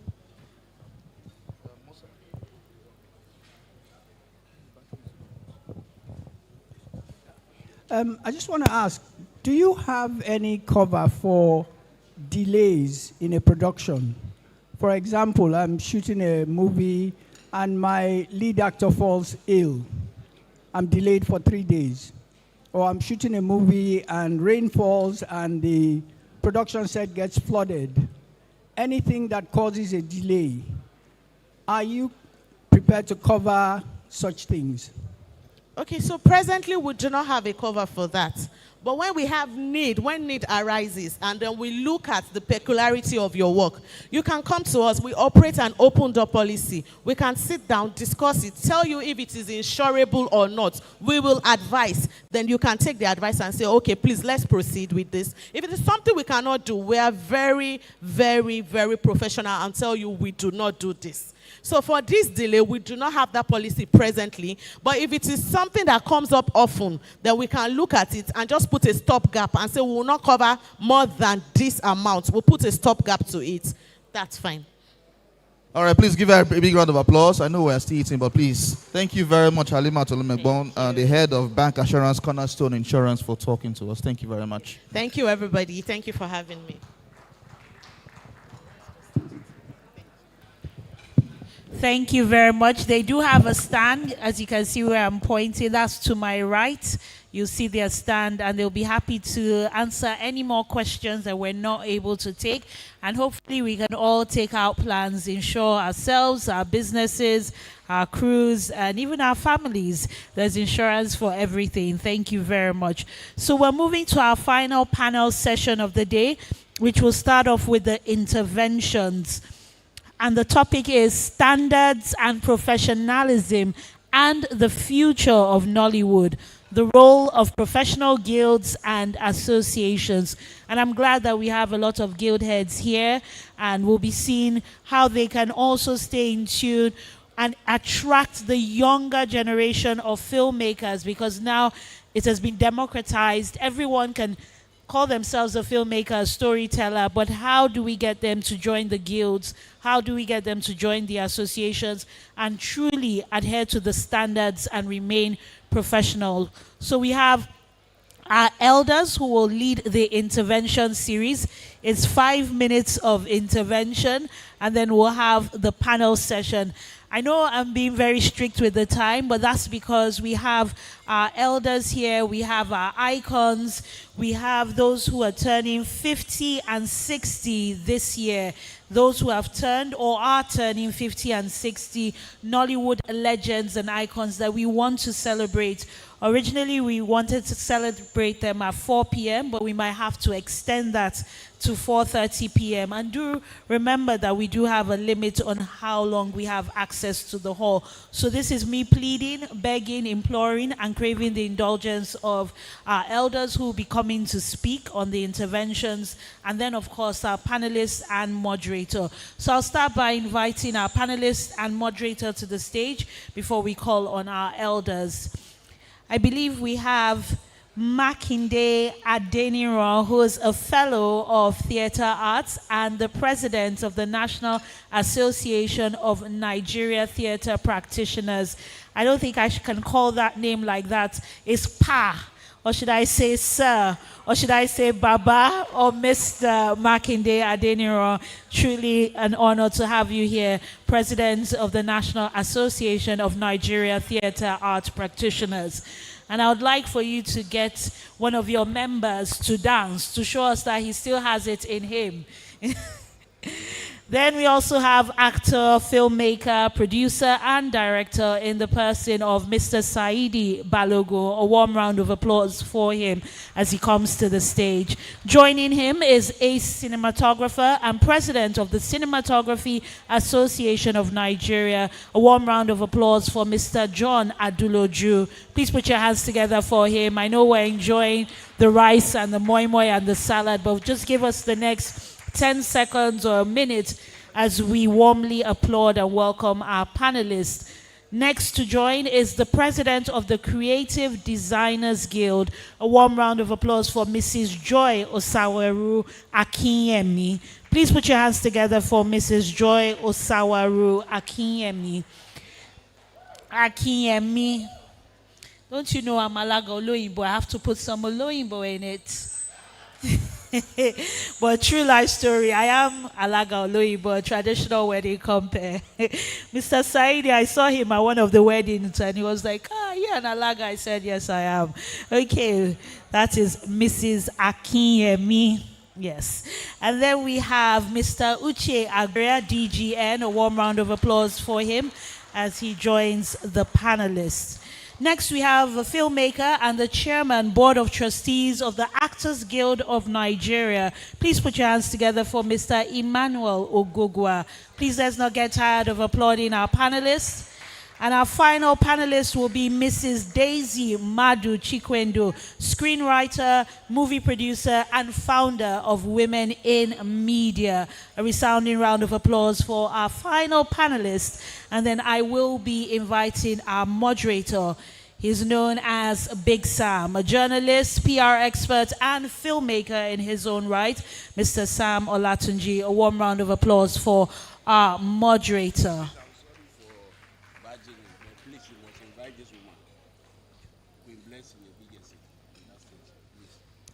By special request of our ED CEO, Mrs. Queen Egdegson has been invited to this panel. Please can we have Queen Blessing Ebigesin, National President, Association of Movie Producers, AMP Nigeria, by special request of the ED CEO. Ezewanyi herself. All right, so we'll start with the interventions by our elders, starting with a fellow of theater arts. He's won several hats, and he's currently president of the Audiovisual Rights Association, I believe. Okay, my EDCO has something to say. Okay, please can we have...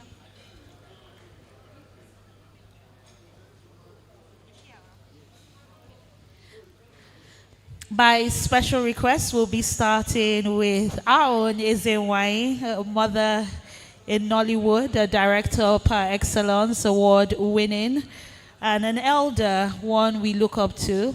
Please make welcome with a resounding round of applause. I like to call her Auntie Millie, but you call her Miss Mildred Okwo.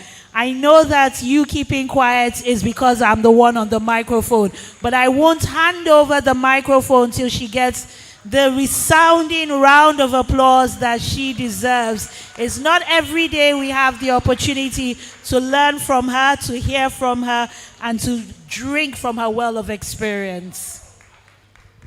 You're too kind.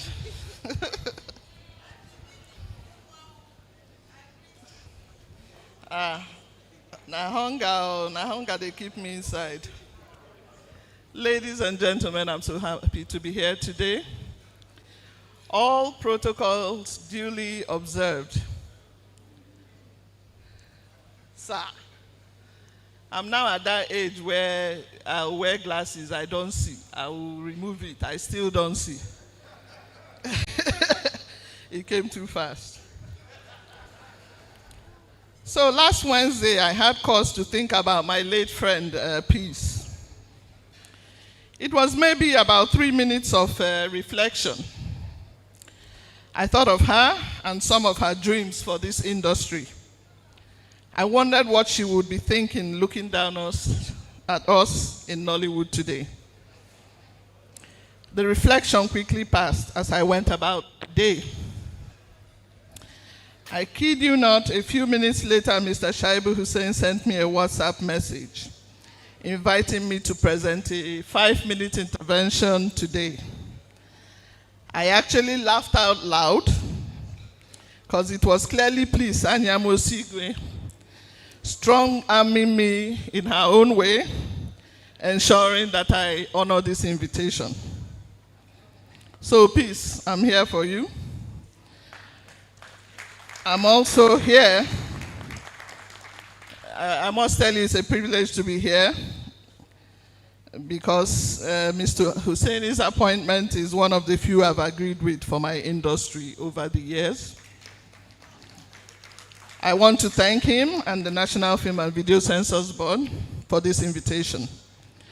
When we talk about the future of Nollywood, we're not just talking about box office numbers, streaming deals, or TV deals. We are talking about legacy. We are talking about building an industry that outlives us, one that our children can inherit with pride, not one that they have to constantly repair. This means that we are in a stage where we must build for the future. We must build. We may not be here to enjoy it, but we must build. That's the stage we're in. There are people who will come 100 years from now and everything is nicely set for them. Sad thing that we're not them. We are the ones that have to build. Imagine the ones that built it 30, 40 years ago. For decades, we have run on two powerful fuels: immense talent and sheer willpower. We have told our stories against all odds, creating something from nothing. But willpower and talent alone cannot build the legacy I'm talking about. You need blueprints, standards, and a solid foundation.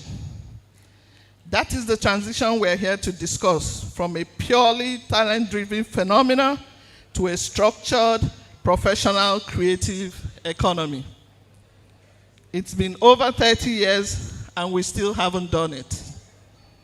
The architects of this new structure must be our professional guilds and associations.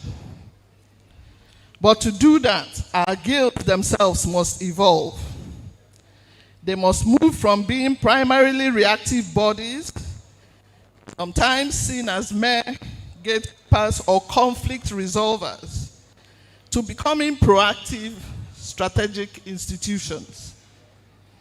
I see three critical roles that they must play. First, they must be the standard bearers. A guild must be more than a union. It must be guarantee of quality. When a producer hires a member of the Directors Guild of Nigeria or the Cinematography Society of Nigeria, they should know with certainty the minimum standard of skill and professionalism that they are getting. This requires mandatory continuous training, clear codes of conduct, and a certification process that means something. It means protecting the members from exploitation, but also holding them accountable for unprofessional behavior. That's one. The second is guilds as data custodians and ecosystem builders. How can we negotiate fair wages if we don't have data on industry rates? How can we attract serious investment if we cannot provide reliable data on audience demographics and revenue streams? Our guilds collectively must champion the creation of a central, transparent data hub. This moves us from just anecdotal evidence to empirical fact.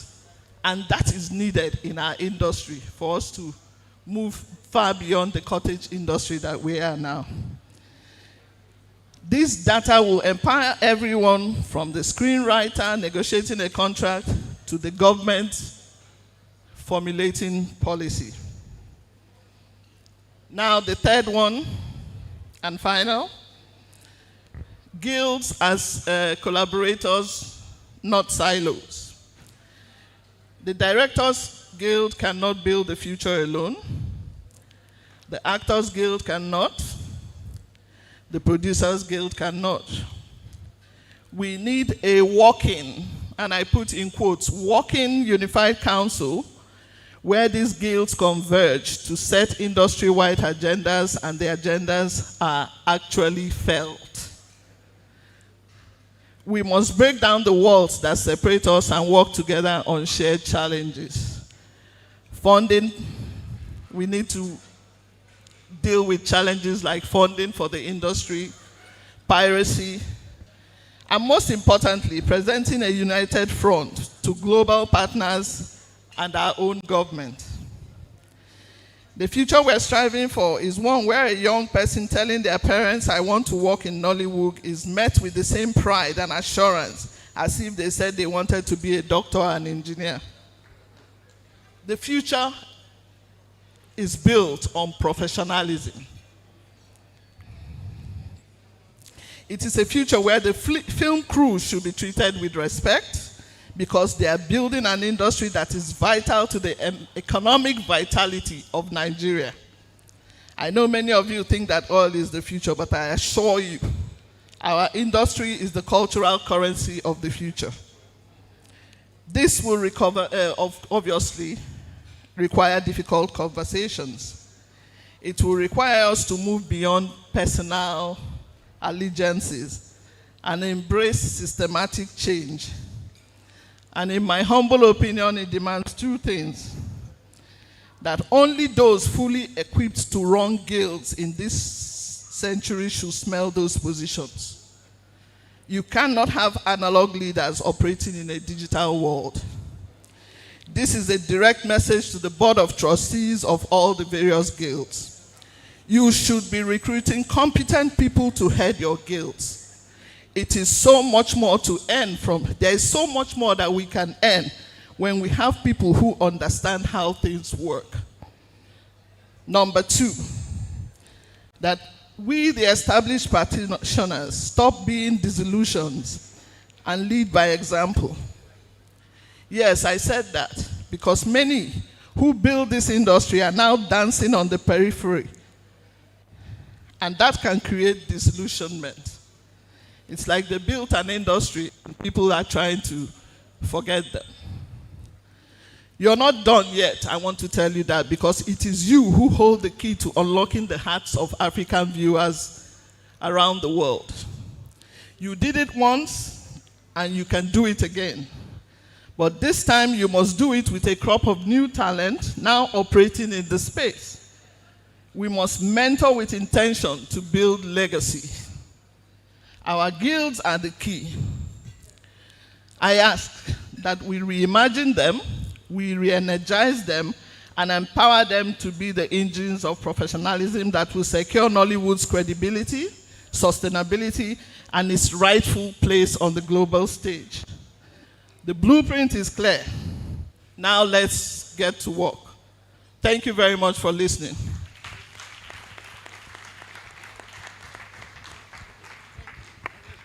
Yes. Please a round of applause for Auntie Mildred Nkwo. Thank you very, very much. Those words were punchy. Wow, you can't get an analog leader to lead a digital association at this time. Thank you, Mom. Thank you very much. Please a round of applause for her again. Thank you so very much. All right, there is still standards and professionalism and the future of Nollywood, the role of professional guilds and association.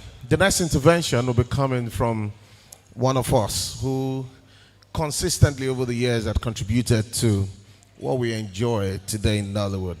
Ladies and gentlemen, the movie producer and marketer, Elder Adetunji Ojetola. Please a round of applause for him. Thank you very much. Thank you for all you do from that end and for all that he has transported to be. Can we still celebrate these legends? Let's celebrate them. Let's celebrate them. Let's celebrate. Yes, 5 minutes. Please keep it short and simple and straight to the point. Ekabo, sir. Yes, sir. To the point, to the point. Yes. The insurance lady came to me where I was seated, and I asked her I wanted the life insurance policy, and she laughed. I said, I'm 61, and she just smiled. I said, there are other policies, sir.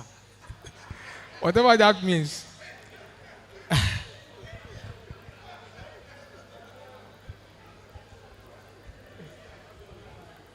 Good afternoon, ladies and gentlemen.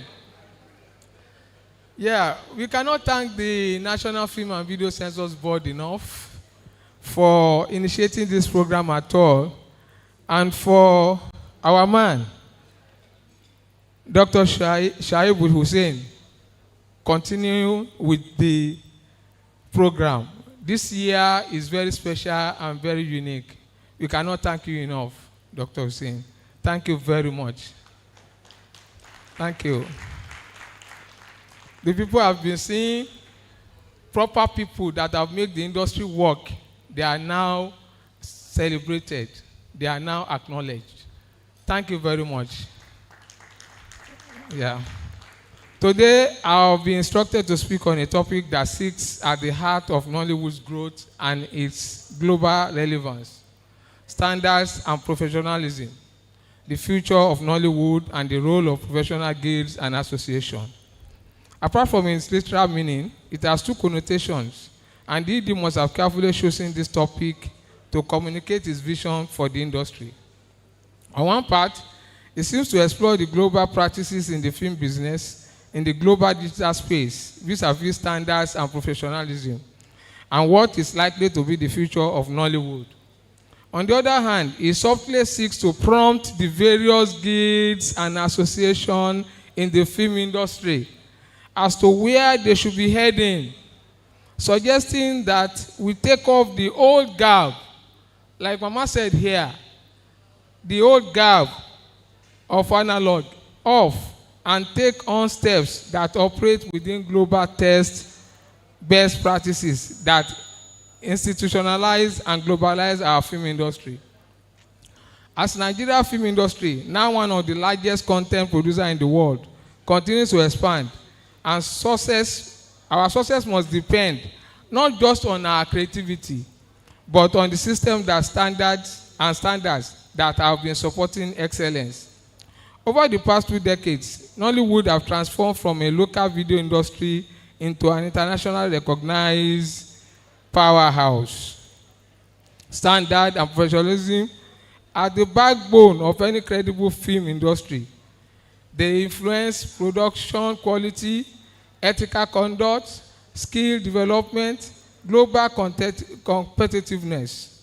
The application of the above will in no small measure determine the future of Nollywood, a future that is incredibly promising as we enter an era of higher budget production, global streaming, technology advancement, stronger storytelling. The role of professional guilds and associations, which is where this segment is all about. I'll be brief, just mentioning those topics, but this I will break it down. The role of professional guilds and associations. There is no doubt that the various guilds and associations in Nigeria film industry are the bedrock of what is today known as Nollywood, an acronym for the Nigerian film industry, who have played a critical role in shaping the industry.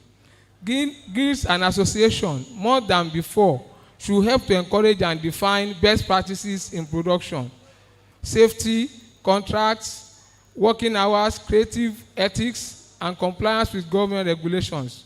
This will create a professional and stable environment for filmmakers.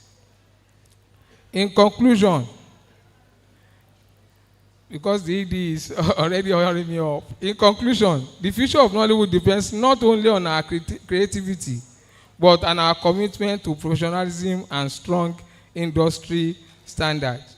As we continue to expand into major players in the global industry, professional guilds and associations must lead the way, training our practitioners, enforcing ethical conduct, protecting creative rights, and shaping policies that support sustainable growth. By embracing professionalism and supporting our guilds, we ensure that Nollywood not only thrives today, but becomes a world-class industry for generations to come. Thank you.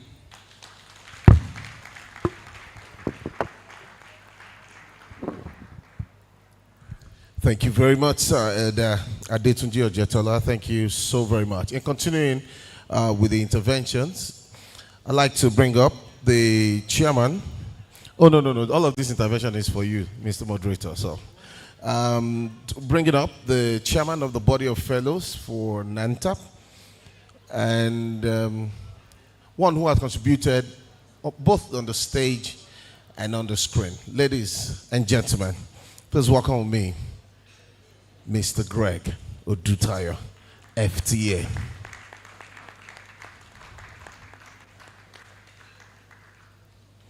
If you have seen Debbie's series, yes, there's a man behind it. Welcome, sir. Good evening, distinguished ladies and gentlemen. I would like to especially thank the National Film and Video Censors Board for putting this together. There is no better time to have this than now. Madam Mildred has said a lot of things I would like to say. I will first say that for me, I think to a large extent I'm qualified to do this intervention because as someone who has had the privilege of leading a major guild during a defining period, I have seen firsthand that Nollywood does not lack talent. It lacks systems. And professional guilds are the system that the Nigerian film economy desperately needs to stabilize, to regulate, and to grow sustainably. We always say that the filmmaking process or the creative industry has been democratized. Democratized in a very bad way. Everybody now goes on YouTube, they learn how to make a movie, and they are a movie maker. People go on YouTube to learn about medicine, they don't become doctors. But we have left our own industry open-ended for anybody to just walk in and become a filmmaker. We need to check that. Guilds and associations were created to protect standards, professionalism, and welfare. But what have we done with that? We have weakened it by fragmentation, politics, and lack of capacity. How many of us in this hall belong to any guild and association? How many of us? Maybe like a third of the hall. We are our own greatest problems. We cannot say that we love the industry and we are not interested in the guilds and associations that are supposed to help regulate the industry. We have too many splinter groups, and we'll always say it. When I was president of NATAB, there was always that issue. The ministry will always come up with that excuse. You guys are too many. You are too fragmented. Who are we going to talk to? Who are we going to invite? That is their own excuse. But we are the ones who have given them that excuse to ride on. We have weak enforcement. A lot of the guilds and associations have codes of conduct, but they are not binding. Like I said, anybody can wake up and become a filmmaker. Poor capacity.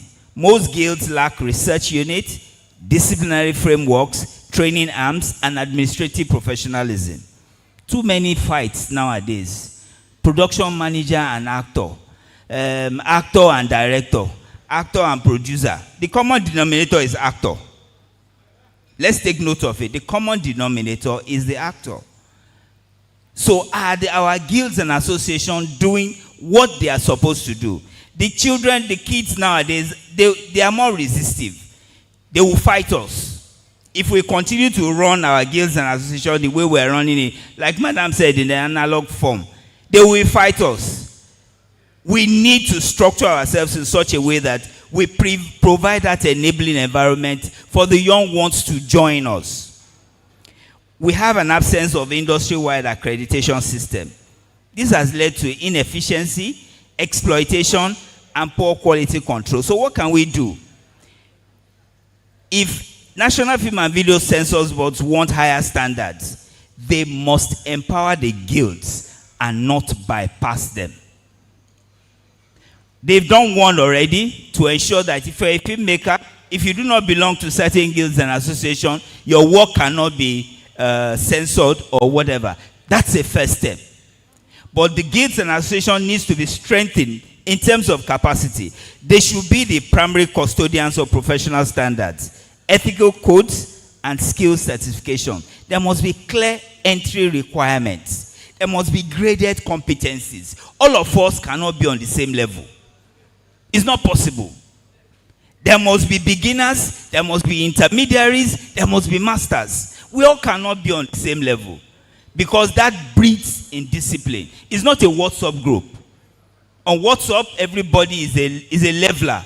The guilds and associations cannot be a leveler.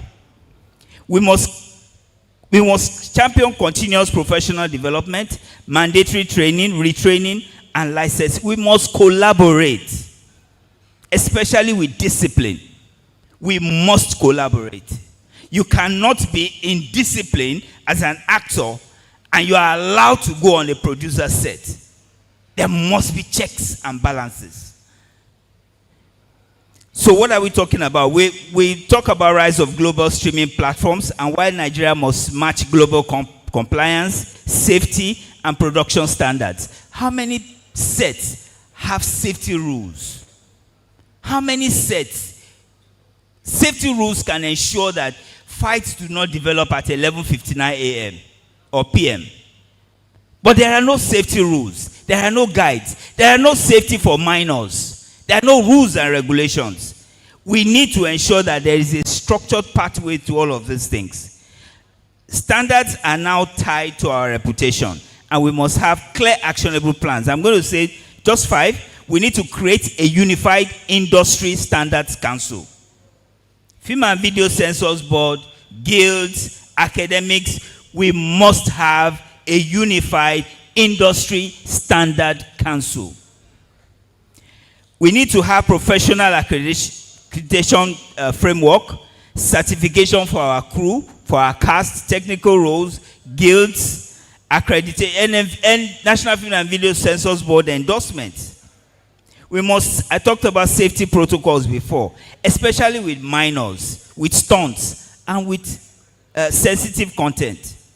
We must strengthen guild governance, professional secretariats, transparent elections. There are some guilds. I was president of NANTAP over 13, 14 years ago. Some presidents were presidents with me. They are still presidents today. How do you want the young ones to come in? They already know that you are there forever. Come, do your tenure, go. Leave the space for the next person. If it is 3 years, do your 3 years and leave. Whatever you cannot achieve in your first tenure or second tenure, you cannot achieve it even if they give you 10 tenures. We must have financial accountability. A lot of our gigs don't have financial accountability. A lot of our gigs don't have small structure of how much comes in, how much goes out. No audit, nothing. We can't continue like that. We must reduce our dependency on big personalities. Big personalities currently occupy the guild heads. We need to democratize that process and ensure that everybody can come in. We must provide for NVFCB annual reports on our membership, annual reports on our skill gaps, annual reports on production trends. We can't continue to exist as an analog industry and expect that every other person will move with us. We need to give government real-time insight into our sector so that when they talk about us at that table, we are comfortably sitting there. If Nollywood is to compete globally, we cannot continue to operate like a village market. The future belongs to industries with strong institutions, not strong individuals. Our guilds and associations must rise to this responsibility, and today is the moment to redefine them. Not as clubs, but as professional regulators, setting the standards that will shape the next years of Nollywood. Thank you very much.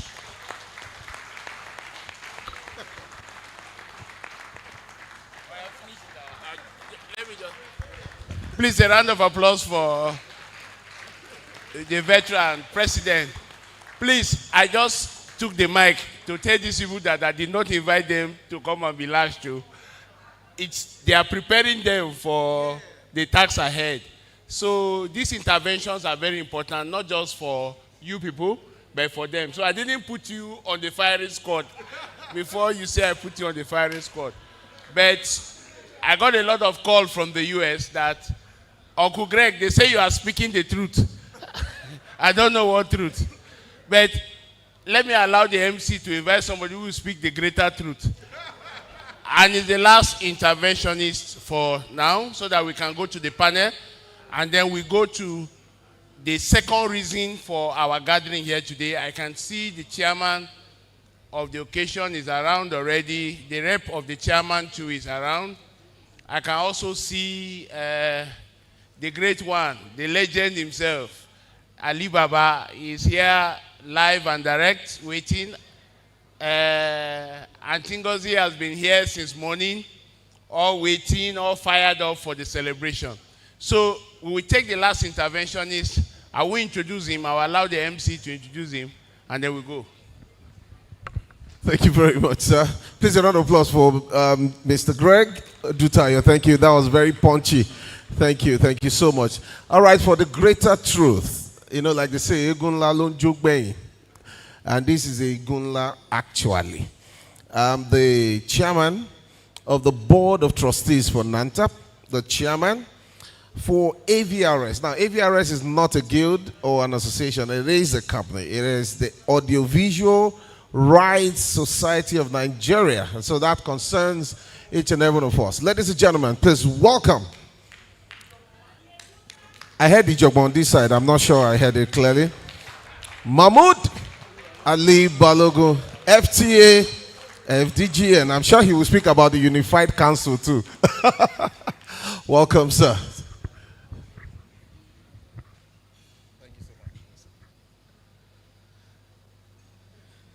Ha. Say Abi Jogmo Abi. Really, I must appreciate Dr. Shaibu saying for his consistency in bringing us together. This is his second time. It's not mean fit really to get this gathering of Nollywood people. We all know what has transpired in the past. But I commend him and his team. As well as the government also for listening, so to speak, and picking at least some relevant people, right, that know one thing or the other about our industry. Unlike when I know me with my big mouth, like some jokers we've had in the past.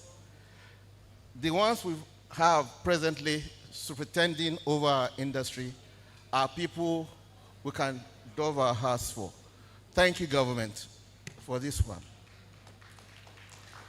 Right. Mildred, Greg, Elder Tunji, they've said everything, so to speak, right? And you all know that I'm Mr. Structure in the industry, Mr. Need for professionalism. Like they've all mentioned, the industry is not an all-commerce affair. They've talked about the role of guilds and all that. But beyond what they've said, really, like one person asked, how many people here actually belong to guild beyond just paying the dues, you know, actively participate in guild activities, right? If you look at the faces here, they are the same people I've been seeing in almost 30 years, right? I was NANTA president over 30 years ago. I've been involved in the emergence of guilds and associations. But one thing is clear, is the same people. Look at Babu Otu there. Babu Otu has been there. I'm not talking as guild head or board or anything. He shows up. The young people we are talking about, where are they? No, raise your hand if you're a young person. Let me see. Look at 18 or so. 18 or so. Right?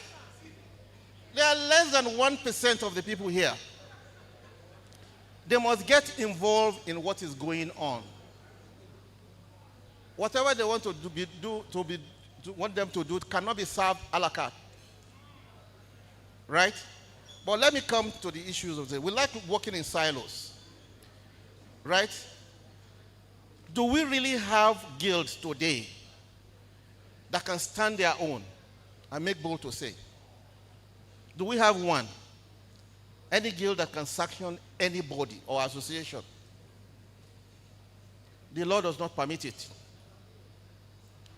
For us to have a body that can actually represent us for ourselves and for those we work with, those who we want to do things for us, there must be a law.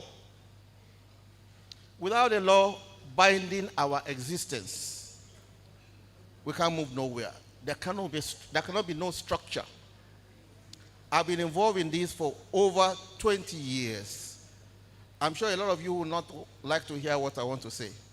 Mopicon, whatever name you want to call it, Federation, Mopicon, Union, or whatever, it has to exist, backed by law.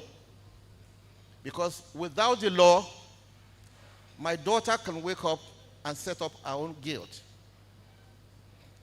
Right? So if we don't have that kind of structure, we can't move forward.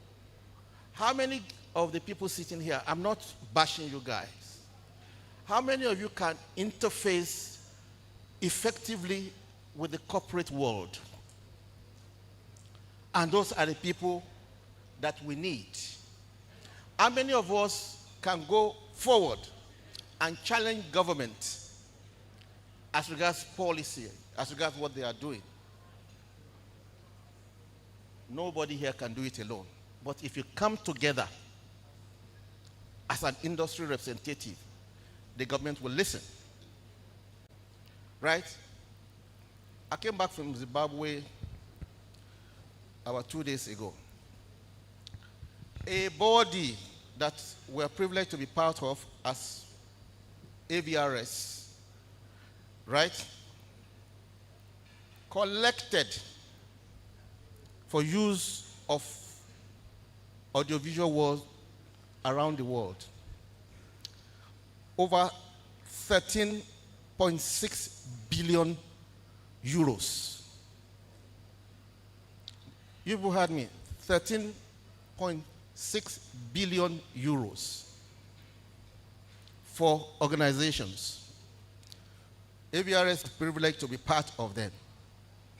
But how many people here belong to AVRS? That is the Audiovisual Rights Society of Nigeria. We are going to get our own share of that money, right? But how were we able to achieve that?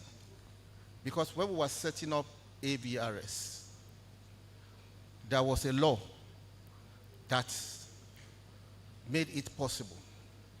AVRS would have died today if there was no law backing it. I'm imploring all of us here, to stand with the guild heads, whoever they are, right, for us to have one body.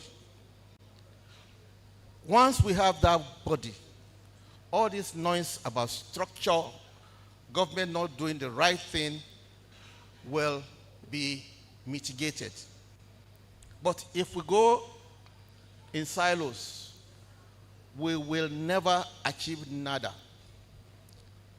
Let everybody join one guild or the other, right? Particularly the young ones. I've been in this industry for over 40 years. I've been singing this same song, right? I'm seeing faces that have been in trenches with me. I'm appealing. I'm not saying anything about structure or no structure. There's a need for us to come together. People keep mouthing, oh, filmmaking is collaborative, is this, is that.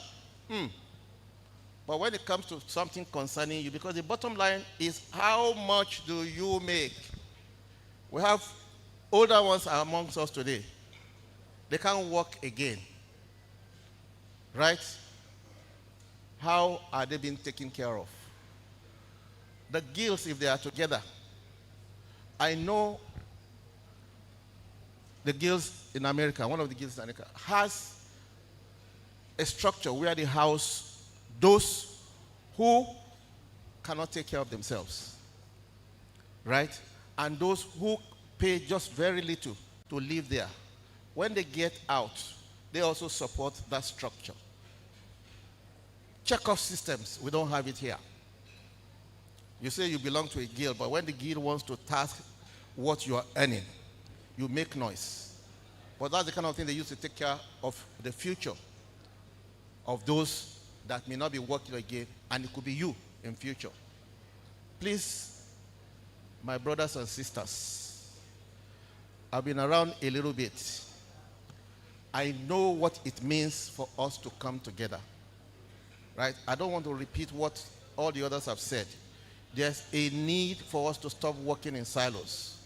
And again, I appeal to the young ones. Noise making. Everybody knows I'll be monitored. Noise making. Noise making. Those of you there, Yoruba actors, producers, right? Yes. Now, no me say I'll be monitored. Let's listen to ourselves. Seriously speaking. I know you people have a very strong body, but everybody must come together. We must fight for a law that will put us together with what Mildred, Greg, and the elder have said, so that we use it to better our industry, for us to get better for ourselves and for the country. Thank you so much. Thank you very much, sir. All right, Big Sam, we're back to you. The intervention and, of course, the leader. So let's see what we can do in the next 30 minutes. We'll be fine. Thank you. Okay, good afternoon, ladies and gentlemen. My name is Big Sam, as some of you know. It's a privilege to be here, just like everybody. I'll stand on a system protocol and particularly also say well done to Dr. Shaibu Hussaini and congratulations for putting this together. So I'm going to have to ask for each member of this panel to introduce themselves. I don't know if you could help me with the mic, sir. So can we pay attention to who they are and the guild that they belong to? I'm Adeniro Makinde. I'm the president, National Association of Nigerian Theatre Arts Practitioners, NANTAP. I am Ambassador Saheed Balogun. I am the president of the Golden Movie Ambassador Association of Nigeria and currently the chairman of Federation of all heads of guilds in Nigeria. Okay, I'm Ambassador Dr. Queen Blessing Ibigesin, the national president of the Association of Movie Producers. Good afternoon, everyone. My name is John Aduloju, and I serve as the president of the Cinematographers Society of Nigeria. John Aduloju. All right. All right. My name is Uche Abo. I'm the national president of the Directors Guild of Nigeria, DGN. My name is Joy Osawa Akinyemi, national president of the Creative Designers Guild of Nigeria, CDGN. I am Dame Daisy Maduchikwendo, national president, Guild of Elite Motion Picture Creators. My name is Emmanuel Ogogoa. I am not a president. I am the chairman, Board of Trustees, Actors Guild of Nigeria. My president is not here. Okay, let me start by asking the obvious question. I will ask Madam Blessing this question. And after that, I would like Mr. Said Balogun to second. Don't you think we have too many guilds and associations? I don't know why they always ask me this question in all the forums I go to. For starters, you cannot stop people from forming associations. Like Oga just said,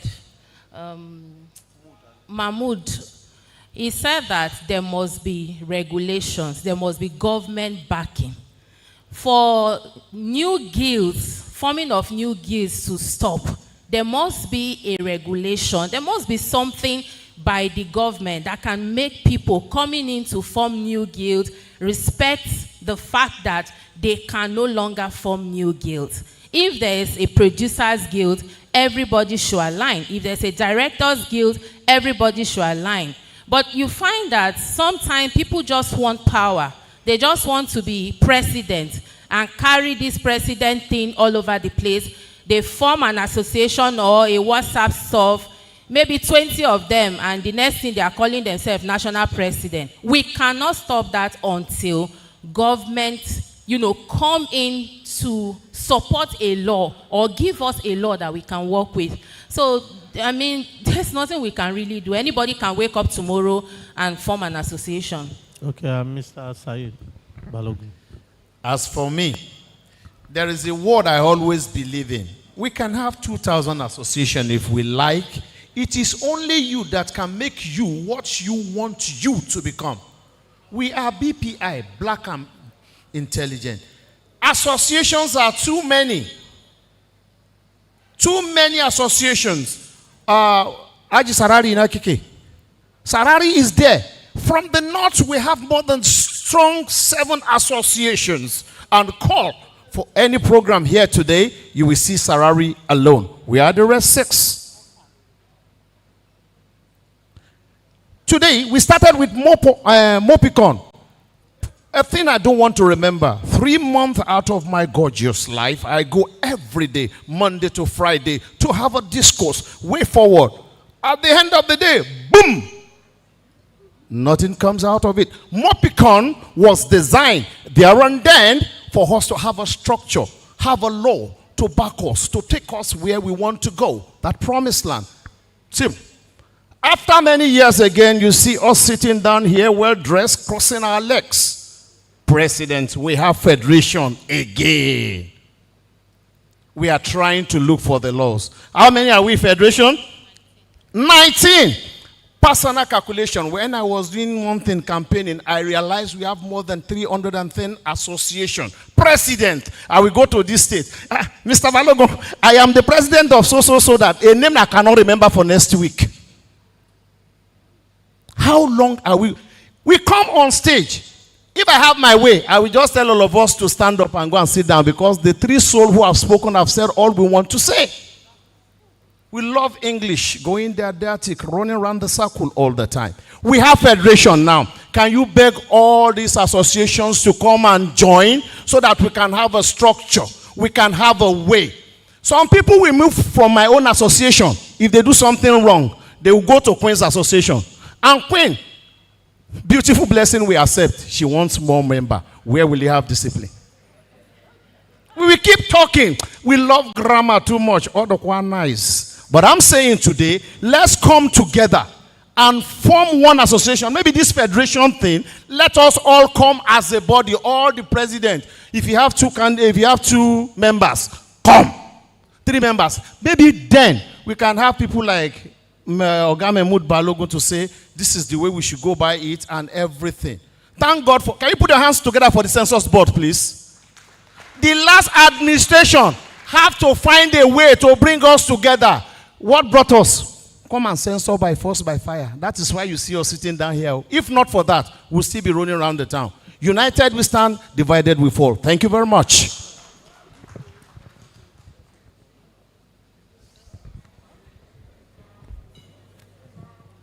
Okay, my next question is for Uche.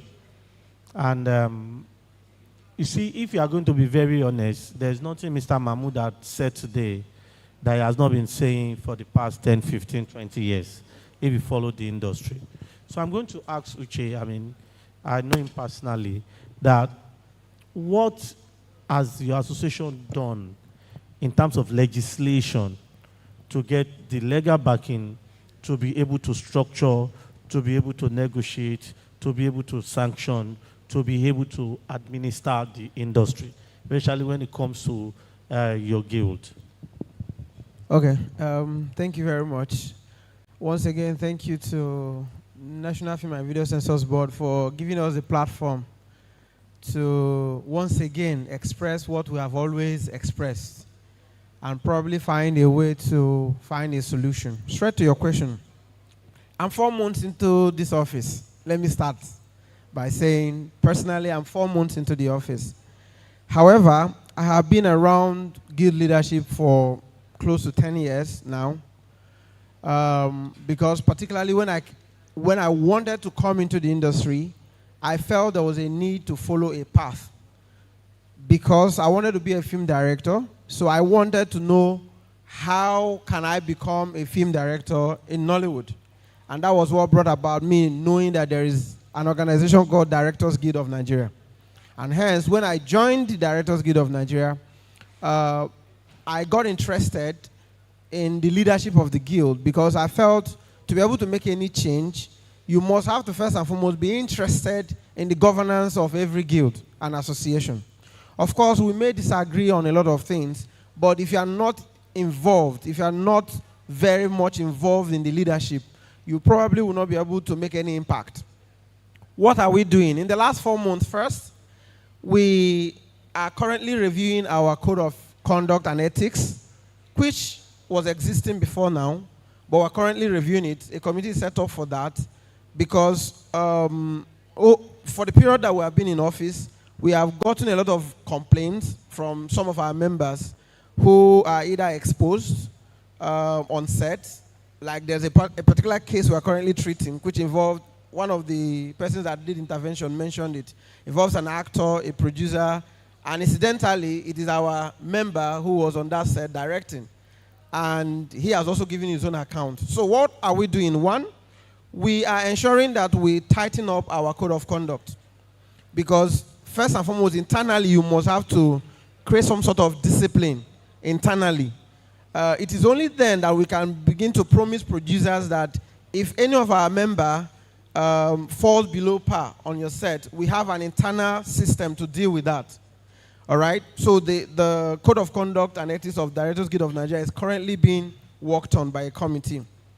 Secondly, we have also been able to reach out to other guilds and associations, because we believe that, like one of the persons that also intervened mentioned, as one body, we're not going to be able to impact too much, right? Until we're able to collaborate with other heads of guilds and associations. And so there are certain information that we'll receive. We'll reach out to the Producers Guild, or we'll reach out to the Actors Guild. So we have been trying to establish that administrative structure, so that we have a unified font. That is another part of one of the things we are doing. Also, we have paid visits to some of our government agencies. Particularly, I've been trying to get access to visit CAC. The reason why I want to visit CAC, and let me say it here. Yes, the Constitution says that everybody has a right of association. But can we be honest? Right now, in Nigeria, I know of about 3 or 4 directors' body that had registered after Directors Guild of Nigeria had registered about 26 or 27 years ago. Some of them are breakout because either somebody got pissed that the process of getting admission was too strenuous for him, so he went and formed his own guild to become the head. Yesterday, somebody sent me another letter telling me that there's another body that is about to launch end of this month, and CSC has registered them. So what we are trying to also do is to write to some of these government agencies and let them understand that, yes, we all have freedom of association. However, if you want to help the industry, you must start looking at what are the aims and objectives of these associations you are registering. Do we already have an organization that serves the same aims and objectives within the same industry? And if we do, why don't you advise them to align? Thank so you. These are some of the key things that we have done in the last 4 months that we've come into office. So you believe that the committee you have in place are working on getting legislation to back? Definitely. The Code of Conduct and Ethics is meant to be passed in the shortest period of time. When that is done, our members already will know that this is a defining way of internal discipline. Okay. Let me give it to Madam Joy. Why do you think young people are not interested in joining Guild?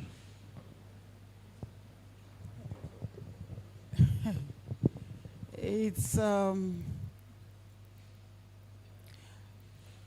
want to believe that the reason is they are not finding it comfortable.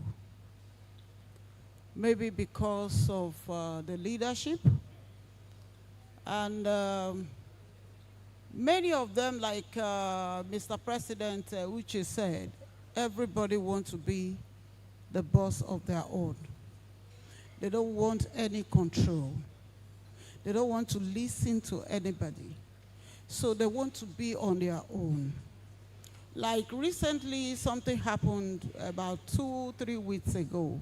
I decided to be mute about it. And when people were calling me, I said, did they tell you this person is my member? Or did this person open up to say, I belong to this guild? I can't keep taking paracetamol over another person's headache. You know, sorry, Madam Joy.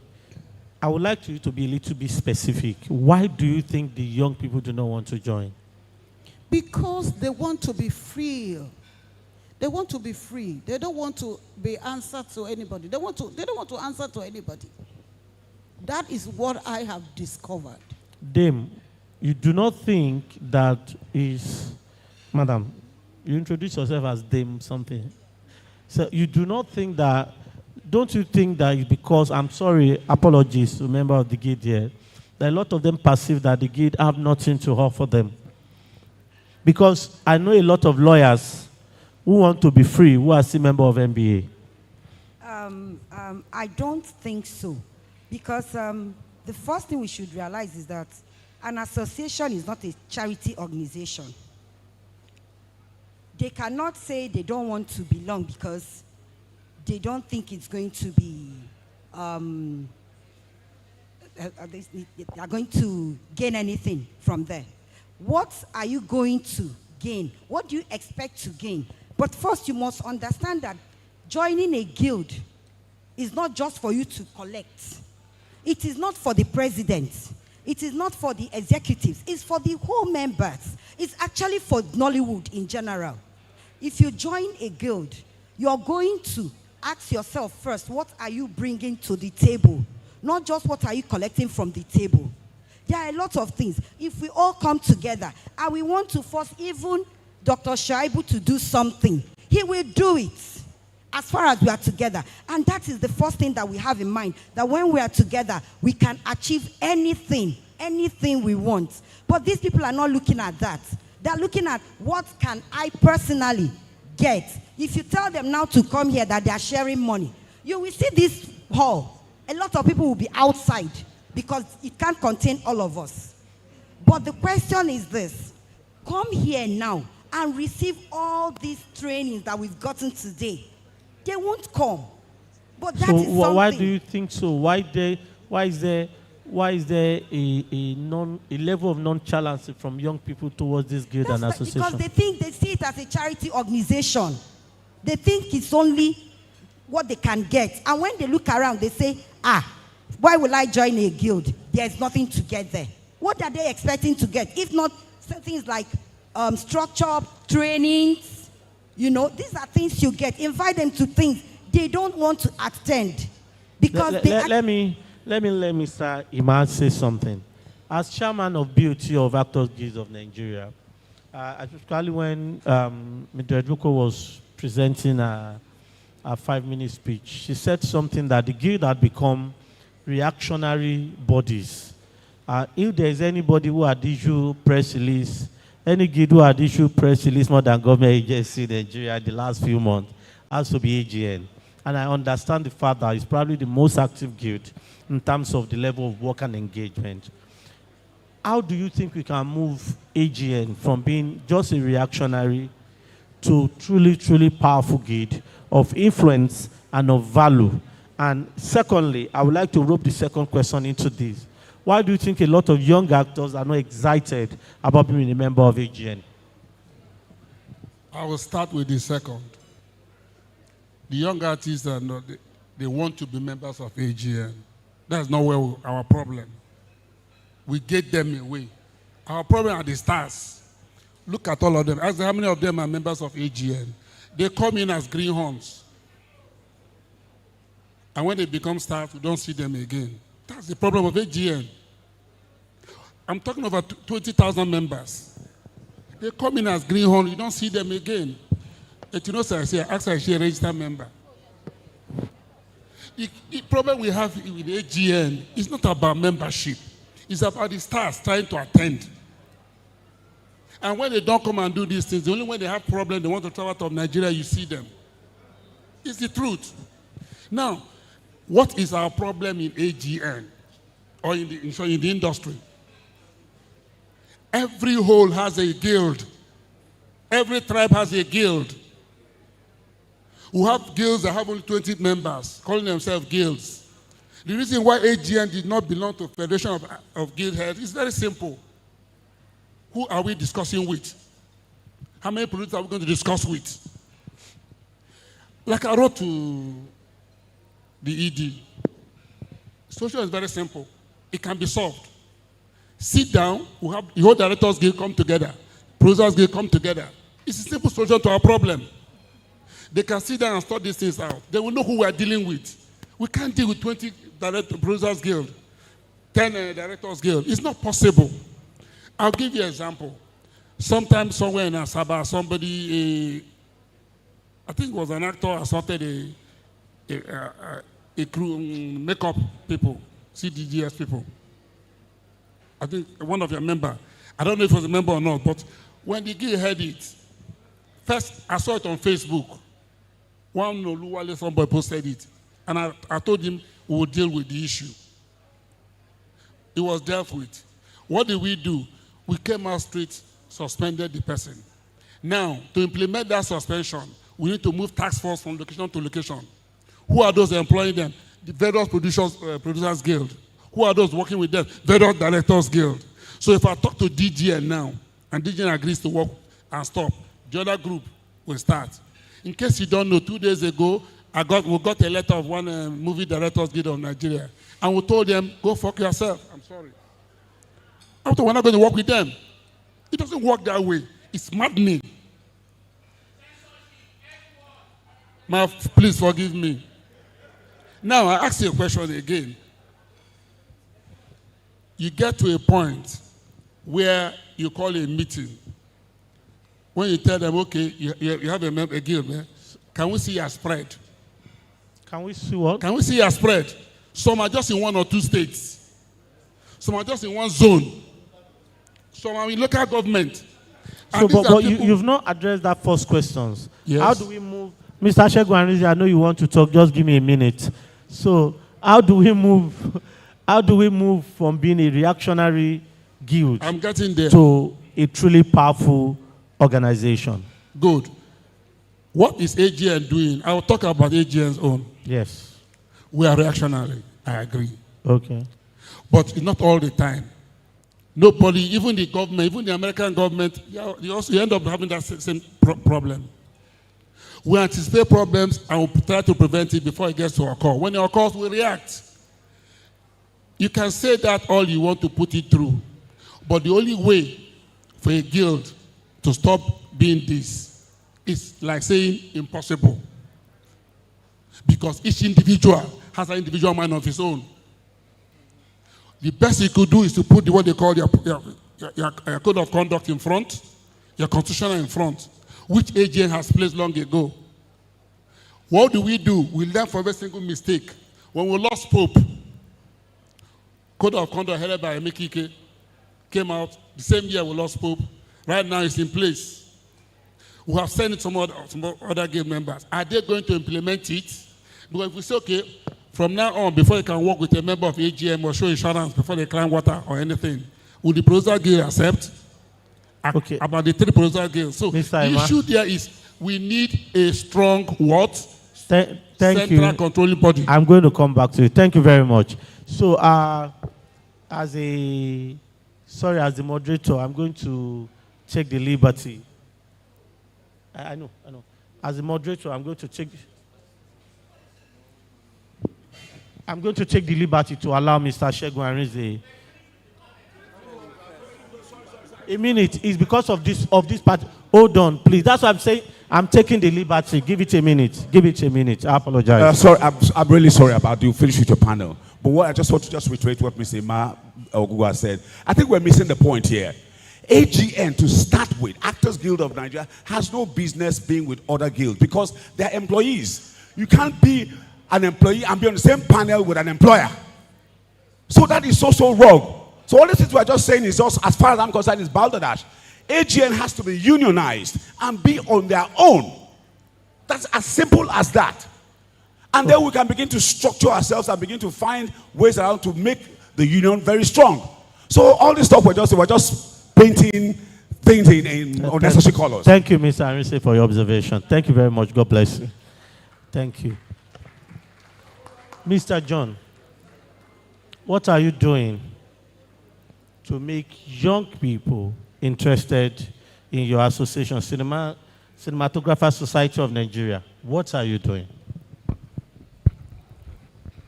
Thank you so much. A lot of people ask me that question about what we are doing, you know, and I think about 2 years ago, I had a meeting with the leadership of the guild and the BOT, and I told them, I said, we're going to restructure, you know, the guild. And the first thing we did was to fully register the CSN, you know, from being NSC. NSC wasn't registered, so we were done with that one. And we tried to move people away from physical cash transfer because there was a lot of fight and all of that, you know. Then when we had meeting, you know, we used to have meeting under a tree, pay to Mr. Lagbaja as our dues, and at the end of the day, no accountability. And I said, look, we are a society, we need to, you know, have a bank account. So every money goes through the bank account, even if you are going to, you know, if you are going to pay anybody $1, it goes through that account. So we started a survey February. Please give me just 2 minutes. We started a survey February this year, and that survey attacked the working condition. And I told them, I said, look, after this working condition survey, it will be so attractive for young guys to come in. Let's put our house in order first. Then it will be attractive to people outside, you know, to join. So we sent survey out, and about 100 people, you know, participated in this survey. About 82% are in Nigeria, and about 18% from diaspora. So you are saying, in essence, that what you are doing to attract young people is you are putting structure in place. We are putting structure in place. So how does an average young person outside of the guild know that structure is being put in place? So at the end of the day, you will see it. It will be glaring. It will be glaring when it comes to contract. You know, one of the survey, let me take you back. It's not yet published. One of the surveys says that about 13% of crew actually sign contracts. All what they do is informal agreements. You understand? So we are going to come in here, you know, learning and development is another thing. And I think Mr. Mahmoud has, you know, spoken about this also. We need training, you understand? And in the past 1 year or 1.5 years, we've partnered with, please permit me to mention names. We've partnered with people like Canon, we've partnered with people like Ari to organize training here and there. We've also partnered with Nigerian Film and Video Censor Board to take this training to the north. So that's part of what we are doing to attract young generation. And this year alone, we've had about 15 A-list DP in Lagos that has joined the association. Okay, thank you very much, Mr. John. I was impressed to hear of NANTAP because it's been so long I've heard of NANTAP in the industry. And it's been so long too that we've been hearing of them. So I'm going to ask a simple question. In what way is sanction effective for NANTAP? If there is one core thing that NANTAP has achieved over 30 years plus, is the ability to keep the members together. Ability to keep them together, irrespective of all the challenges. But here is what is for me regarding all that we are handling now. Mr. Mahmoud Ali Balogun mentioned structure. It is in two ways. The structure for the individual guilds and association. The other way, the structure in relating with the government, with these associations. We have passed the era where the leadership of association or guilds are not exposed to leadership training before they mount that saddle. It's becoming very dangerous. And that's why all the challenges, the guilds or association are not anymore attractive to the young ones. In the first place, this is an industry where expertise is required. You cannot tell the cinematographers to get together with all other associations without having their own special guild, because it's a special area. Same thing with actors, same thing with costumers, same thing. So it will, but what is the status of each of these guilds? What is their registration status? This is where law comes in. See, it is easy to go and register with CAC. CAC too wants to make money, revenue back. So what is the status of that registration? And this is where government policy, the ministry that is in charge of our industry, becomes relevant. You cannot be operating, the government cannot be operating with an individual in the industry. So you are not addressing my question. I spoke about sanction. Yeah. That in what way have you been able to use sanction? That is one. And as NANTAP, one of the oldest association around, what have you done? I like what AVRS people have done with legislation. And I don't know how long they've been in existence, but I don't think they've been in existence as old as NANTAP. I don't think so. So what have you done in terms of legislation? And in what way terms have of you, what? legislation to back up the association? Yeah. So, okay, when I say legislation, this is what I meant. You cannot practice a law. You cannot practice as a lawyer if you are a member of MBA. You cannot practice as a doctor if you are a member of NME. So, I mean, same thing with a lot of associations that we have. What are you doing legislation-wise, and in what way have you been able to use sanction effectively? The way I will answer that is that, first and foremost, you will notice that there is no other association in terms of stage, apart from other distinct, in Nigeria, apart from NANTA, right? That's one.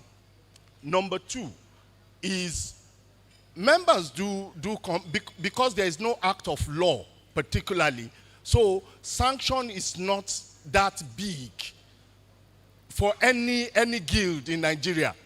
But we have the approach of intervention between members. You may not hear, for that long, you may not hear litigation about member or between members. They report. When you choose to report your case to NANTAB, right, what we then take up is we do the engagement. If it is legal issue, because all of you are within the same range, we can talk it through. If we can't talk it through, then we let you see the implication of going to law, because at the end of the day, an act of law is needed, right, to help everybody proceed. And these are the things we do in terms of sanction for members.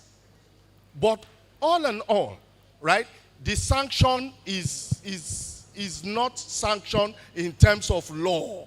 It is sanction in terms of that personal or institutional agreement. Okay, Thank you very much. I have a question. You know, in the days of Asaba and all those people, there was no law, there was no legislation.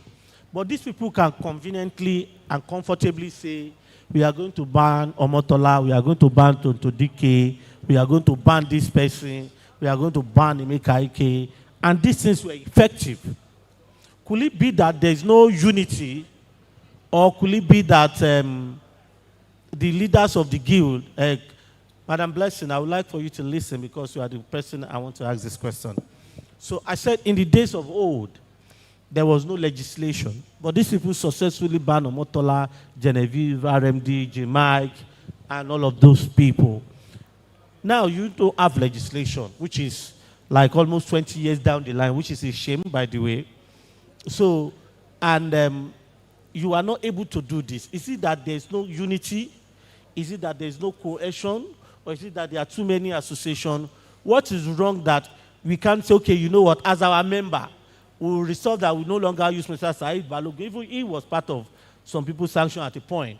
And that sanction took place simply because those guys were together, not because they had legislation. What happened? Why are we still heavily relying on the power we don't have yet to be effective? When the days of old, they also did not have that power and they were effective. I'm talking to you as a member of, as the president of Movie Producer Association of Nigeria. Okay. It is good that you use the example of Omotola, RMD, Genevieve, and the likes. But you remember that that period, marketers were God in this industry. So as a producer, if a marketer says we have banned this person, and you go and shoot a movie with that person, they won't take it. They won't sell it. So because you know your movie will not be taken by the marketers, you must obey what they say. So I think that was why that law was, strong. And, but for today, if the Producers Association says, don't work with this actor, there are a lot of producers that are not our members, that they are just independent. They can decide to shoot with that person, and the person will still be working. Okay, 1 minute, Mr. Give it to Mr. Balogun. Thank you. Sorry, she has answered it. I just want to answer Mr. Shegun Arinze. I'm sorry. He came here, he said, actors are alone, blah, blah, a round of applause. And I wanted to ask him, cinematographers, the association, they should stand alone because you are being paid. The creative departments like the makeup, they should stand alone because they are being paid. All we are saying is, let's have one Actors Guild in Nigeria. Let's have one DGN. I was trying to move away because I don't want people to say we don't want to join them because they want to put us under somewhere. Let's have one cinematographer like we have the NANTAP. 111. Anything that has to do with actors, they know where to go under one umbrella. But if you say, because Mr. Balogun, I'm coming, actors cannot censor, you move out. Then cinematographer, if they produce, can they censor? No, they have to move out too. So we need to watch it. Please, may the Lord bless you. Mr. Emma, you clearly disagree with Queen Blessing.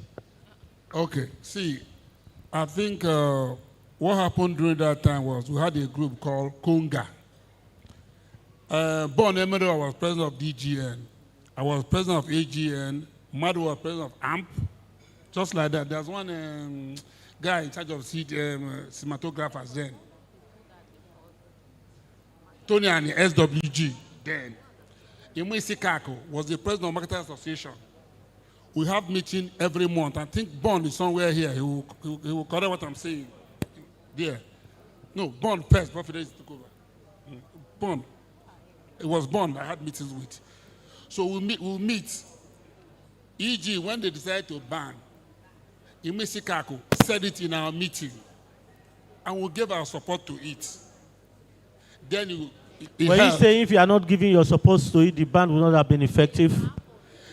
I don't know, because that issue did not occur. So I won't tell you what did not happen. The issue was that case was presented, it was right. When it was lifted, it was also discussed the same way. When it was lifted. I was lifted under, I think, under Fidelis Duka, that was lifted. The ban was under Bond, lifted under Fidelis Duka. Then. But what were the reasons? Reasons were clear and cut.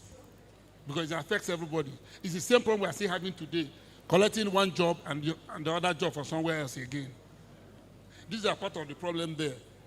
Why is it not happening now? Okay. Sorry. Let me quickly say that. It's okay that he's giving history of what happened. I didn't know the history, but I'm telling you the fact.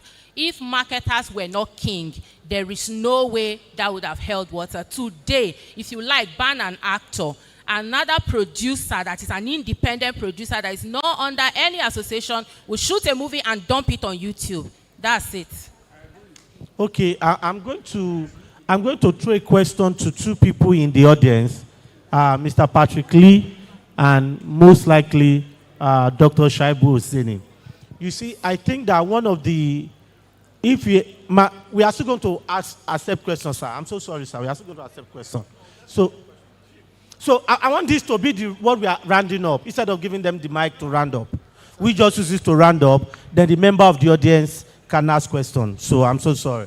So give me a minute. So we came to a conclusion based on this conversation that power, economic power, is one of the driving force of guilt, and sanction is a disciplinary measure to use to bring people to order. Mr. Patrick, Oga Shaibu, is it possible that despite lack of legislation for cinemas to say, you know what, if we see this particular actor, we will tactically not distribute the movie because the person had been banned by XYZ association? Now, Oga Shaibu, is it possible? Do you want him to no, respond? I'm asking the same question. I'm asking them the same question. Would you want them to respond? I want them to respond, Okay, yes. so- So, Oga Shaibu, is it possible that despite lack of legislation, because you are also trying to support the guild and put structure and order in place, and say if XYZ association bans something, even though we might not officially come out to say we have accepted the thing, we will not censor the film because the actor or the director or the DOP that has been banned by XYZ guild is not effective. And I'm also going to throw the question to some member of the association. As a producer, you will say, I will not engage you as an actor if you don't have certification of AGN. I will not engage you as a DOP if you don't have certification or registration card of DGN. Do you think such level of informal arrangement can work in the industry? Mr. Patrick. Okay, I think that Dr. Shoaibu should actually answer the question first, primarily because he's our regulator. If he says yes, he will not censor the film, then I don't have any issue because the film will not come to me. So he needs to answer it first.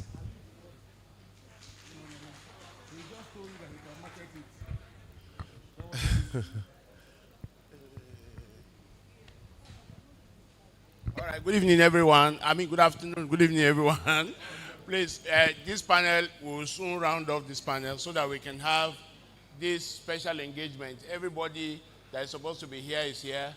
The chairman is already here and all that. But to answer your question, what the industry needs is a self-regulatory structure. But you find out that in Nigeria, anything that does not have the backing of government is not respected. So what me and my brother at the NFC, we are working on, is to have a self-regulatory structure. We are only members of that structure as observers. We don't have any role to play. We are working on a regulation. It's going to be gazetted by government. That regulation will give power to that council that you people are calling. That what if they say anything about the motion picture industry, it will be backed by us. It will be backed by government. But government will not dictate to them what that thing will be. For instance, if there is a policy by government that the industry does not want, the council will be our first step too. And if the council tells us that they don't want this policy for the industry, we have no option. And then if you're in the industry and they take a sanction against you and you talk, they have a right to take you to court.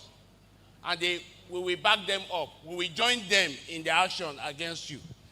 There are two examples that we are working with. AVRS, headed by Uncle Mahmoud Balogun. AVRS is run by the industry practitioners. They appoint their chairmen by themselves. Board members do AGM and the rest. Government only gives them backing through the Nigerian Copyright Commission. These people have taken the best hotels in Nigeria to court. And the reason why the judges will hear them is because they have a backing. There's a law establishing them. So we are going to do that regulation. The reason why it has not worked in the past is because those who wanted to do it for our industry wanted to overload the industry. They wanted to be the ones to appoint the chairman, secretary, and all that. But me and Ali, because we were here before and we are here now, we said no, it should be industry regulated. So when that one comes, we will have only one AGN. We will have only one producer body. Not that you cannot have your own sectoral body, so you can go and form association of producers, South-South, Southwest. But there will be one. And you don't have to be a president to be represented on that council. You will have an all practitioners congress and select one person that will be your representative. So if we have 10 guilds, because there's one new one now, Guild of Educators. If we have 10 of them, they will form a council. They are the ones to choose and just inform us that this is their ESCO. When they are calling a meeting, we only go there as observers. So that when they say that, oh, they want to remove the Minister of Culture, we say, no, this one is not within your power. This one has nothing to do with the industry. So help us to get to that stage. That regulation will come out as soon as we also get our own amendment. And this is to answer to all of you. I don't like the word censorship. Since I got into census board, I don't do censorship. What we do is classification. So we have gone to National Assembly. We have gone to National Assembly to get our law amended. And by the time they give us the approval, we will have a new name without censorship. So, Shaibu, are you saying without that legislation, there cannot be any informal arrangement to be able to maintain law and order? The thing is that we don't respect informal arrangement in the industry. If you ban one person today, if you say, okay, the person who took people to location without insurance, and people buy there, and they now say, hey, stop working. AGN even said nobody should work. But in Port Harcourt, the following day, while they were still mourning people, they were working. Another producer was producing. Another director was ready to crank camera. But if we get to that stage and we said, we have blacklisted you, you will not practice. If today, Nigerian Bar Association, if they put you on the blacklist, you will only just go to magistrate court and be doing charge and bail. You can't work. If vulcanizers in Lagos, if they blacklist you, nobody will near you. They will make sure that they drive you from that point. So why can't we? Look, this is a profession. It's a profession. It's no hobby. We are going to celebrate people who are 50 and 60. None of them have, if you check their age, some of them started acting at 22. So put 22 plus 50. They will have put in over 28 years of their life. It's a profession. Let people not just come and think it's a, yes, all comer.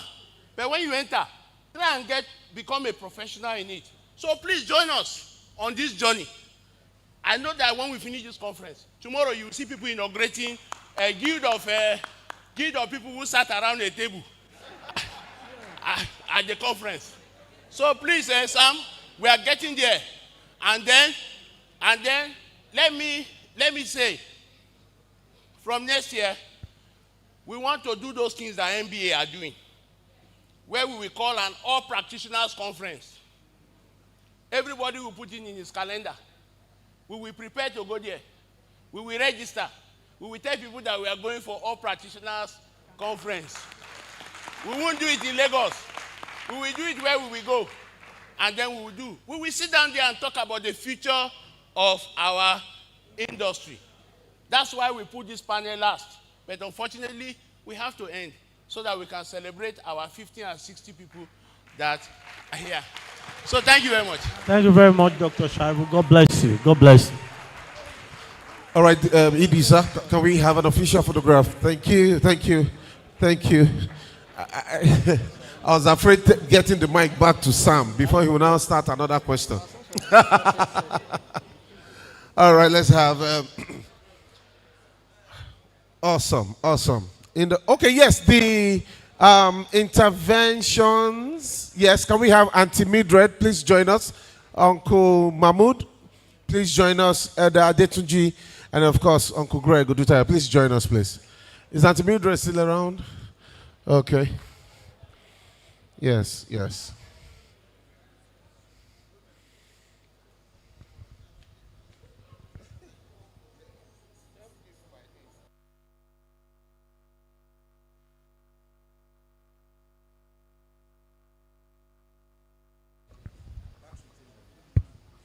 This looks like an industry council. Awesome. All right, distinguished ladies and gentlemen, while we round off on that picture, it would be another 5 minutes for us to round off, the sessions. Well done, sir. Thank you.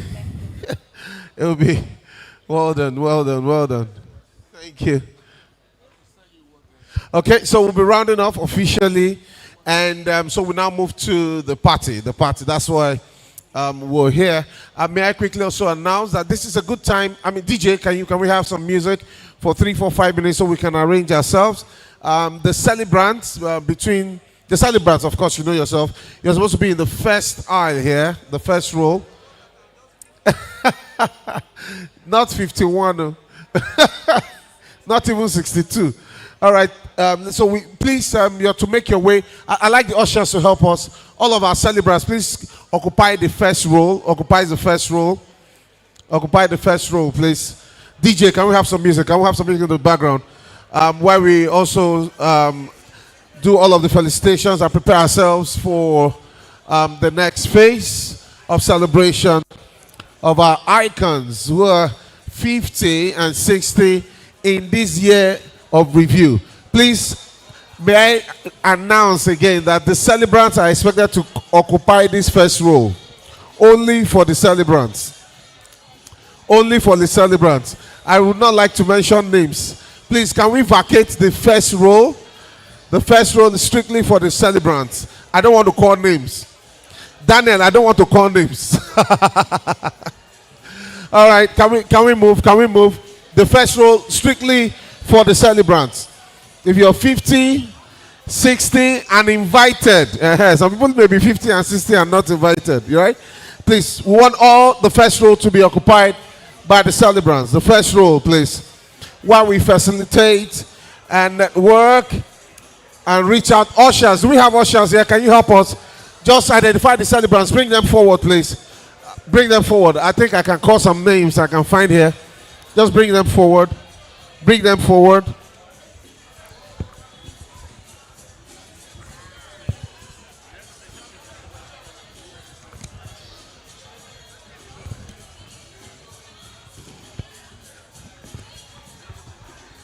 All right, can we do that? Uncle Francis Onwuche.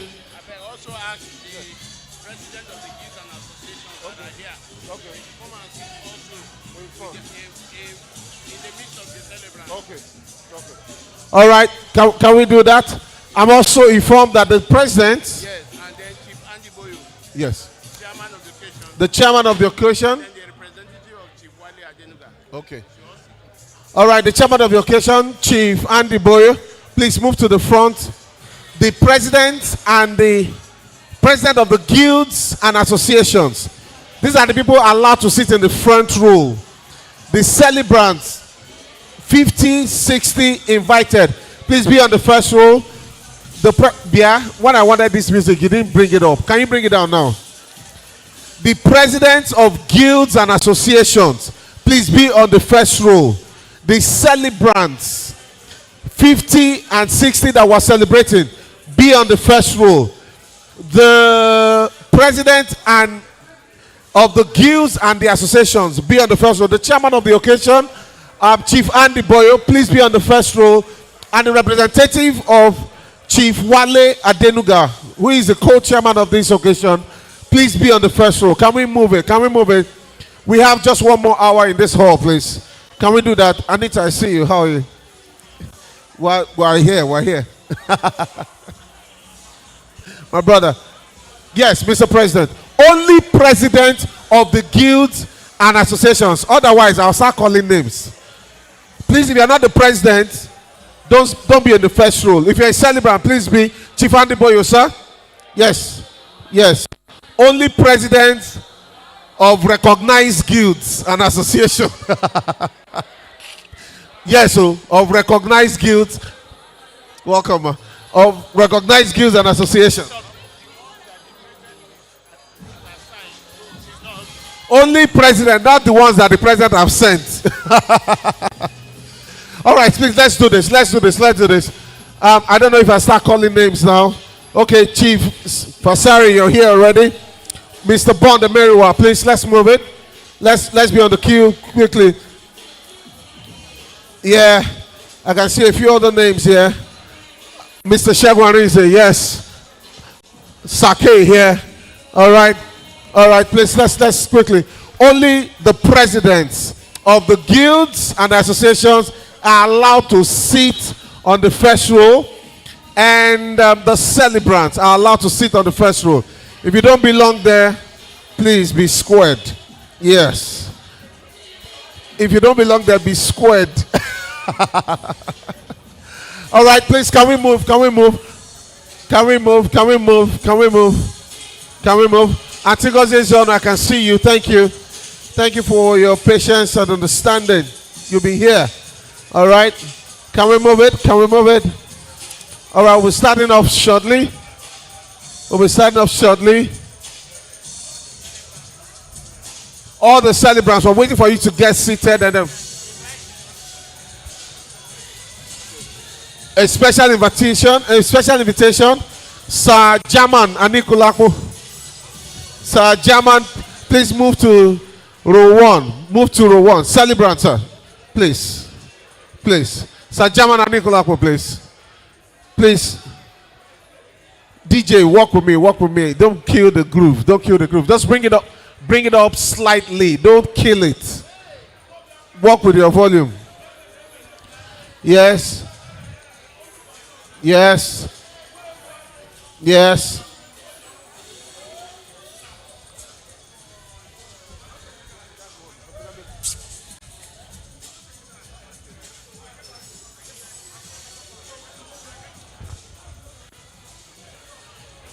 All right, so we expect Alibaba on the first row too. Quickly, let's move it so we can start off. Antingos Zonu seated. Chief Francis Onwoche seated. High Chief Chimdi Chama. Steve Gukas. Black Arrow, is that someone's name? Okay. Uncle Shegun Arize seated. Kingsley Ogoro Sake. Yes, we see you, recognize you, we celebrate you. Oluwase Ishiwoku, Afiz Ubelo, yes, I see you.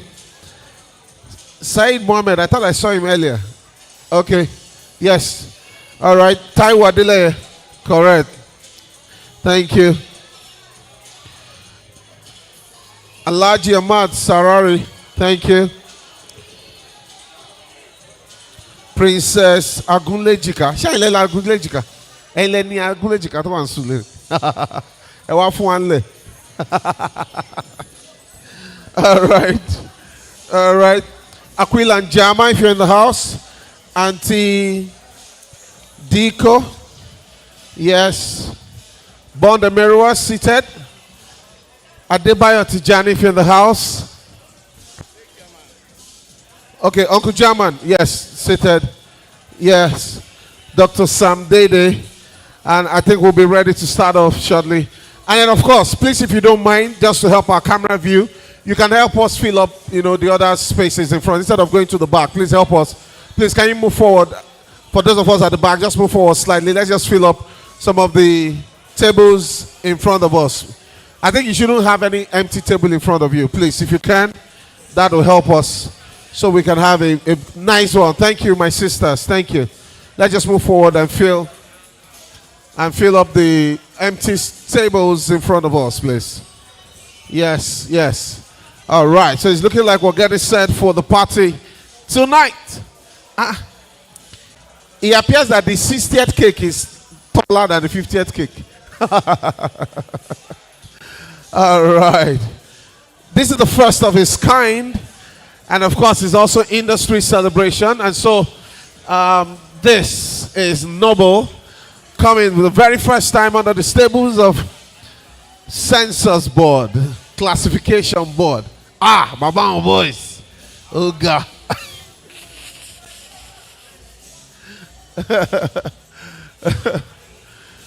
Yeah, so let's celebrate ourselves while alive. This is a celebration of living legends who had paid their dues, who had through thick and thin contributed to what was celebrated today.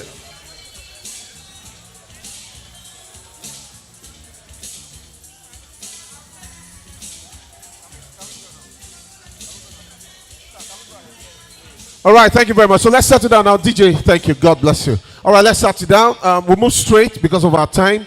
Like I said, it's exactly 5 on the dot. If you check your time, it's exactly on 5. We're hoping to leave here in less than an hour by God's grace. And so we'll start off with Isabella. How are you? Are you 50 yet? Isabella, they don't want me to talk. Please, DJ, Mike. Did you ask if I was 50 years old? I think... Yeah. You're not? I think I am, because I'm in the presence of very wise people, and it's rubbing off on me. The wisdom, the age, the money, the wealth, the health, because I'm looking at people who are 50 and 60, and they're walking up these stairs, they're not panting. Unaided. Yeah. So if that's what it is to be 50 and 60, then I claim it. I claim it. I'm sure you weren't expecting that answer. But it's truly an honor to be standing before all these legends, people we grew up watching as children, people we've admired over the years, and people who have stood the test of time. And I'm really glad that the NFVCB, under the leadership of Dr. Shaibu Hussaini, is honoring them, is giving them their flowers while they can still breathe, while they can still take it all in. So we just say thank you. Now, if you're standing up, you're wrong. Yes, I have the microphone. If you're standing, all right, you're can wrong. we settle down now? I think I start calling names now. Let's settle down now. If you're still talking, you're wrong. Yes. Let's settle down now. Let's settle down now. Can I call names? Auntie. Okay. Mark safety. Auntie Franca, Uncle Charles, the backbenchers. Please, can we move forward, Uncle Charles? We don't want you to spoil our pictures. Dan, you move from the very... Dan, how come you move from here to the back?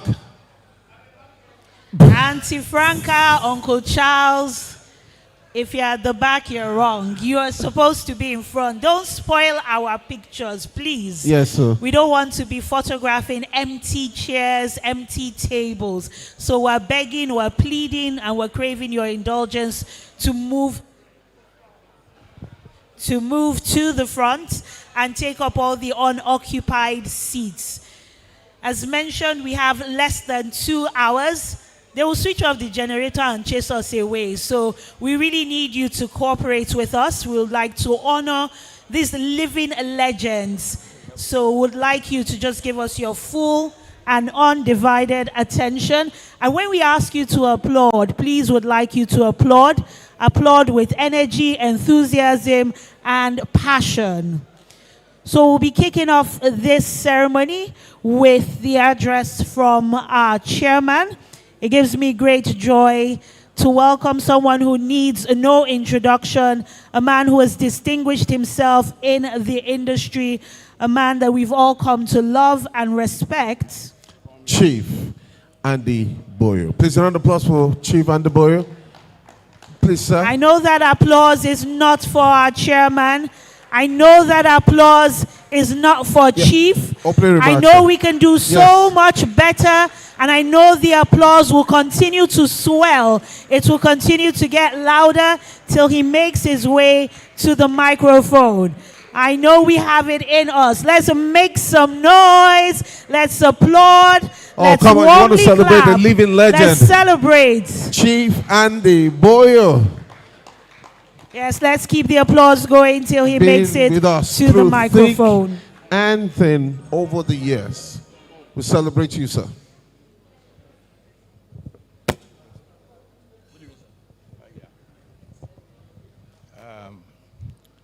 Sorry, I had to limp over here because I'm just recovering from an illness, and I'm not sound in health. But I had to come here to see people who are getting old.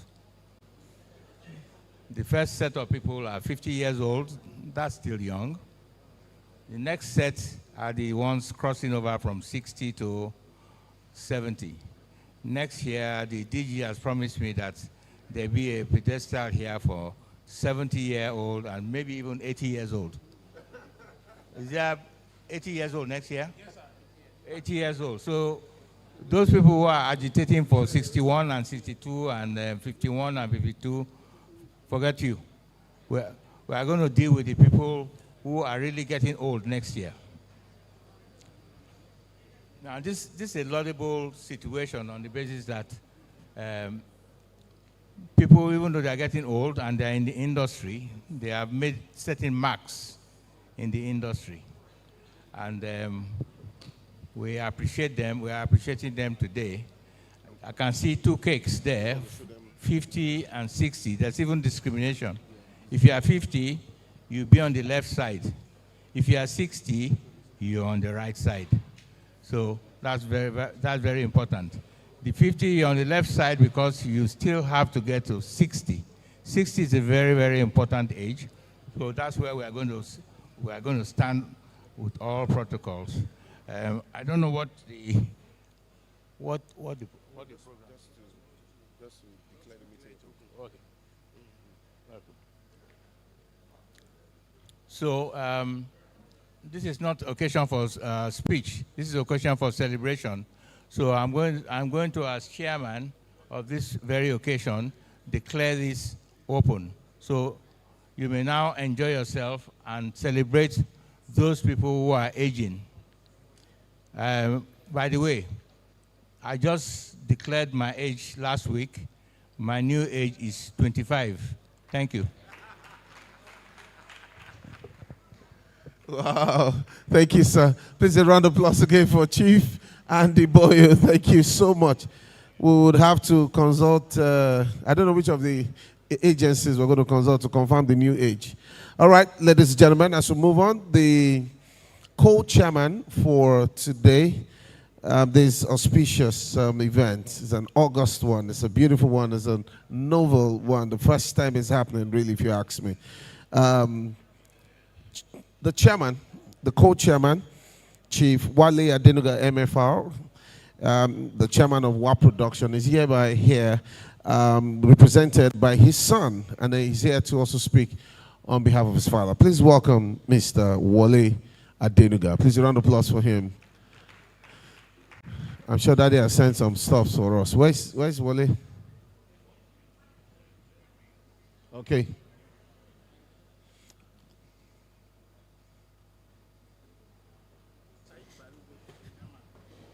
Next, would like to invite Honorable Saidi Balogun for his brief remarks. He had some very passionate points he made on this session. But please, I'd like you to give him a resounding round of applause as he makes his way to the stage. He's looking like he's not aware, but he is aware. Brief remarks that he'll be giving. In his capacity as the chairman of the Federation of Guilds and Association. Yes. Welcome, Honorable. I won't give him the microphone because I didn't hear the applause. So if I don't hear a thunderous applause, I will not hand it over to the chairman of the Federation. All right, everybody. What will I say? Talking much is not my problem, but actualizing what we're here for, that is what I pray for. We have talked, we've discussed, we've said a lot of things here today. And somebody started this. May her soul rest in peace. That is peace. I am Ozigwe. Ladies and gentlemen, my colleagues, I am happy today because when I was talking there, I was trying to dodge some words. And the chairman, the ED of, what would I call it? You say you don't want to hear censor again. What should I call it, sir? Classification board. Nailed it. He said, we need a total structure for every guild. And I will beg all of us, the presidents who are here, actors, directors, producers, please, by the time we are here next year, I pray to the capital GO that structure we've been praying for, in totality, we will definitely have it. Thank you very much. Once again, have a wonderful day. Thank you very much for keeping the remarks very brief. And yes, we say amen to those hopes and aspirations that you shared. So finally, to conclude our goodwill messages, it gives me great joy to invite my mentor's mentor. We call him Uncle Jaman and Nicolapo. Please give him a resounding round of applause. He's the mentor of our Executive Director, Chief Executive Officer at the NFVCB, Dr. Shaibu Hussaini. And for those who cut our teeth in journalism and culture, he's definitely a mentor to us. I think he's not coming because he didn't hear the applause and he's wondering, are they ready for me or they're not ready for me? But if you're ready for Uncle Jaman, I think the applause will swell louder. No, they're not ready for you, Uncle Jaman. See, if you're not applauding well, what will now happen when we're applauding our Nollywood icons and legends? This is the problem of having a very troublesome young person as your brother. I don't even know what to say, but let me just say, if you not be embarrassed, Shaibu went with he was a dancer. Forget the big chest that you're seeing now. He was one of the best dancers of National Troupe of Nigeria. One of the best. And I'm saying that with all authority because I studied dance in UI. And I know, you could see when the Sukulu team came, they actually picked him as the best. So they went, National Troupe went to, is it Japan or somewhere? China. And then they saw actors going on strike. And then he came back and he said, I saw actors, they went on strike. He was so innovative. And I said, and you are telling me, where's the story? He's never written a story before in his life. I said, you are not writing it, you are saying it. And that's how it became, we now started this regular column in The Guardian. And the very first person in the interview, Francis On, which I don't know how that happened. I'm sure they met in the beer parlor. But just to say, well, we appreciate every one of them who has clocked this landmark age. Just this last Saturday, I ran a festival too, Lagos Book and Art Festival, and we celebrated some of them. In fact, we lined them on stage, and they were processed as they just stand on stage. Because we also did 90s, people in their 80s and 70s. I always say that the best thing we can do for ourselves is to celebrate ourselves. My quarrel with them at The Guardian, one of the things that pushed me off, that I had to retire at the age of 50. Just one story. Sonny Ade was clocking maybe 60 on stage or so, 50 on stage. The week before, it was Victor Olaya, and I opened pages. My brother, Igbo Mahmoud, bear me with me, I'll just open pages. Then I opened pages for Victor Olaya, and somebody had the gut to ask me, why will you devote 2 pages? Each page was 500,000. I said, those your politicians that you give 5, 10 pages, how better are they? Are they better than the artists? But then the battle was now getting more intense until they now allow us to have actors or actresses on the front page of Saturday, which Shaibu also started doing, started writing this regular column and things. So, to my media colleagues here and to all of us here, please, let us celebrate ourselves. I have said it, that there will be no government that will recognize us. I like all the things that we're saying here. What they can do for us is what the Film and Video Censors Board are trying to do. Set the right environment. Please don't give us money. Just give the environment. If you have a policy, if you have the cultural policy, people say there's no money in this industry. There's money. There is money. People, look, just that the money goes into one hand because they can do deals. I say that the reason why we cannot have an endowment fund for the arts, and I think, Ebon Mahmoud, you are listening now, because, I worked on it. I have to tell them not to invite me again. It's easier for them to deal with one person. So they claim that they've given you 10 million, but then they ask you to sign for 2. No, to collect 2. But you sign for 10. It's easier to deal with one person than to deal with all of us as a collective. So I applaud everybody that's spoken about collective here. We've worked on it. We have Coalition of Nigerian Artists 1994. It's still somewhere there. There's Mopicon, there are all those. Let's just have a collective. When you go forward in a group, everything will be solved. Agbajowo, Lafi Soya. You cannot slap, you can't tap yourself like this. And you cannot sweep the floor with a broomstick. Oshishuowo. That's what you used to. I think I've spoken enough. Thank you very much, Uncle Jaman. I keep wondering how my mentor would have been as the best dancer. I've been telling him that he has to dance, but he's been running away from dancing. But it will interest you to know that this is a man that has worn several hats, and he continues to inspire me as a journalist, as a public servant, as a lecturer, as an academic, as a film critic, as someone who brings people together. I look across the room, and so many generations here are represented. People have come from far and near to honor his invitation. And this is no mistake, because this is a man who has poured so much of himself, of his heart, of his resources into this industry. And I don't know about you, but I do think that for the past 2 years, he's been bringing us together as an ecosystem. He's been looking for ways to push our industry and take it to the next level, locally, internationally. I don't think I'm asking for too much if I ask that we all rise to our feet and give my mentor, the organizer, the executive director, the chief executive officer, the man of the moment, the man at the helm of affairs of the National Film and Video Censors Board, Dr. Shaibu Hussaini. Uncle Jaman said we should give people their flowers when they are alive. You are still alive and breathing, and you deserve your flowers. You deserve it today. And as I said, this will be the least you'll ever be, in the mighty name of Jesus. Amen. Please sit down, please. I beg you. For my elders to be standing up for me now, wow. Isabella, allow me to reach that age. Well, good evening, distinguished ladies and gentlemen. It's really a great pleasure to be here. If you check the program notes, for those of you who have, I wrote a speech there, so I will not be able to make any speech here because of our time.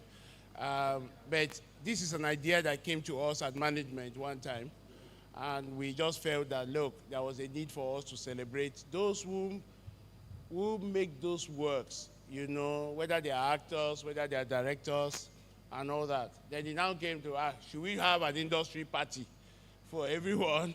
And I say, hey, we will not have even National Stadium, will not be enough to take us. So we started like we're doing a research, so we delimited it. And the delimitation came from, let's celebrate everybody who clocked 60, from 40 to, and when we did the number, we filled the whole notebook. Then we now say, let's do this. This year, anybody who clocked 50 and 60, let's leave it. Even as we announced that, people came. I'm going to be 51 in December. I'm going to be this and that and the rest. I said, no, if we do that, we'll run into a problem. Then another criteria was that, hey, for you to be able to get on the list, you can be 50 years, but you will have put more than 10 to 15 years in this business. And honestly, everybody that is on this list, there is none that has not committed up to 3 decades or 2 or even 4 self in this industry. So we must give them a round of applause. This is a very small way. It will get better and better. Government did not allow us some way, you know, the delay in the release of funds did not allow us to do it the way we wanted to do it. But next year, we will make it an exclusive event outside. We will not rush it like we are rushing it to close the festival. It will be an event on its own. People will walk into this place just for this occasion, you know, to celebrate. I believe strongly that when we celebrate ourselves, in fact, I remember in The Guardian, there was a day Mr. German came to me and said, look, you know how to dance, you know how theater, you know how to write theater. Face Nollywood. I say, I was in this Nollywood. Okay, if there's nothing, celebrate them. That's what he told me. And that's how we came with a column called Celebrity, where we were writing about people. And that celebrity brought me very close to the industry, made me know a lot of people. In fact, I recall seeing Auntie Ngozi Ezeonu in Enugu, and I was telling her that I remember her I interviewed you around Winnie's in 2006 and all that. And I said, really? And all that. And so many other people, Mr. Emperor, Francis Kainebi Onwuche, was the first person I went to meet at Abegi, front of Kiosk 9. And of course, you trust what we'll be doing around front of Kiosk 9. That's where I interviewed him. Virtually everybody here I've spoken to, I've written about, and so on. So we are here to celebrate you this evening. We will just go straight into introducing us first to everyone, and then from there we'll cut the cake. Then we have a special package for everyone that is celebrating. That will not be announced by me, but it will be announced by Buff and Company, who just heard about this, and they bought into it and said, look, we are coming to support the event. And I'm sure by next year, if we are doing this again, the support will be more. And I'm also sure, except that we cannot do it like in arrears, I'm also sure that by next year, we'll also be giving some kind of check to, why am I saying it? So that they will not say, some kind of check to, you know, to support what we are doing. But please, the whole idea is to celebrate those people, is to just thank you for all that you have been doing for the industry, is to recognize your contribution, is to say, look, we are celebrating you while you are with us, while you are alive, while you are strong, while you are still working, and we will continue to celebrate you. So I want to welcome you officially, and I want to say, let's start the celebration. There is something that I want to apologize in advance. We had made provisions for it, but somehow the vendor is trying to come with it. Hopefully, before we finish, they will come with it, but it's something that I think people will put. I know especially Alibaba, he will put it in that his big office that I've been dreaming to come and visit, you know, and all that. Hopefully, before we finish, but if we don't get it today, I will ensure that it gets to everybody. But it's a beautiful gift. I'm saying it. I don't get time to hide anything now. But we are hoping the vendor will get here before we finish so that we can make the presentation. But on behalf of the board, management of the board who are all sitting here, on behalf of the staff of the NAVCB, this is our own way of saying congratulations and thank you for reaching those milestone ages. Thank you so much and enjoy the rest of the evening.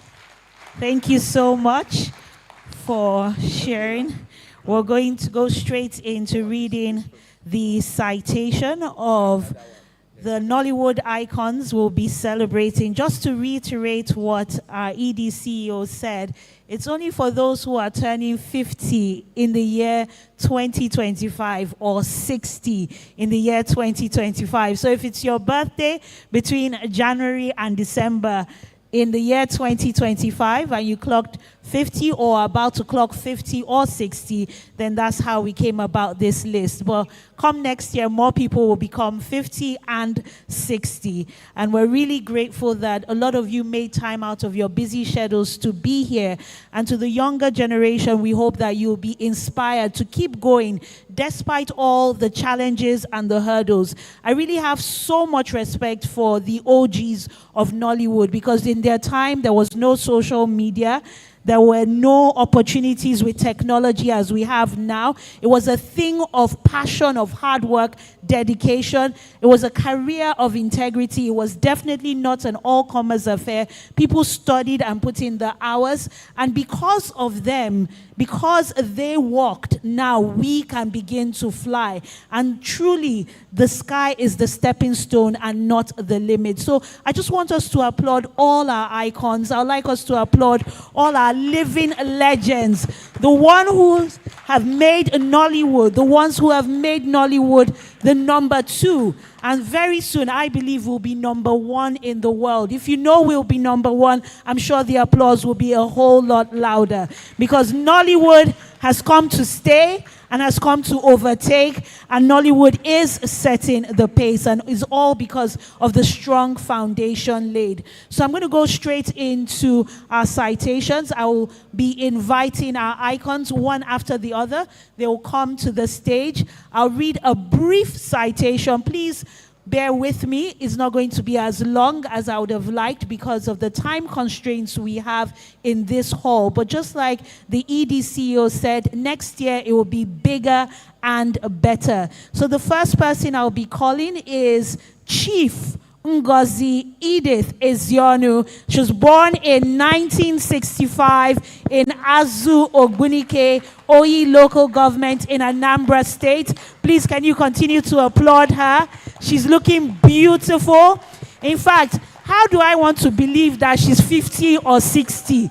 The only way I can believe is because I watched her as a child, but she looks nothing like her age. And you should all clock it, because this is how we should look. Clock it, yes. She was born in 1965 in Azu Ogbunike, Oyi local government in Anambra State. A journalist before venturing into Nollywood, Ngozi Ezionu has achieved a lot as an actor. She has bagged so many awards home and abroad, and she's the holder of not 1, not 2, not 3, not 4, but 5 chieftaincy titles and an ambassador of peace. And she's still looking very much the part. Ladies and gentlemen, can you celebrate the living legend that is Chief Ngozi Edith Ezionu?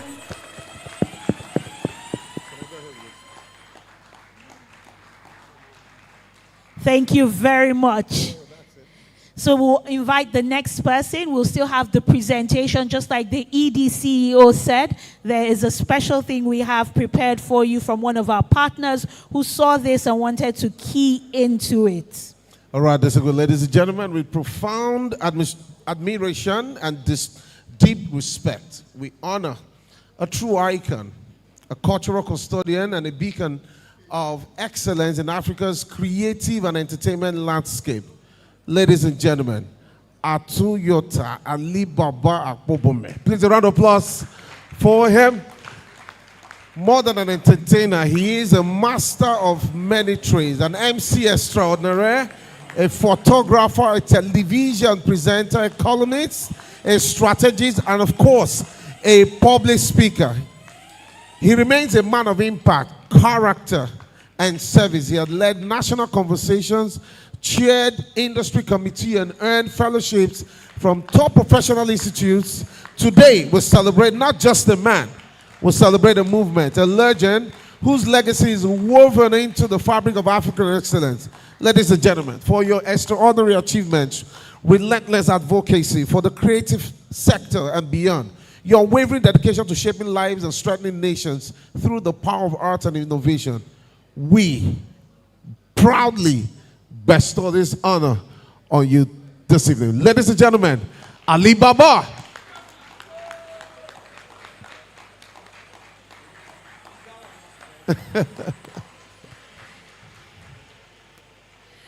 Thank you very much indeed. You forgot one. Is it Baba Beji or Baba Beta?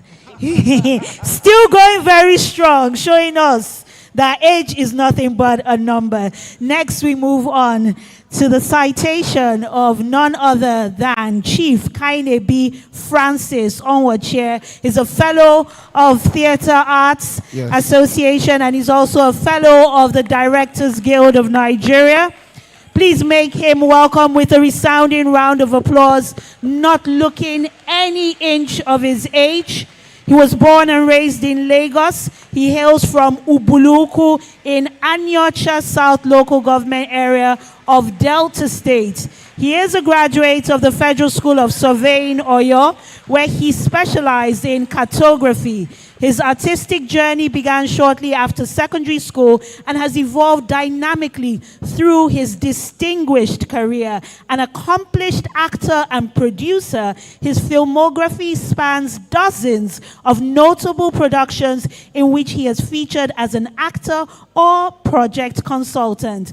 His debut book and memoir, Evergreen, an unfiltered odyssey of a Nollywood emperor, offers a deeply personal reflection on his life and career in the creative industry. He is a member of the Nigerian Economic Summit Group, a distinguished Nollywood Veteran Award recipient, and a Fellow of Theatre Arts, as well as a Fellow of the Directors Guild of Nigeria. He turned 60 or 16 on the 4th of June 2025. A lover of swimming and tennis, he lives and works in Lagos, and he's not quitting anytime soon. Ladies and gentlemen, with a resounding round of applause, let's celebrate the living legend that is Chief Kainebi Francis Onwochie, FTA FDGN.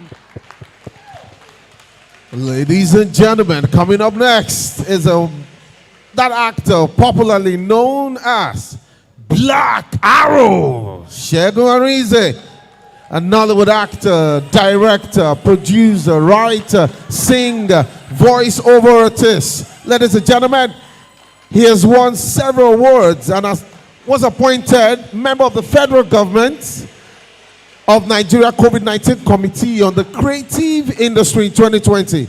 Segun is married to a beautiful wife, Julie, a lawyer, and blessed with children. Segun Arinze is a polyglot who speaks the three main Nigerian languages. Kachikwa? He was one time the president of the Actors Guild of Nigeria and currently the president of the Association of Voice-Over Artists Nigeria, and remains a recurring decimal in Nigeria's entertainment industry. Ladies and gentlemen, I present to you Segun Arinze.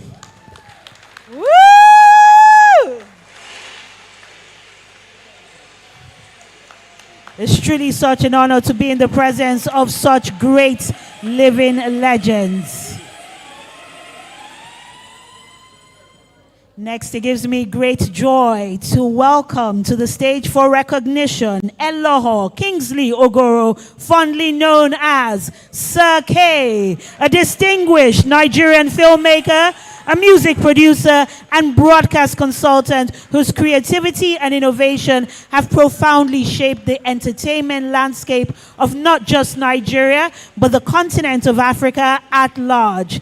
He was born on the 29th of August, 1965 in Delta State, and he hails from the Isoko ethnic group. His awards include the Distinguished Veteran Award, Best Movie Director, Heart of Africa Movie of the Year, Best Special Effects Director, Best African Movie, Best Director, Best Movie Soundtrack, Best Director Producer, Best Producer, Best Music Producer, and his life motto is to use my creativity for positive purposes, such as contributing to the less privileged, nation building, and national image making. This is what defines his work as a visionary pioneer, mentor, and innovator whose work has cut across film, music, and broadcasting. Please, let's celebrate him with a thunderous round of applause. The one, the only, Kingsley Ogoro,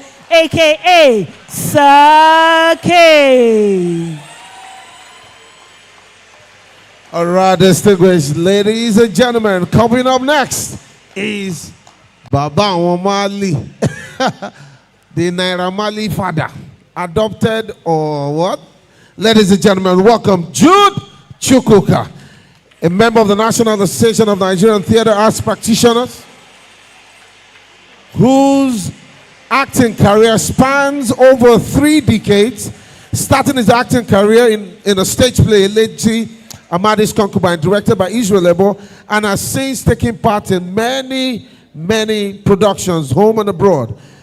But not limited to stage and film directing, he is also a photographer and also hosts events. Jude, a Yoruba culture enthusiast, is married and blessed with 6 children, and of course with grandchildren. Ladies and gentlemen, I present to you Jude Chukwuka, Naira Marley's father. Ladies and gentlemen, next to grace the stage for recognition and honor is none other than the Managing Director and the Chief Executive Officer of Jungle Film Works Limited. Let's give it up for Mr. Oluwaseyi Shiwoku. He's the Managing Director, CEO of Jungle Works Film Works Limited, Nigeria's leading film and television equipment rental company with more than 35 years of experience as a filmmaker, a television showrunner. He is widely recognized as one of the foremost professionals in Nigeria's media and entertainment industry. His credits include Star Mega Jam, which featured global musical icons like Shaggy, Usher, Akon, 50 Cent, Kanye West. Oh yes, do we remember Star Music Jam? If you do, make some noise. He's equally known for the longest running reality TV show, which is the Maltina Dancehall, 11 seasons, and Golda Ultimate Search, 13 seasons. Both have set the standard for locally produced television.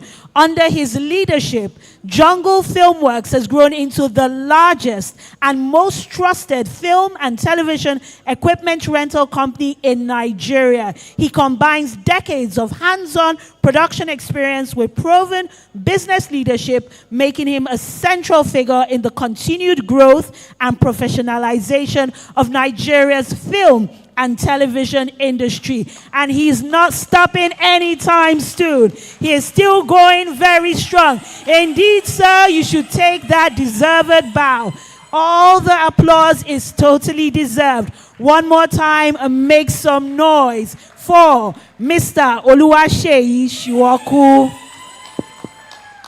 All right, ladies and gentlemen, moving on, we have our next celebrant. We have Hafizu Bello. A round of applause for Hafizu Bello, all the way from the north.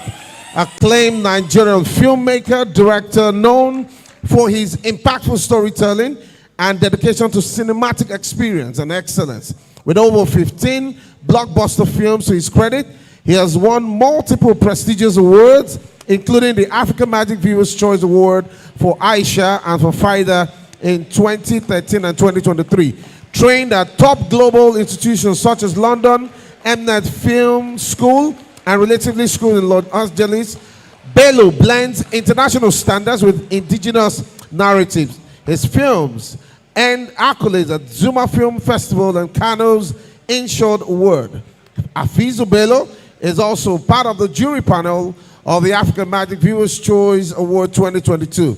As the founder of HB Production Company, Bello continues to push creative boundaries in African cinema and beyond. Ladies and gentlemen, one of our celebrants will celebrate Hafizu Bello.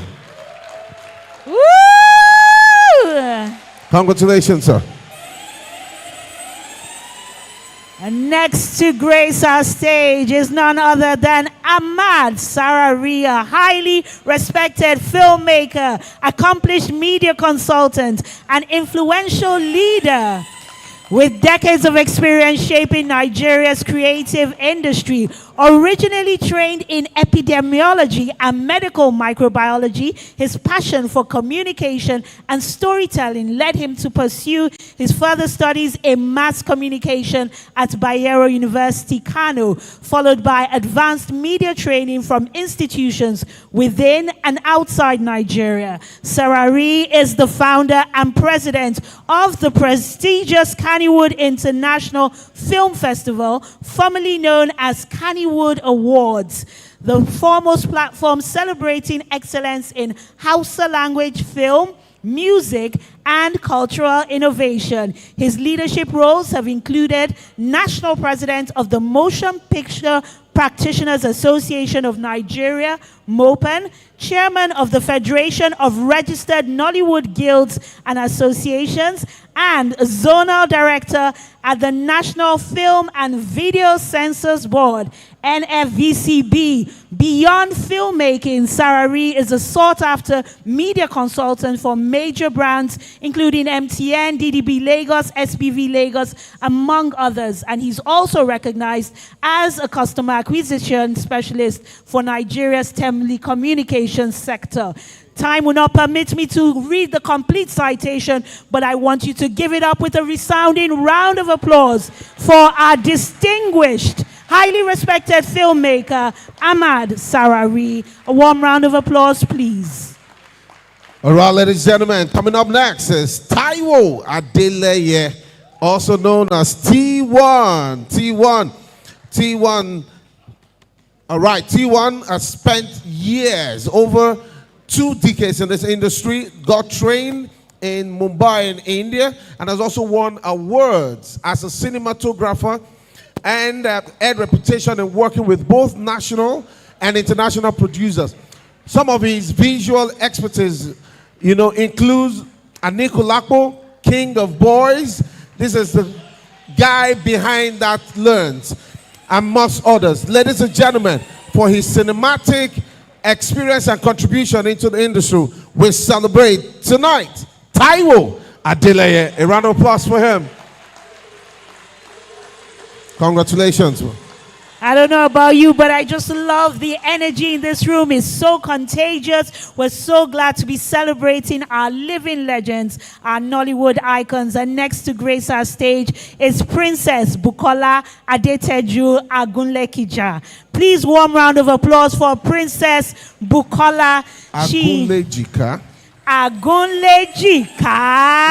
Congratulations. Please give it up for Princess Bukola Adeteju Agunlejika.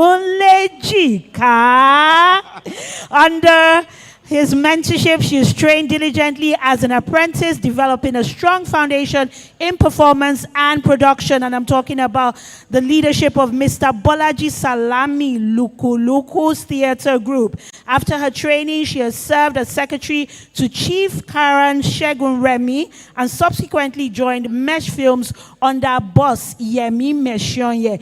In 1996, she produced her first movie, Akowe, with the support of her mentor, Yemi Meshonye. Since then, she has produced several successful Yoruba movies, including, I won't say this so I do not murder it because I'm Alaga Oloyinbo, but she has produced several movies in Yoruba, and she's a dedicated member of the Association of Nigerian Theatre Arts Practitioners, ANTP, and she has served as National Public Relations Officer under the former ANTP president, and currently serves as the National General Secretary under the leadership of Dr. Razak Oyadinro. Through her decades of experience, Princess Bukola Adeteju Agunlejika has established herself as a respected actress, producer, and administrator whose dedication continues to uplift the Nigerian theater and film industry.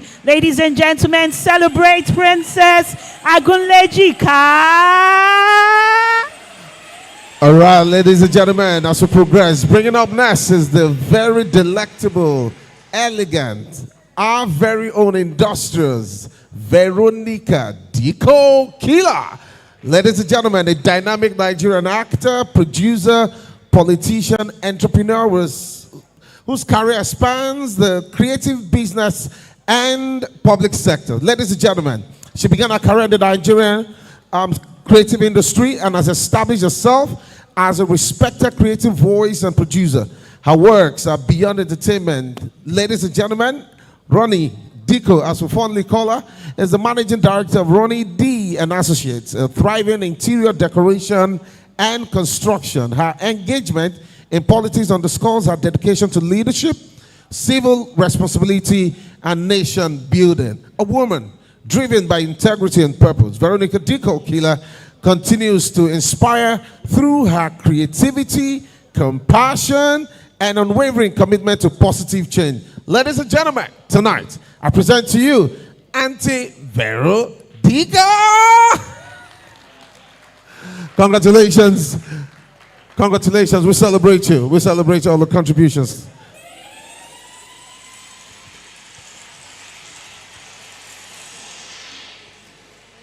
Ladies and gentlemen, next we celebrate Agumba Sir Bond Emerua. A warm round of applause for a veteran of Nollywood, an award-winning screenwriter. He was the president of the Directors Guild of Nigeria, DGN, from 2007 to 2011, the chairman of Coalition of Nollywood Guilds and Associations, chairman, Audiovisual Rights Society of Nigeria, 2016 to 2018. Indeed, a pioneer developmental filmmaker, he has made movies as well as worked with other filmmakers and development agencies utilizing the vastly popular Nigerian film industry. Time will not permit me to say so much about Sir Bond Emerua, but I would like you to know that indeed he is a titled chief in his community as well as a knight of the Anglican Church. He has worked in entertainment education for over 30 years and produced and disseminated audiovisual materials in almost all Nigerian languages using multiple media. He has lived his life by one motto and one motto alone: my life will be a success if by any chance one person is alive because I lived. Ladies and gentlemen, please celebrate Agumba Sir Bond Emerua.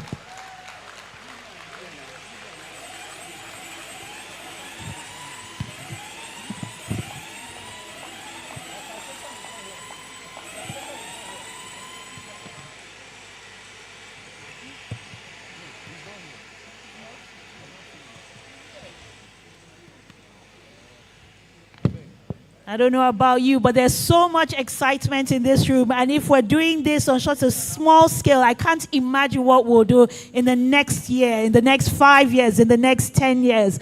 My only request is that our living legends will continue to pour into us, the ones who are coming behind them. They will give to us, they will share of their experience and their expertise, and it will be our joy to celebrate them, to recognize them, and when they do depart, to immortalize them for their contributions in growing and developing and making Nollywood the leading industry that it is, not just on the continent, but on the whole wide world globe.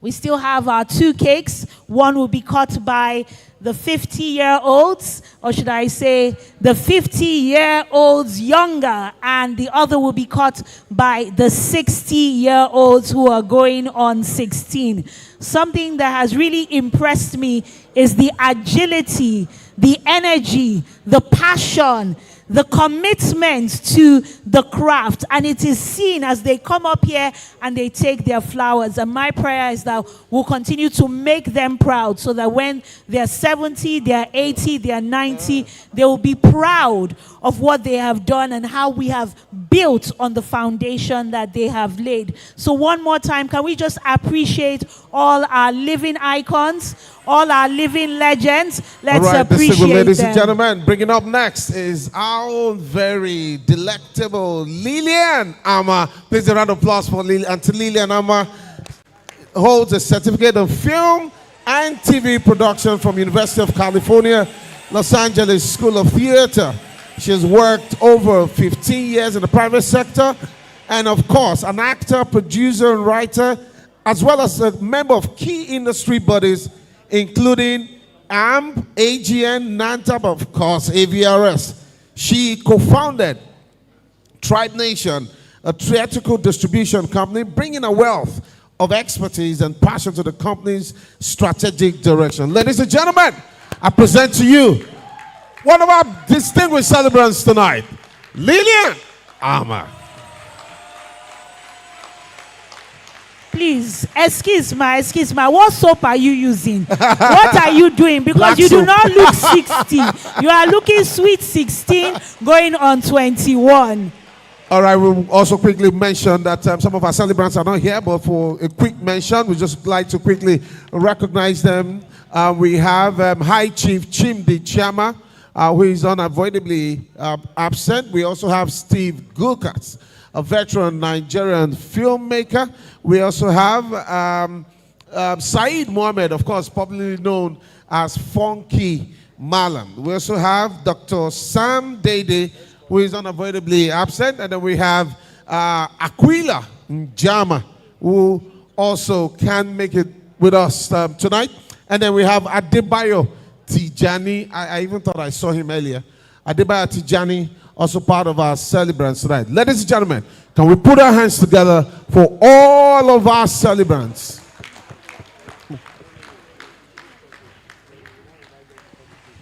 Can we put our hands together for all of our celebrants, please? Can we put our hands together and honor them? And to those of you who are 49 and 59, your turn is next year. It gives me great joy to welcome the head of insurance operations at Buff & Co. Insurance Brokers. Please give a resounding round of applause as I invite Mrs. Miriam Muritala to the microphone. She has something special. She has a special package, a gift to our living legends, our Nollywood icons. I know we can do better than that with the applause. I know the applause can swell louder. Yes, let's keep the applause going till she takes the microphone. Good evening.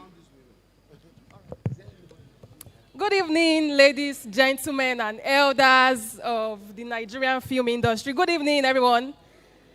Okay, my name is Miriam from Buff & Company Insurance Brokers. I'm the head of insurance operations. We are an insurance broker. We act as an intermediary between yourself and the insurance company. I'm sure some of us have heard that insurance is a scam in Nigeria. Have you heard that? Yes, so that is why we are here as a broker, to remove that negative perception that insurance is a scam. As an insurance broker, we help you to ensure that your claims are settled efficiently. We provide insurance advice for you on different matters. So we advise you to work with us to ensure that you work swiftly whenever you are on site, to ensure that your well-being is secured. And to celebrate our icons and legends, we are celebrating you with free personal accident insurance policy worth 2 million naira. Because we know that whenever you're on site, going out on your day-to-day activities, anything can happen relating to accidents. So that is why we are giving you this for free personal accident insurance policy, which covers your medical expenses if there's an accident, which covers permanent disability and temporary disability. So please look out for your emails. We'll be sending you your certificate of insurance to know if you are interested. Please note, it is free. You are not paying anything.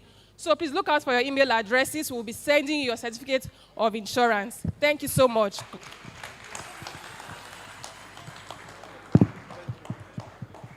All right, thank you so much. I just want to make a quick one. You know, when we were trying to do all that, we reached out to most platforms and all that, and there were some people that we couldn't capture in the program, but they are celebrating also this year. So I just want us to give one more person an applause, and that is a member of the Nollywood Creative Mind Forum. Her name is Elizabeth Akomu. I think Akomu, is she here? Is she here? Please just give her a round of applause. Thank you so much. Thank you so much. Happiness is not here now. All right, thank you so much, and congratulations, and happy birthday. So we do all that we're supposed to do. I've just told my head of GIDA association that we'll republish. Actually, my intention is to have this as a book so that we not rush the thing. So because we rush the publication, we are going to republish and capture everybody that is supposed to be in the book, okay? So Madam Elizabeth, and a special apology to Madam Lillian, one of the first people that sent us her information and the rest. But, you know, sometimes the printer's devil, not God's devil, printer's devil, can be an issue. So we go right now into the cutting of the birthday cake. Yeah, they will do the picture after cutting of the cake, man. We'll go straight to cutting of the cake, and let me allow the people that I am going to pay after this thing to do the job. Yes, we're going to cut the cake. So, 50 on this side and 60 on that side. If you're 50 and you know it, come on stage. Now. If you're 50 and you know it, come on stage. Now. If you're 50 and you know it, and you really want to celebrate. If you're 50 and you know it, come on stage. Now. Some people are not 50 or they've dashed the 50 Some people won't years jump old. to 60 already. All right. If you're 60 and you know it, come on stage. No. If you're 60 and you know it, come on stage. No. If you're 60 and you know it, and you really want to show it. If you're 60 and you know it, come on stage. Some people are 50. They are looking at me asking, 50, you will be 60, 60, you will be 70, you will be 80, 50, you will be 90, you will 60, be 100, you will be 120, you will 50, be 130, 150, 200. 50, 60. Yes. 50. Where are 60. the 50-year-olds looking like 16? The 60-year-olds looking like 21. No bullying. How can the 50 be threatened by the 60?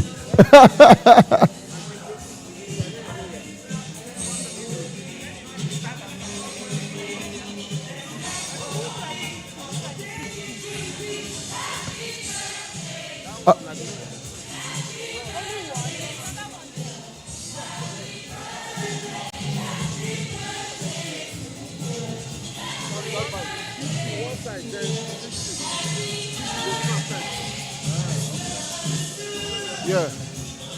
All right, ladies and gentlemen.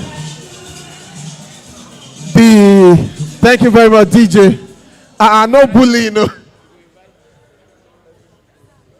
Some people are not sure if they are 50 or they are 60. No. The 60 are seniors to 50. That's what is happening here. So the 50 the junior one should go first. Okay. All right, please, may I invite Madam Glory.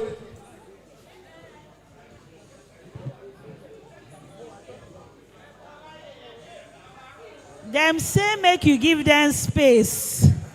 Make nobody block your shine. Make nobody block your face. Please let the younger ones. Who are you calling your? Okay, yes. Young in heart, not young in age. But we're all young people. We're all youth, fellow Nigerian youths.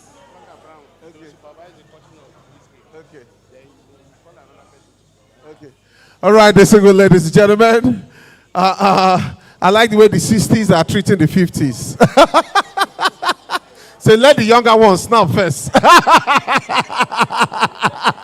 Be fast. What are you young people doing here? Is it easy? Not easy, I beg. All right, to supervise the cutting of the cake, please welcome the legendary Auntie Franca Brown. Please, a round of applause. A round of applause for Auntie Franca Brown, please. Let's celebrate her as she comes on stage to, supervise the cutting of the cake. Are you people concentrating on the 50s or on the 60s? We are snapping the 50s first. Leave the 60s. I love this. This is so beautiful. Are you really 50? I want to see your birth certificate. Mommy, you do not look 50. You're looking sweet 16. Daddy, are you sure you are really 50? Okay. We've confirmed they are 50, but they don't look 50. Now we're going to cut the cake for the 50 and fabulous.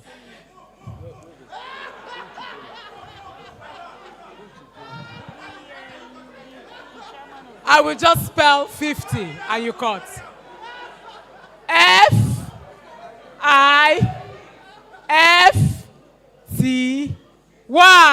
Fabulous. Thank you.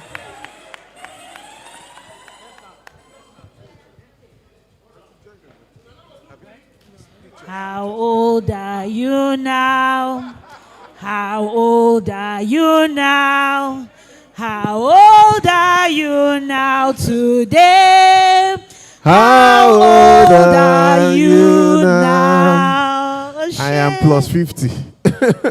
You're supposed to sing your age, oh.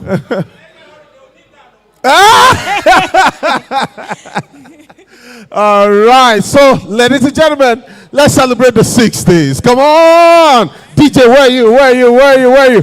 They are taking the center stage.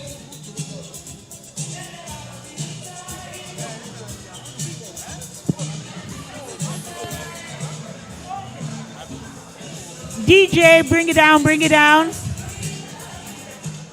I would like to invite our Baba, our senior, the ones that can talk to the 60-year-olds and tell them move and they will move.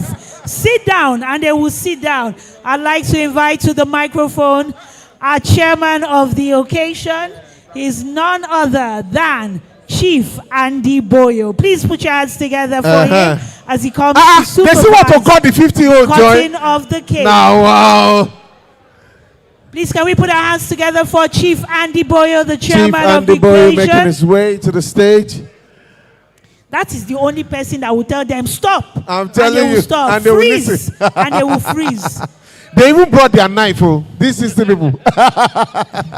If Chief tells them they should do came 10 frog prepared. jumps, they will do it. I love this. But Chief also deserves this cake. When are we celebrating Chief's generation? DG, ED, CEO. Where's your knife? Away. ED CEO, come and see what is happening to our cake. So then don't they do Ojoro small?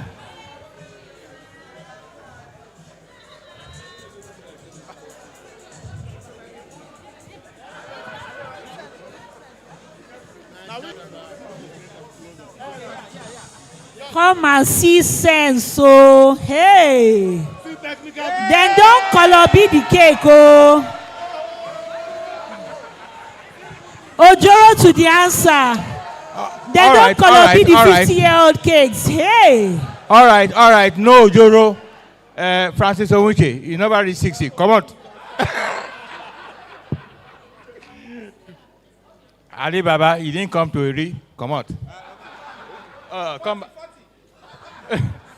All right. Oh, yeah. Get ready. Where's your knife? I will come out now. I will come out. Everybody done set? Okay. No, I will leave. I will leave. That's right. Balance. How are we going to say it? Is it by on your mark, set, go? Camp upward. No, they should count from 60 to 1. Let them count from 60, 59, 58. Okay. We'll start from 100, 90. No, you're all going down. Chief! All right. Chief, they're not following you. 10, 20, 30, 100, 90, 80, 70, 30, 40, 50, 60!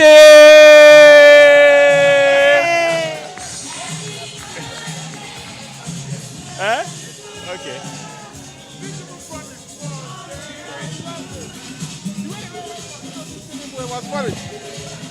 Awesome. Okay, DJ, hold on. Please, the 50 celebrants, please come up. The 50 celebrants. Taiwo, come up. The celebrants, the 50 celebrants. Yes, please come up so that we can do. We'd like a group picture. Yes. Please come. Yes. So now we'll join that together picture. I thought we were 4. Where's the 4th? It is how the 60-year-olds are carrying mobile phone. I don't know whether they want to post on TikTok or is it Instagram or Snapchat. All of them like this, selfie, picture, record me. You're trending. Hey. All right, so once they are done, you just join them. They say we should spread the ladies. It's not well balanced. We want to do gender equity. All right, can the 50 join now? All right, please, 50, just join. Why is this system people bullying like this? So that they bully 50 as if it's 15.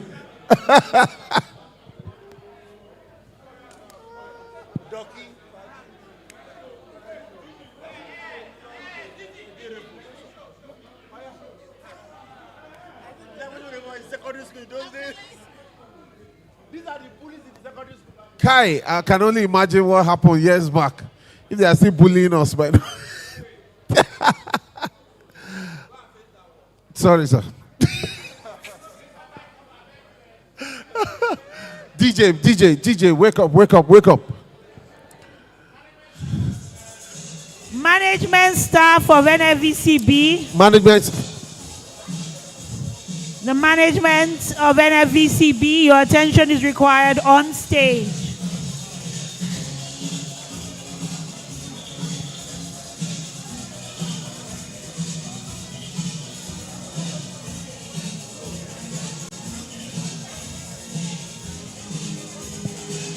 After the management staff, Buff and what's that? The Buff and something. You don't see the paper.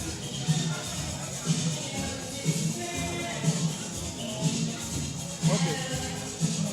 After the management staff, we have Buff and Company Insurance Brokers. Please to come in for a photograph with the icons.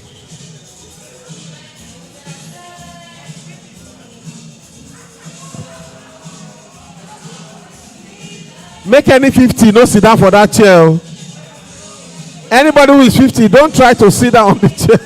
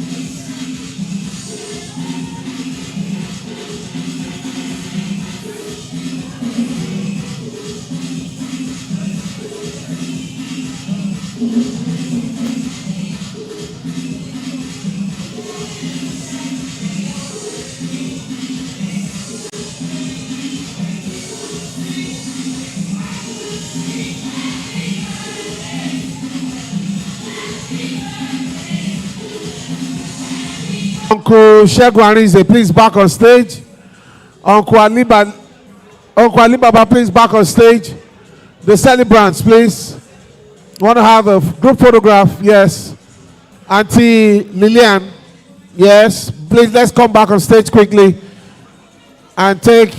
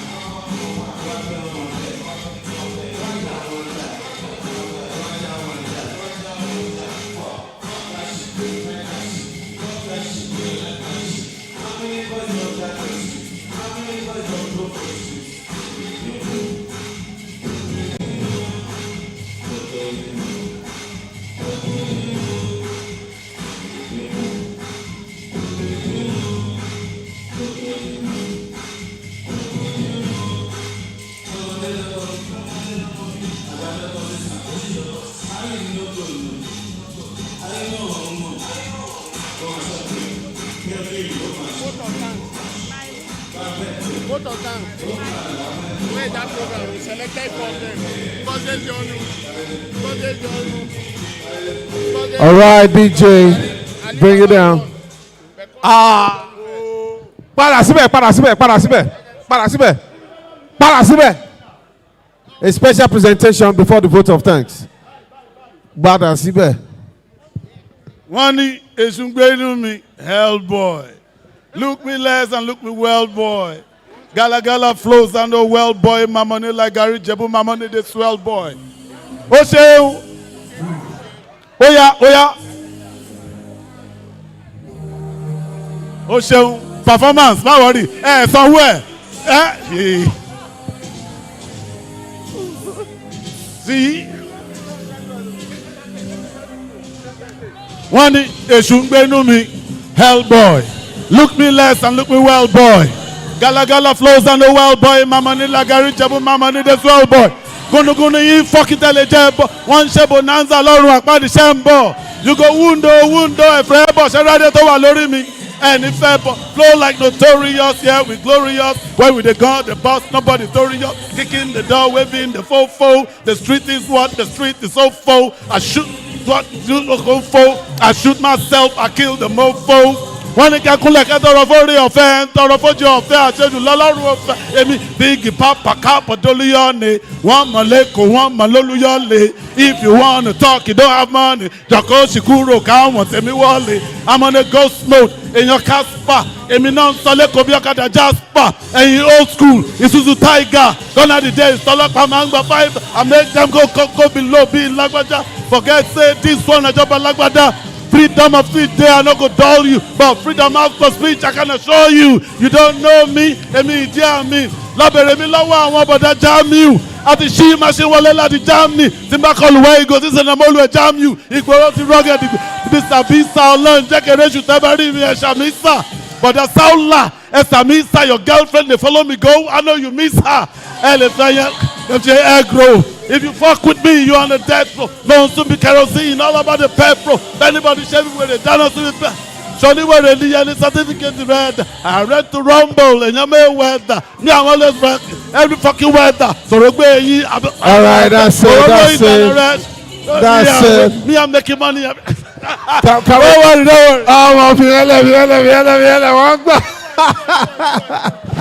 All right, can we settle down now? Can we settle down? One last thing.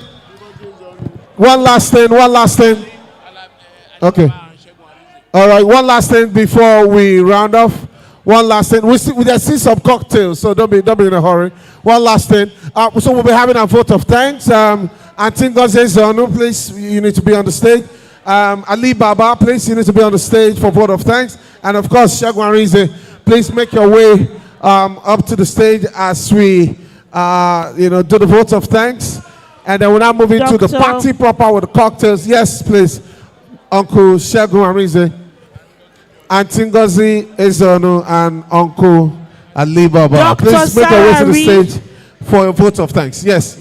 Yes, Auntie Ngozi Ezeonu, Dr. Sarah Ree, Uncle Ali Baba. I think Auntie Ngozi will perform one of those songs too, have you?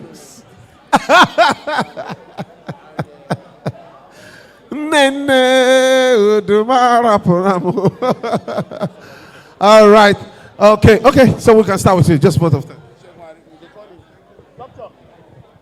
Please, can we have Dr. Sarah Ree? Please, can we have Dr. Sarah Ree, who will also be delivering one of the votes of thanks? Would like to sincerely thank the Nigerian Film and Video Classification Board for this honor.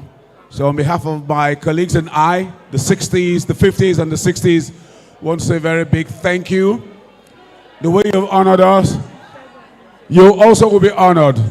And we say everybody that we wish you safe journey as you go back home. For those of us who are going to remain here, enjoy it. Please feel free. And remember, you don't need to get high to fly. Thank you. God bless you all. Good evening.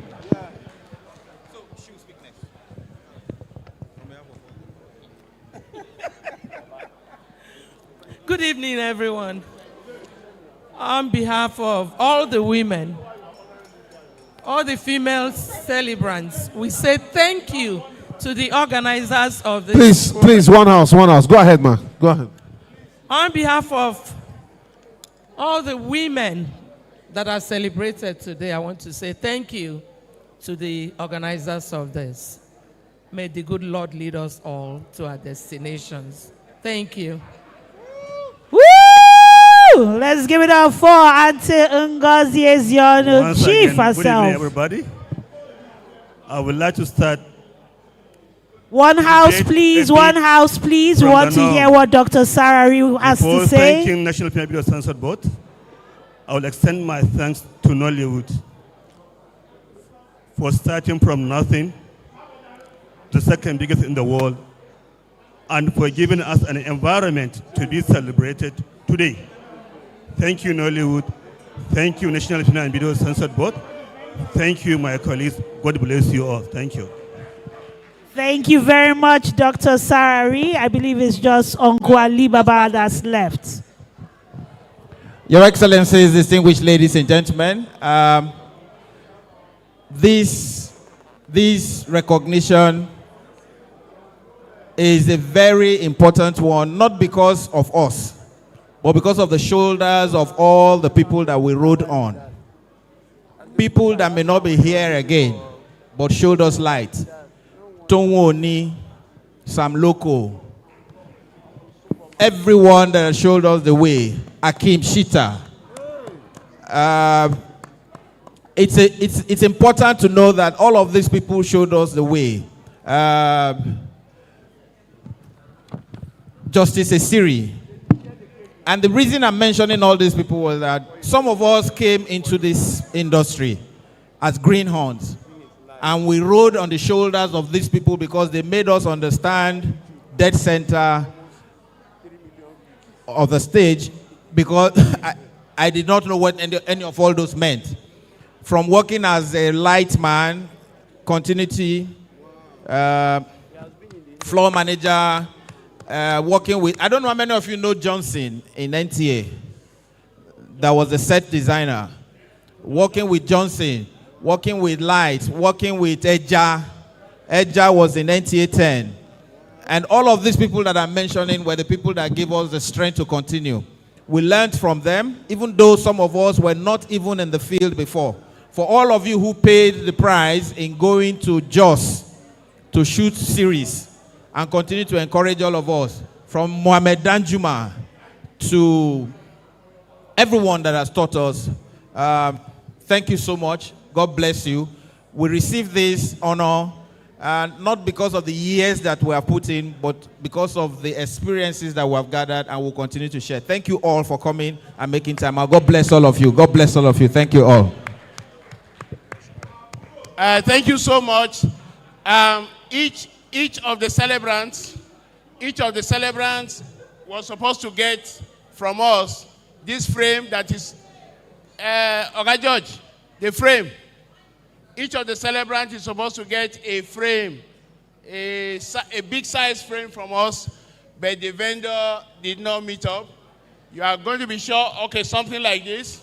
Each of the celebrants was supposed to get this.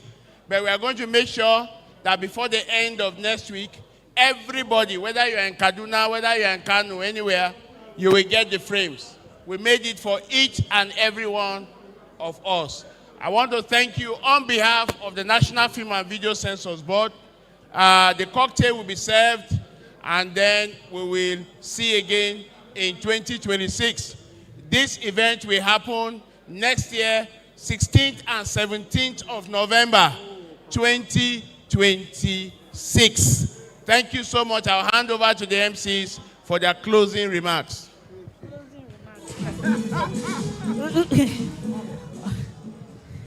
I don't know about you, but I don't mind a second performance. Baba here was giving us spitting bars. Yes, sir. Like I want a like part encore. I mean, I really loved that energetic performance. Yes. And you know, at this point, it's dance, eat. Enjoy, enjoy, enjoy. Celebrate, celebrate. It's truly an honor to be in the presence of living legends, Nollywood icons who have set the pace. They have laid a foundation. They have inspired a generation. And because they walked, we are now flying. And we just pray and hope that we'll continue to make them proud. So on that note, we want to say a big, big thank you to everyone who has joined us today for this auspicious occasion, this celebration of our Nollywood icons and heavyweights who turned 50 and 60 in the year 2025. Indeed, it's been my pleasure serving as one of your co-anchors. Isabella Adediji is my name, also known as the Intelligent MC. And right about now, I'm going to be handing over to my co-anchor as he signs off, and then it will be in the hands of Mr. DJ. That's DJ Magic. All right, thank you very much. It's been nice working with you. Thank you very much. You made this a lot interesting and easier. Isabella, thank you. And to everyone in Nollywood, thank you, thank you. Thank you for all that you do. Thank you for all that you put together. And of course, there is a guarantee, as God lives, we'll see you again 16th and 17th of November next year. Have a beautiful evening. Merry Christmas and Happy New Year in advance. God bless you. All right, DJ, enjoy. Congratulations, Dr. Schreiber. Thank you. All right.